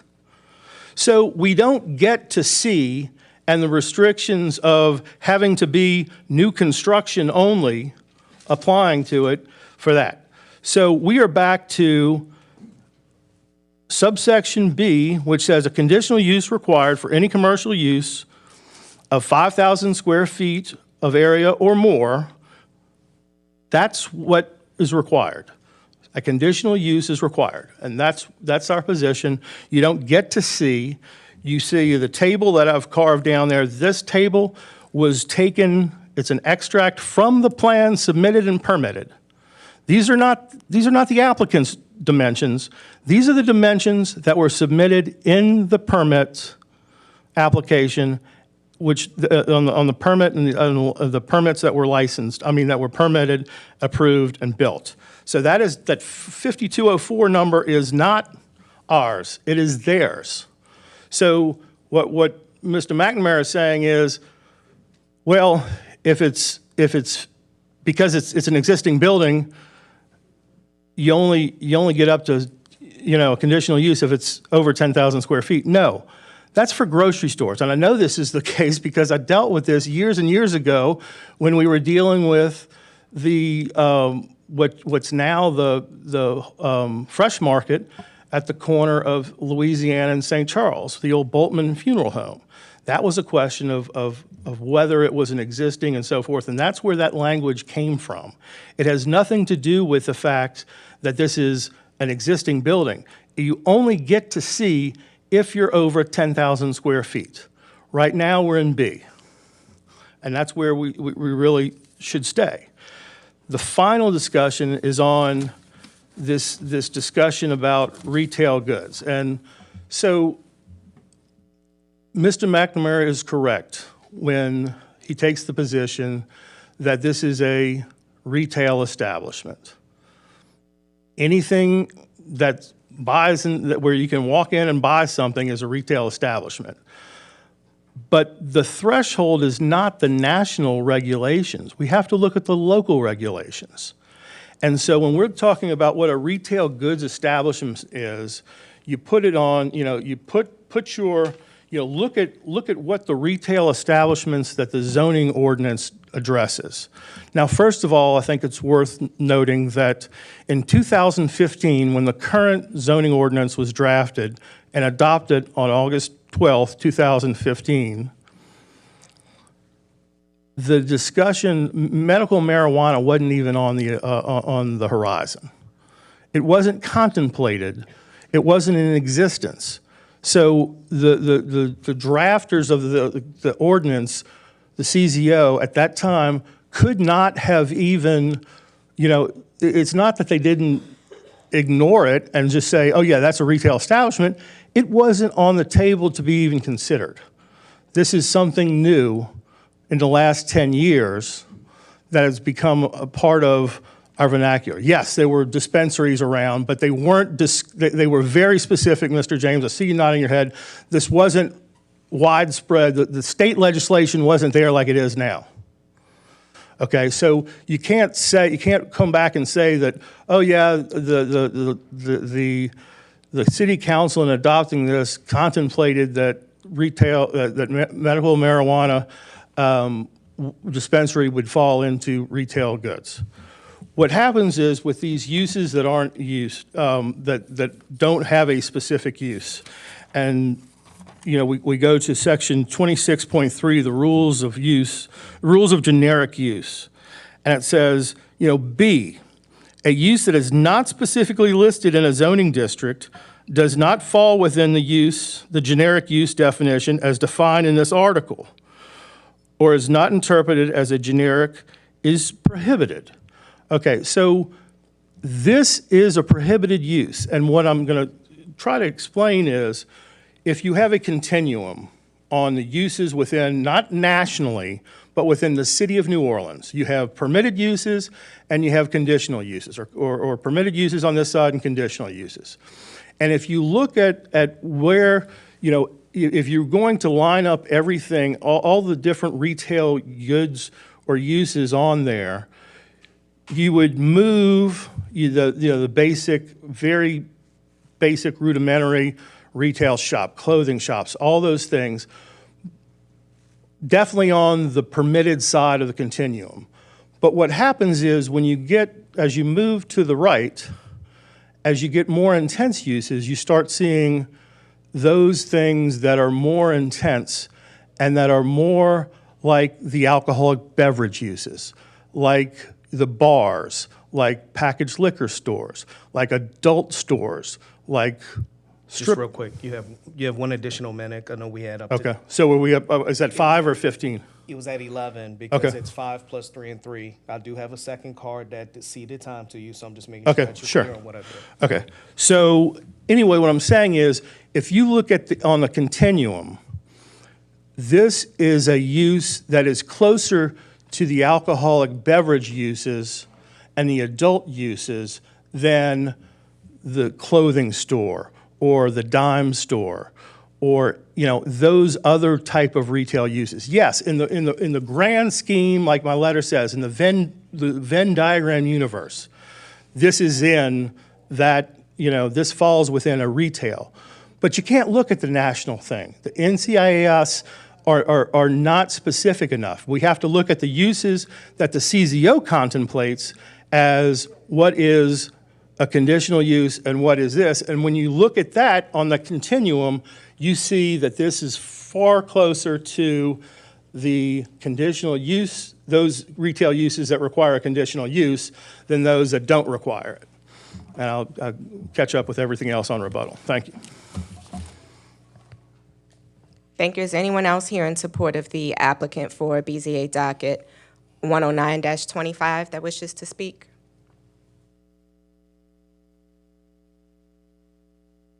Hey, good afternoon.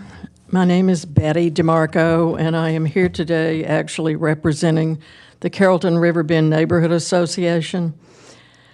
I live at 8221 Burt Street in Carrollton.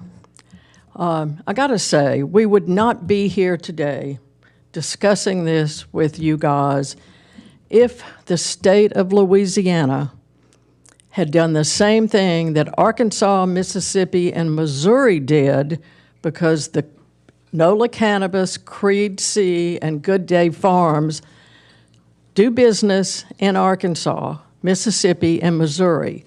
All those states have restrictions on where medical marijuana dispensaries can be placed.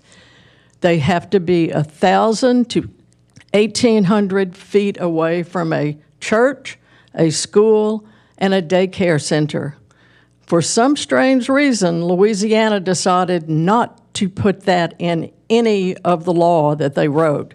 So that's my first question. Then we come to the fact that the city council, we had a dispensary open in 2018, but from 2015 to 2018, no one in this city or state ever thought about discussing with the community where these things ought to go. If we had had a conditional use process for this 1407 South Carrollton, the neighbor next door might not be looking at an 18-foot lighted red sign next to their residence. We might not have it next to a library. We might not have a huge generator in the backyard of a friend of mine. And we might be talking about whether or not the hours of this dispensary in our residential neighborhood should be 9 o'clock at night. We've got a huge issue here, and it's been thrown to you guys and Attorney McNamara to kind of figure this out for us, but we had no rights. The neighbors had nothing to say about any of this until we found this 5,000 square foot issue that we went after. I'm going to add one thing, and then I'm going to be quiet about this. A physician friend of mine asked me the other day, how do I get a patient to be able to receive medical marijuana who has no money? The doctor said, I think he might be benefiting from a pain medicine, but he can't afford it. So here we have a dispensary that's saying it's in the medical marijuana business, but we are going to disallow anyone that can't afford it, not covered under insurance. So to me, I am questioning really what is this business about? And if you go look at their website, you see a lot more on there about That's the end of your time, Mr. Markham. watching a football game after you've gotten your gummies or your pot. Thank you. Thank you. Is there anyone else here in support of the applicant for BZA docket 109-25?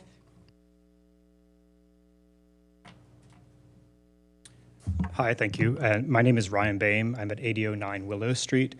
And I just wanted to speak from the perspective of a neighbor. So my house shares, the lot line shares with 4007 Carrollton. So I'm around the corner. Share a 120-foot fence line with the parking lot of this establishment. And I agree that the arguments put forward have been convincing. And from my perspective as a neighbor, what we have always been asking is for the conditional use process so that there can be some accountability and some kind of input from the neighborhood and from the neighbors who all surround this location. This is a quiet residential neighborhood. I have 2 small children, and the idea of having a busy parking lot at 9 o'clock at night, which is the proposed hours, really doesn't work for the families that surround this area. Again, as we said before too, there's a library next door. That's the context that surrounds this proposed development, and I just wanted to represent that perspective. Thank you. Thank you. Is there anyone else here in support of the applicant for BZA docket 109-25? Good evening. My name is Kevin Berger. I'm at 1427 South Carrollton, so just next door. And some of the things that she referred to are actually accurate. My wife and I have been there for about 30 years. When we drove up before, there was an existing building. It was an ophthalmology office and a dentist office. Quiet, minimal amount of patients back and forth, minimal traffic. Now when we drive up, there's this huge, hideous sign that's glaring all night long, 24 hours. With this huge electrical panel box that's just hideous. So as we try to make New Orleans prettier, this ain't doing it. It's a problem. Secondly, there's some issues with parking that we definitely know are going to happen because it's already tight. The majority of the driveways there have take like 1 or 2 cars in them, and so we do have to park on the street. So those hours of operation where they're going to be there till 9, 10 o'clock, and on the weekends, it's going to cause all kinds of issues for us trying to park our vehicles. As well, those hours of operations take away our ability to have a neighborhood that's enjoying the weekend, doing things in the evening without a business running up and down the street in front of your house. Another problem is going to be security because right now there's an open fence at the front of the building that leads directly to the back of the building. It was taken down by the previous owners, and the owners now have not put a fence back up. So it gives anyone access to that backyard, and we've actually had homeless people sleeping in the alley. So for myself and my family, that's a huge concern because they're right beside my front porch. Finally, just some concerns with drugs being sold in our neighborhood. It's been a real peaceful neighborhood, a lot of school kids back and forth.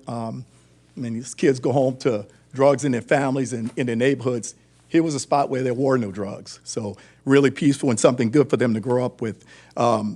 In terms of notification and some of the things the company has done, they have not done any of it. The notice that you guys sent out for this meeting was the first notice that I've received, or the first piece of conversation I've had regarding this from that owner. They're right next door to me. They have never once stopped by, said, hey, we're doing this next door to your house. Hope you like it. Never once heard from them. So I think they do a lot of things where they ask for forgiveness instead of permission. They don't do the things right up front, because I think they've come back to you guys several times and said, oh, okay, we know, so we went and got this permit for this. So I think they need to be held accountable for all of those things. And I thank you for your time. Thank you. Is anyone else here in support of the applicant? Was my time ceded to Mr. Schmidt? Mr. Harney, no. No, so I can speak? I didn't have a call. Okay, great. My name's Keith Hardy. I live at 618 Audubon. I'm the president of Maple Area Residents, which begins directly across the street from this. I actually grew up at 8012 Willow Street, which looks out onto the side lot, the exit on Willow Street. When I was until I was about 10 years old, there was a Center Hall cottage on that lot. It was torn down. It's been a parking lot ever since then. As a neighborhood leader, one of my major concerns is the traffic pattern. Basically, these people have a monopoly. They have a geographical monopoly. No one can open up another marijuana store within their area. So everybody in that area is in New Orleans is either going to the French Quarter, to Veterans Highway, or to Carrollton Avenue, the little intersection of Carrollton and Willow. It's going to be a lot of traffic. Right now, I've seen it take up to 15 minutes to go on Carrollton from St. Charles down to Claiborne with all the school zones in this. I don't see how any traffic pattern for this is going to work. This belongs in a mall like the one at the end of Jefferson Avenue at the river, something like totally inappropriate for an historic neighborhood. Not going to work. Growing up on that street, I can tell you that one of the uses that this clinic was put to was as a methadone clinic. And when that happened, the tires were stolen off of my parents' car. The hubs were a brown color. We saw the hubs on the back of a car a couple of weeks ago. My brother and I went over to talk to the guy who had the tires on the back of his car. He reaches in the back of the car, pulls out a machete. We're backing up, and suddenly the guy looks over my shoulder and turns around. Turn around. My mother's standing on the front porch with a .22 rifle that she didn't know how to shoot. So, these kind of uses are not really appropriate for this kind of neighborhood. It needs to go somewhere else. And I also totally agree with Mr. Schmidt's analysis that the rule, the 5,000 square foot rule, does apply to this, and it does have to have a conditional use. Thank you. Thank you. Is anyone else here in support?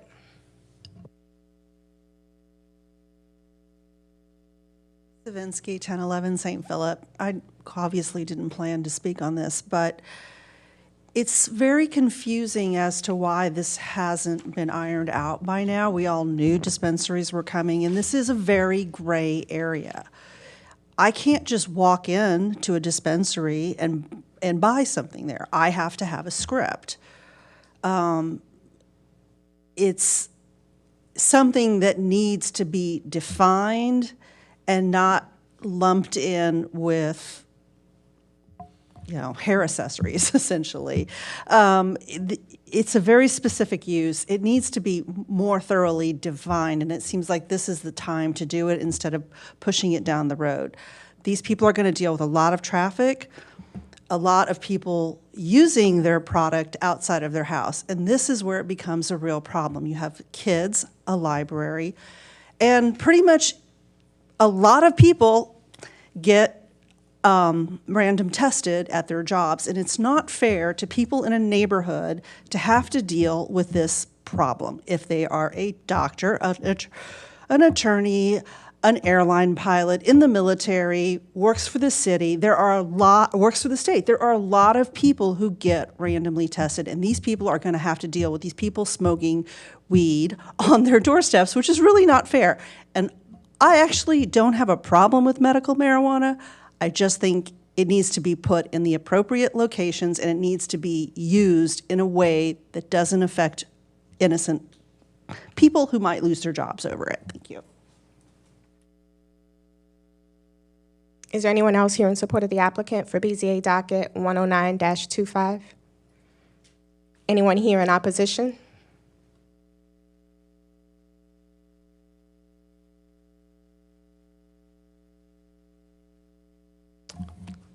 Good afternoon, Madam Chair, Commissioners. My name is Daniel Davalier. I'm an attorney, and I'm representing Credsey Carrollton NOLA LLC. They own the property at 1407 South Carrollton, And South Mr. Carrollton Davila, Avenue. just real quick, because I did have one person cede time to you. So Yes. I'm just trying to make sure we're correctly, how much time does he have?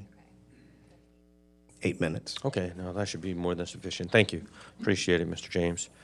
So we're going to try to simplify this. We heard a lot of complaints about things that are really not properly before you. And I don't intend to address those because they are not properly before you. This appeal is untimely. We haven't discussed that.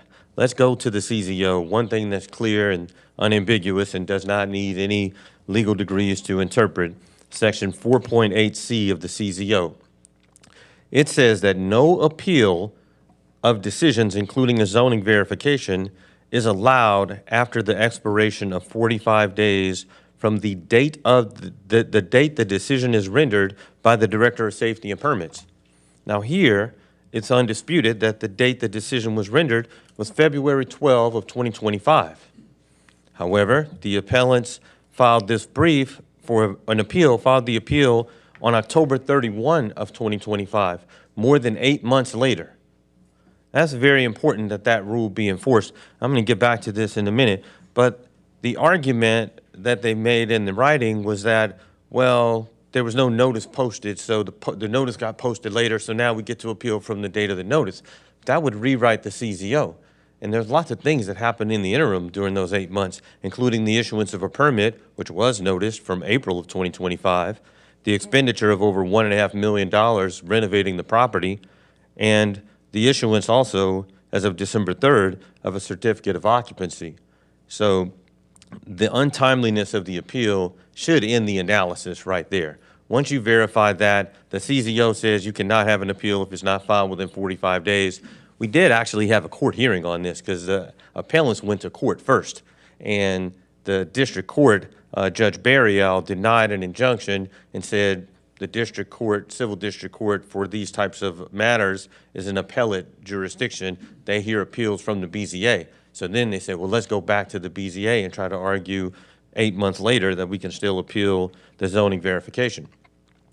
It's improper, it's untimely, but moving past that, there are additional reasons that this appeal should be denied. The zoning verification was properly issued by the director, and the director's decision needs to be evaluated in terms of whether it was arbitrary or capricious. Now, the Director of Safety and Permits, I think Mr. McNamara did a good job explaining why the decision to characterize this as a retail goods establishment was a reasonable decision. It certainly was not arbitrary.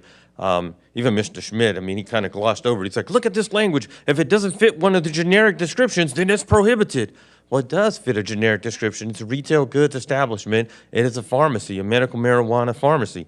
And clearly, it is a retail goods establishment. Let me talk about the square footage issue. When this came up, when we went to litigate this matter in civil district court, they said it was 5,206 square feet, so their argument was, well, it should have gone to a conditional use process. But the case law in Louisiana makes a distinction between the space that is available for commercial use and accessible to the public and the total or gross floor area. The provision in the CZO doesn't use the terminology gross floor area. So only about 2,600 square feet was going to be available for commercial use and accessible to the public. But to remove all doubt and to take that argument off the table, on October 16th, prior to this appeal being filed, and the appellants were made aware of this, the owner submitted revised plans to reduce the total square footage for the medical marijuana pharmacy to less than 5,000 square feet, which means now you have a permitted use. There's no argument that it's over 5,000 square feet at this point. Certificate of occupancy has been issued. And the complaints that you heard here today are really attempts to say the state law or the CZO should be altered or modified. Again, that's not properly before you. They should go to the state legislature or the city council if that's their desire. And finally, I do want to make a policy point that granting an appeal more than 8 months later, after the owner has expended more than $1.5 million to renovate its property and received its certificate of occupancy, would create chaos and havoc. I mean, no developer or owner would be able to rely on the permits that have been issued in expending funds. It would generate more litigation and potential liability for the city. And it harkens back to the underlying policy supporting why it's so imperative that you enforce the 45-day time period to take an appeal of a zoning verification. Arguably, the zoning verification is superseded once the permit is issued. And again, there was no issue about the notice of the permit. That was from April of 2025. I did hear one speaker suggest that there had been no communication. There were also community meetings with neighborhood groups in June of 2025, and they were specifically aware of this. It's not a surprise. Someone cleverly tried to come in and say, well, maybe we can come in and try to stop this. And they may have valid reasons as neighbors. I'm not suggesting they're doing anything wrong. I understand that. It's just not properly before you, and this business is going to be operated in accordance with the law. The owner has followed all of the legal requirements. They received their permit. They received HDLC approval for the signage that is up. And for all of those reasons and the reasons we submitted in writing, we ask that this appeal be denied and dismissed. I'm happy to answer any questions that you may have. Thank you. Thank you. Is there anyone else here in opposition to BZA docket 109-25? Good afternoon, Board. Zach Smith, 1000 South Norman C. Francis. I'm not paid to be here, but since I'm here all day, I just figured I'd weigh in on this topic. I picked up on the comment about Venn diagrams because when I go to the pharmacy in any drugstore, the items that require a prescription are behind lock and key. Very similar to how I understand these stores to be facilitated. So the idea that Mr. McNamara and the Department of Safety and Permits somehow would be able to pull a rabbit out of their hat and call this anything other than a retail goods establishment would be pretty insane. Specifically, comparing it to adult uses, the CCO is very clear about the sexual nature of things in adult uses. It even specifically lays out individual subsets of that definition, and it's all, again, about the sexualization in sexual products. And I think everybody in this room can agree that medical marijuana it can be many things, but we can't cross that bridge. And it was, of course, clearly noted that, and I have no idea about the 45 days and whatnot, so I'm going to leave that one alone. But, you know, this really would be a gateway argument if this were to go, because, again, we've heard some very good pieces for, and it's one of those really interesting ones where y'all can be conflicted, where you may have personal opinions, and, of course, you have various neighbors who've spoken today, and I think are very correct in their positions. They don't want something in their neighborhood, but unfortunately, it gets lost sometimes on these BZA appeals that this is, of course, not the correct forum for this conversation. You know, there are state laws specifically about medical marijuana. They specifically did not talk about certain prohibitions that various people in this state might want. People need to lobby their elected leaders for those things. This is obviously well outside the scope of what could be heard today. So for all those reasons, I would maintain opposition to this and hope that this board could throw this appeal out, because again, this is absolutely part and parcel with a retail goods establishment. Thank you. Thank you. Is anyone else here in opposition? The applicant has an opportunity to rebut.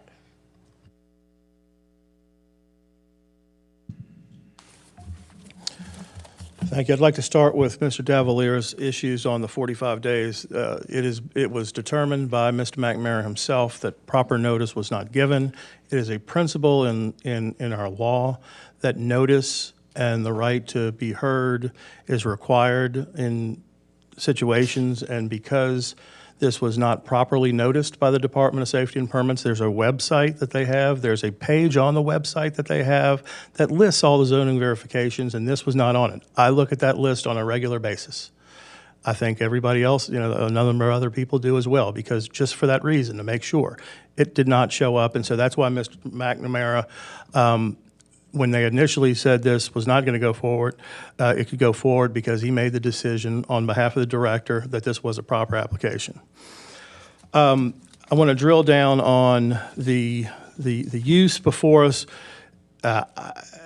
Whatever plans were submitted on 10/16/2025, whether that's legitimate or not, they couldn't be read. You couldn't make out the numbers on them, and there was no justification for them. The application that was approved was 5204. It wasn't a revised. The permit wasn't issued on a revised permit set that was submitted on 10/16/2025. So the fact that they were amended is of no relevance to this appeal. The board does not have the authority to ignore that 5,000 square foot rule. That is a set rule. Now talk about retail goods establishments again. I want to drill down on this. By the definition 26.6 of the CZO, a retail goods establishment does not include adult uses.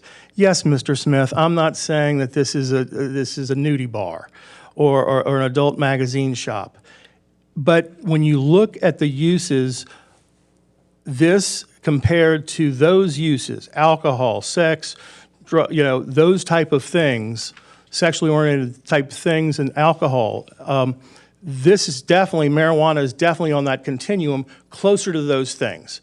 And so we're not saying that it's not a retail establishment. Yes, it is a retail establishment. What we're saying is it's a retail establishment that requires a conditional use because it's greater scrutiny. It's more akin to those things that require additional things. And so because it doesn't just fall into that generic category because it is of heightened use. You even look on page 12 of my letter, President of Good Dairy Farm, John Davis, stated, no one can enter that's under 21 and no one can work for the dispensary that's under 21. That's not something that a retail goods store is. A retail goods store is you can walk in when you're under 21. You can work at a retail goods store if you're under 21. This is a special thing. Then you go further down, their own website, and this is on Exhibit 7 of my letter. There's an age restriction of 21, a splash screen on the NOLA Cannabis website. So they're even acknowledge themselves that this is a mature, let's not call it an adult because that's got the specific connotations, but this is a use that's mature for mature users and not a general retail establishment like a candy store. I mean, I think that's what this determination is that a medical marijuana dispensary is the equivalent of Dylan's Candy Shop or Russell Stover's Candy Shop or whatever candy shop there is. It is the same. It's just not the same. These are very specific things. This is a use, and that for those reasons, again, the 5,200 square feet, 5204, that's the application that was approved. That is what we're appealing. And that's what, they need to go back and either amend or get the conditional use. Thank you. Thank you. Questions from the board. I do want to go back to the initial point of the timing. And I guess I'm looking at, as one of the ending remarks of Mr. Schmidt mentioning that certain things we just can't ignore. And so the language in the CZO references the date that a decision is rendered. It does not state the date that a decision is noticed. And there's a table that's included after at the end of that section, and there's no notice that's required for zoning verification letters. So I'm back to how is this being heard beyond that 45-day period? Because I don't see where we can get past the language in the CZO specifically says the date that the decision is rendered, not noticed. That is certainly a decision that is up to the board. The position of the department was this, is that a decision was rendered and it was not on any public-facing city website. So when I looked at it, it looked like, to me, it's like, well, how would someone know that they would be able to take an appeal within the 45-day window if it was not there on the published on the city's website? You couldn't find it through One Stop. You couldn't find it anywhere else on there. So, when wouldn't they have had this originally came to us not as a zoning, not as an appeal to the BZA, but it came to us. I think it first came across my desk when I saw the civil litigation that was referred to earlier, and I said, well, why didn't they initially go to the BZA? Because my reaction would have been like, well, what I presume the judge would have said was that they probably failed to exhaust their administrative remedies. And when I went and looked at it, I was like, where did the public get the information that this decision had been made? I couldn't find it, and that's when I said to them that we would not oppose them filing the appeal beyond the 45 days. And that's the position that we took on that, because I thought it would be fundamentally unfair to the neighbors to not have an opportunity to redress their government. But I guess to play that logic out, what I'm thinking is that the decision may not have been publicly noticed. Not that it was required, but that may not have been publicly noticed. But since that time, there's been a building permit that could have been challenged. There's other actions that could have that were taking place that could have been challenged, putting aside the zoning verification letter. So I guess I'm still stuck at how can we judge this as being timely when, okay, they may not have known about the zoning verification, but they knew about the building permit, and that could have been challenged within the 45 days as well. And I think that's Mr. Davalier's argument. I think the board is hitting on the key issues on all of these things, having examined the filings as well as the argument of both in favor and against. And I guess I bring those up to state that there was still items, even if you argued that the verification letter wasn't publicly noticed, there was still opportunities for the public to bring a challenge. And so I would have definitely, maybe had a different opinion if there's not, and I can only speak as one board member, so I'm just, stating this as I'm looking at it. And the public still had opportunities to challenge this item beyond just that zoning verification letter. So I'm gonna echo the chairwoman's points. Is that's paramount at this point. It's just timeliness of application. The second piece to this, my concern is just based on, and look, I know we need to focus pretty much exclusively to Mr. Schmidt's application and the basis of his challenge. But I have to address a concern in terms of the backup information that other folks are providing as a justification to push back on this issue. When I look at the permit, how it has been applied, what I'm seeing is a substantial completion, certificate of completion also being issued on a project where it clearly states pharmacy. How are pharmacies in any capacity reviewed by safety and permits as a use category? Any pharmacy?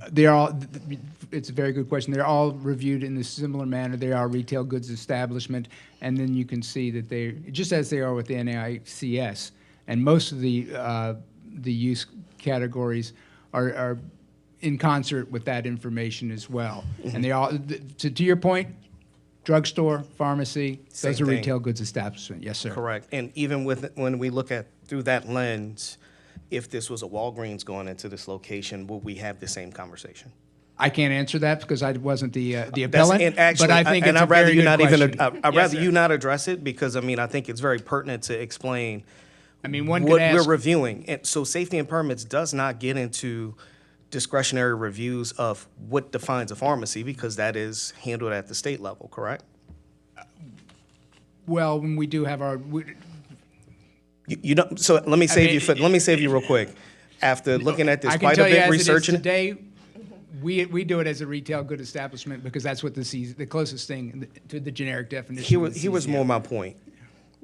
Looking at the CZO, even putting in the CZO search, Yep.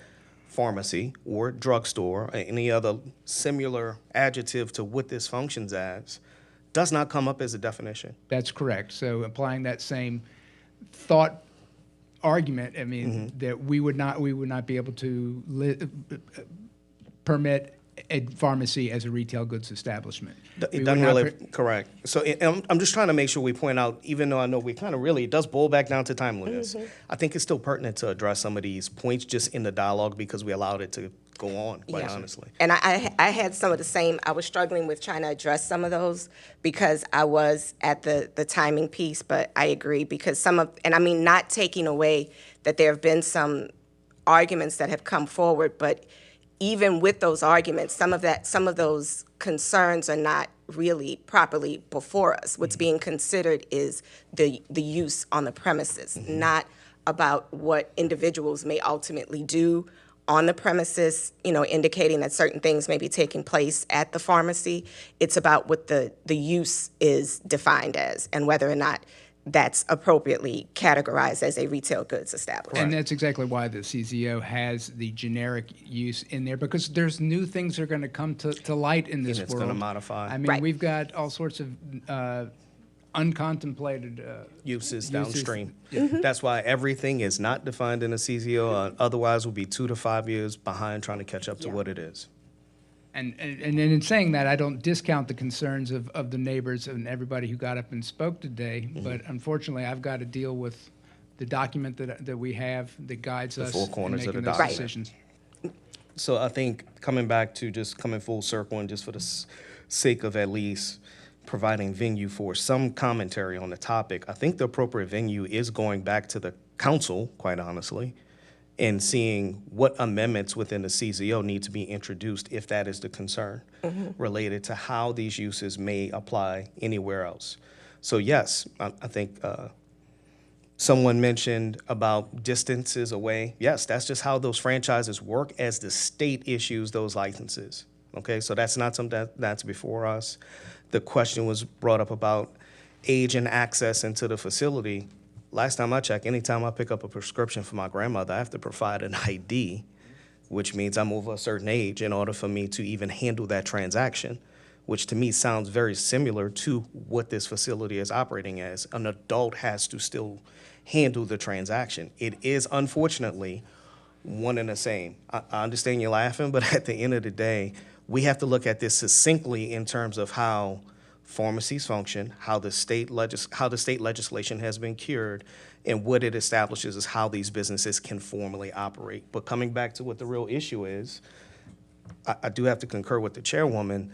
The timeliness of this, I think, is still inappropriate because at the end of the day, we see a whole host of other challenges against permits that have been issued, not just exclusively decisions that may have been posted to the website. Any other questions from the board? I hate it just as much. That was my old eye doctor's office, so trust me, I get it, but we have to stick to what the CZO states. So I want to talk about the 5,000 square foot thing. Curious about, I'm looking at a professional records drawings and what they're, they take off. They did a takeoff of the building, it looks like, because we just were checking. There's no dimensions on the drawings. It's to scale, so we're presuming. So it depending on how you measure it, it's still coming out about around 5,000 square feet. So if they're saying in a letter that it's less than that, I'm just curious how they got there. And it's hard to tell from the drawings, and we have to take the professional at faith that that's their number. But And the bigger issue on that is, again, they have a C of O. Yeah. So I guess that's a question. Ms. Davila wants to address it. Yep. Yeah, Mr. Diaz, I appreciate that.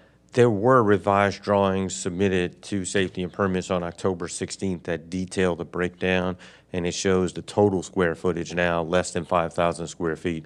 I don't have that breakdown in front of me, but Safety and Permits does have the detailed drawings. I don't think they posted them all to the website, but they do have them in their possession. And we did also submit a sworn affidavit that the total square footage was reduced to below 5,000 square feet as well. And that table is inside of your document from December 1. Correct. Well, On December, page- yes, It's on that's right. page 6 of your document. Yes, I it looked is, at that's right. yesterday. Thank you, you're right, Mr. James, yes. So I just wanted to clarify that. Thank you.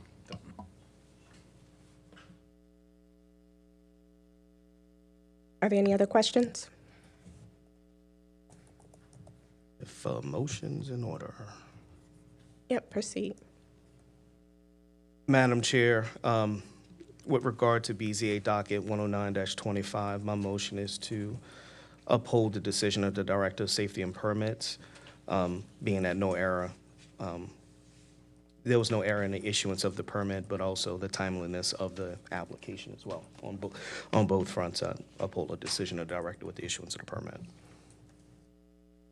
And I'll second that with the note that you made earlier about the council issue and that this is not the right venue.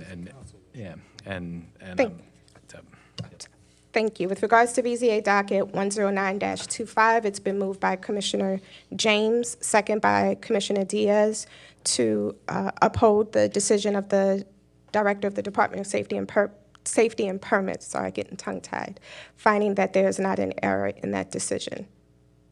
Roll call vote. Todd James? Yes. Jose Alvarez? Yes. Ramiro Diaz? Yes. Alfonso Gonzalez? Yay. And Candace Forrest? Yay. 5 yeas, no nays, the motion carries. Next item? We are going backwards here. I accidentally skipped item number 17 on the docket, BZA docket 07725 for the property at 7301 through 7303 Burt Street. Good afternoon again, Dan McMurtry, zoning official for the City of New Orleans. It's my understanding that the applicant is requesting a deferral in this matter. I would like to note for the record that I have the incorrect address on my report. Apparently, I wrote 1407 South Carrollton.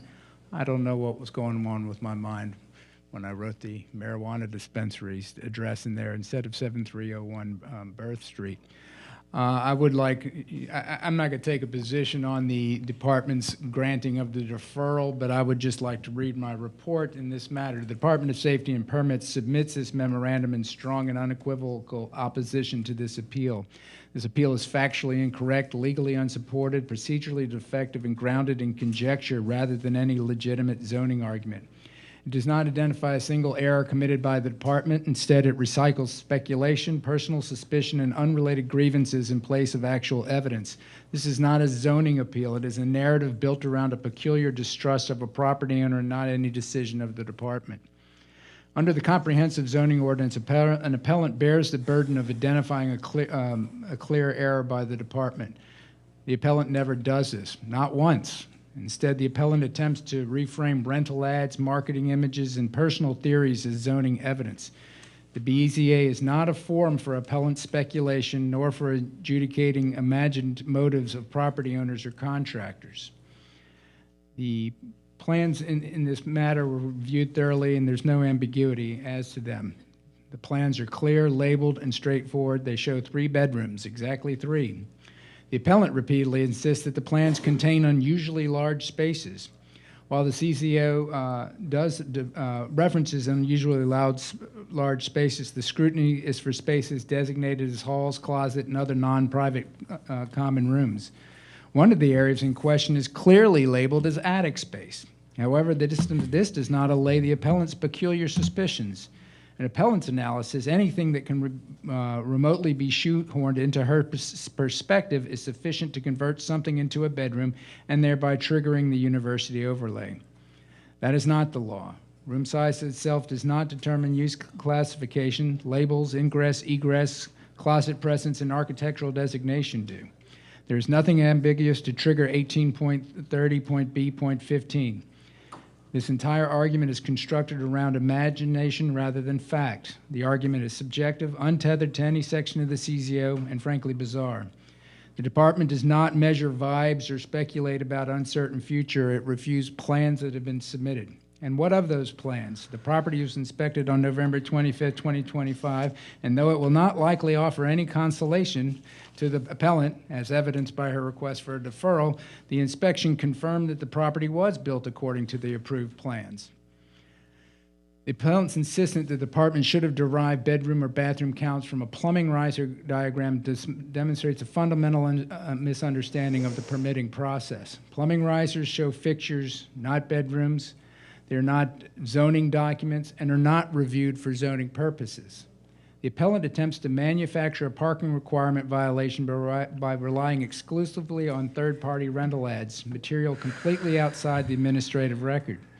The CZO requires the department to review submitted plans.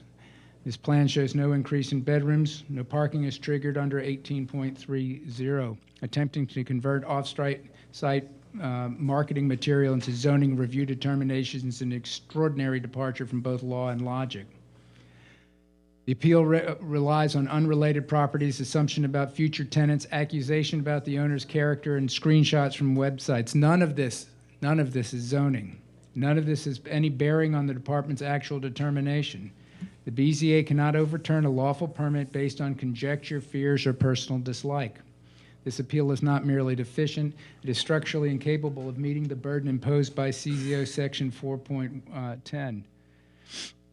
Even if the appellant's assumptions about future use, occupancy, or tenant behavior were accurate, which the department does not in any way concede, those matters fall squarely within enforcement, not zoning review. The BZA does not adjudicate anticipated violations, potential violations, or hypothetical violations. Allegations of unpermitted occupancy, healthy homes issues, or rental activity have nothing to do with whether the department properly issued a structural renovation permit. The proper vehicle for those concerns, should they exist, is a zoning enforcement complaint, not a zoning appeal. The appellant attempts to convert an enforcement issue into a zoning error, which is procedurally incorrect and outside of the board's jurisdiction. The record is unequivocal. At the time the department reviewed this permit, there were no errors. Not in the plans, not in the zoning verification, not in the parking analysis, not in the unit count, not in the application of the overlay, and not in the interpretation of any provision of the CZO. The zoning reviewer appropriately requested supporting documents, reviewed the materials submitted, confirmed compliance with HURD2 use and the University area overlay, and marked the review complete. The appellate does not identify a single action the department took that was incorrect. Speculation after the fact does not retroactively create an error that never existed. Again, in conclusion, the department committed no error. The plans were correct, the review was correct, the zoning determination was correct, and the appellant has proven nothing to the contrary. Unfortunately, the department is once again required to respond to an improper appeal based on specious reasoning. And once again, this board must deny the appellant's latest appeal in its entirety. Thank you.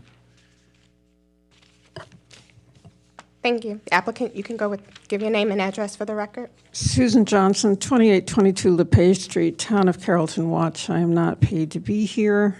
I'd like to ask for yet another deferral of this docket because the results of the zoning inspection ordered by DSP have not been published. The scheduling of this inspection was named as a pretext for deferral twice, on October 6th and November 3rd, and reportedly conducted almost 2 weeks ago on November 25th. As a consequence, I have not had a chance to review them. Chief zoning official has made a statement in the director's report about the results of the inspection and the significance for the appeal. This statement is unsworn, does not meet standard of evidence. As appellant, I must have access to the record and a chance to rebut adverse material. If the request for deferral is not granted, I have a very long and boring presentation to put on the record. Thank you. And I have more. if 18 minutes plus, what is it, 5 plus 9, 14 minutes? Thank you.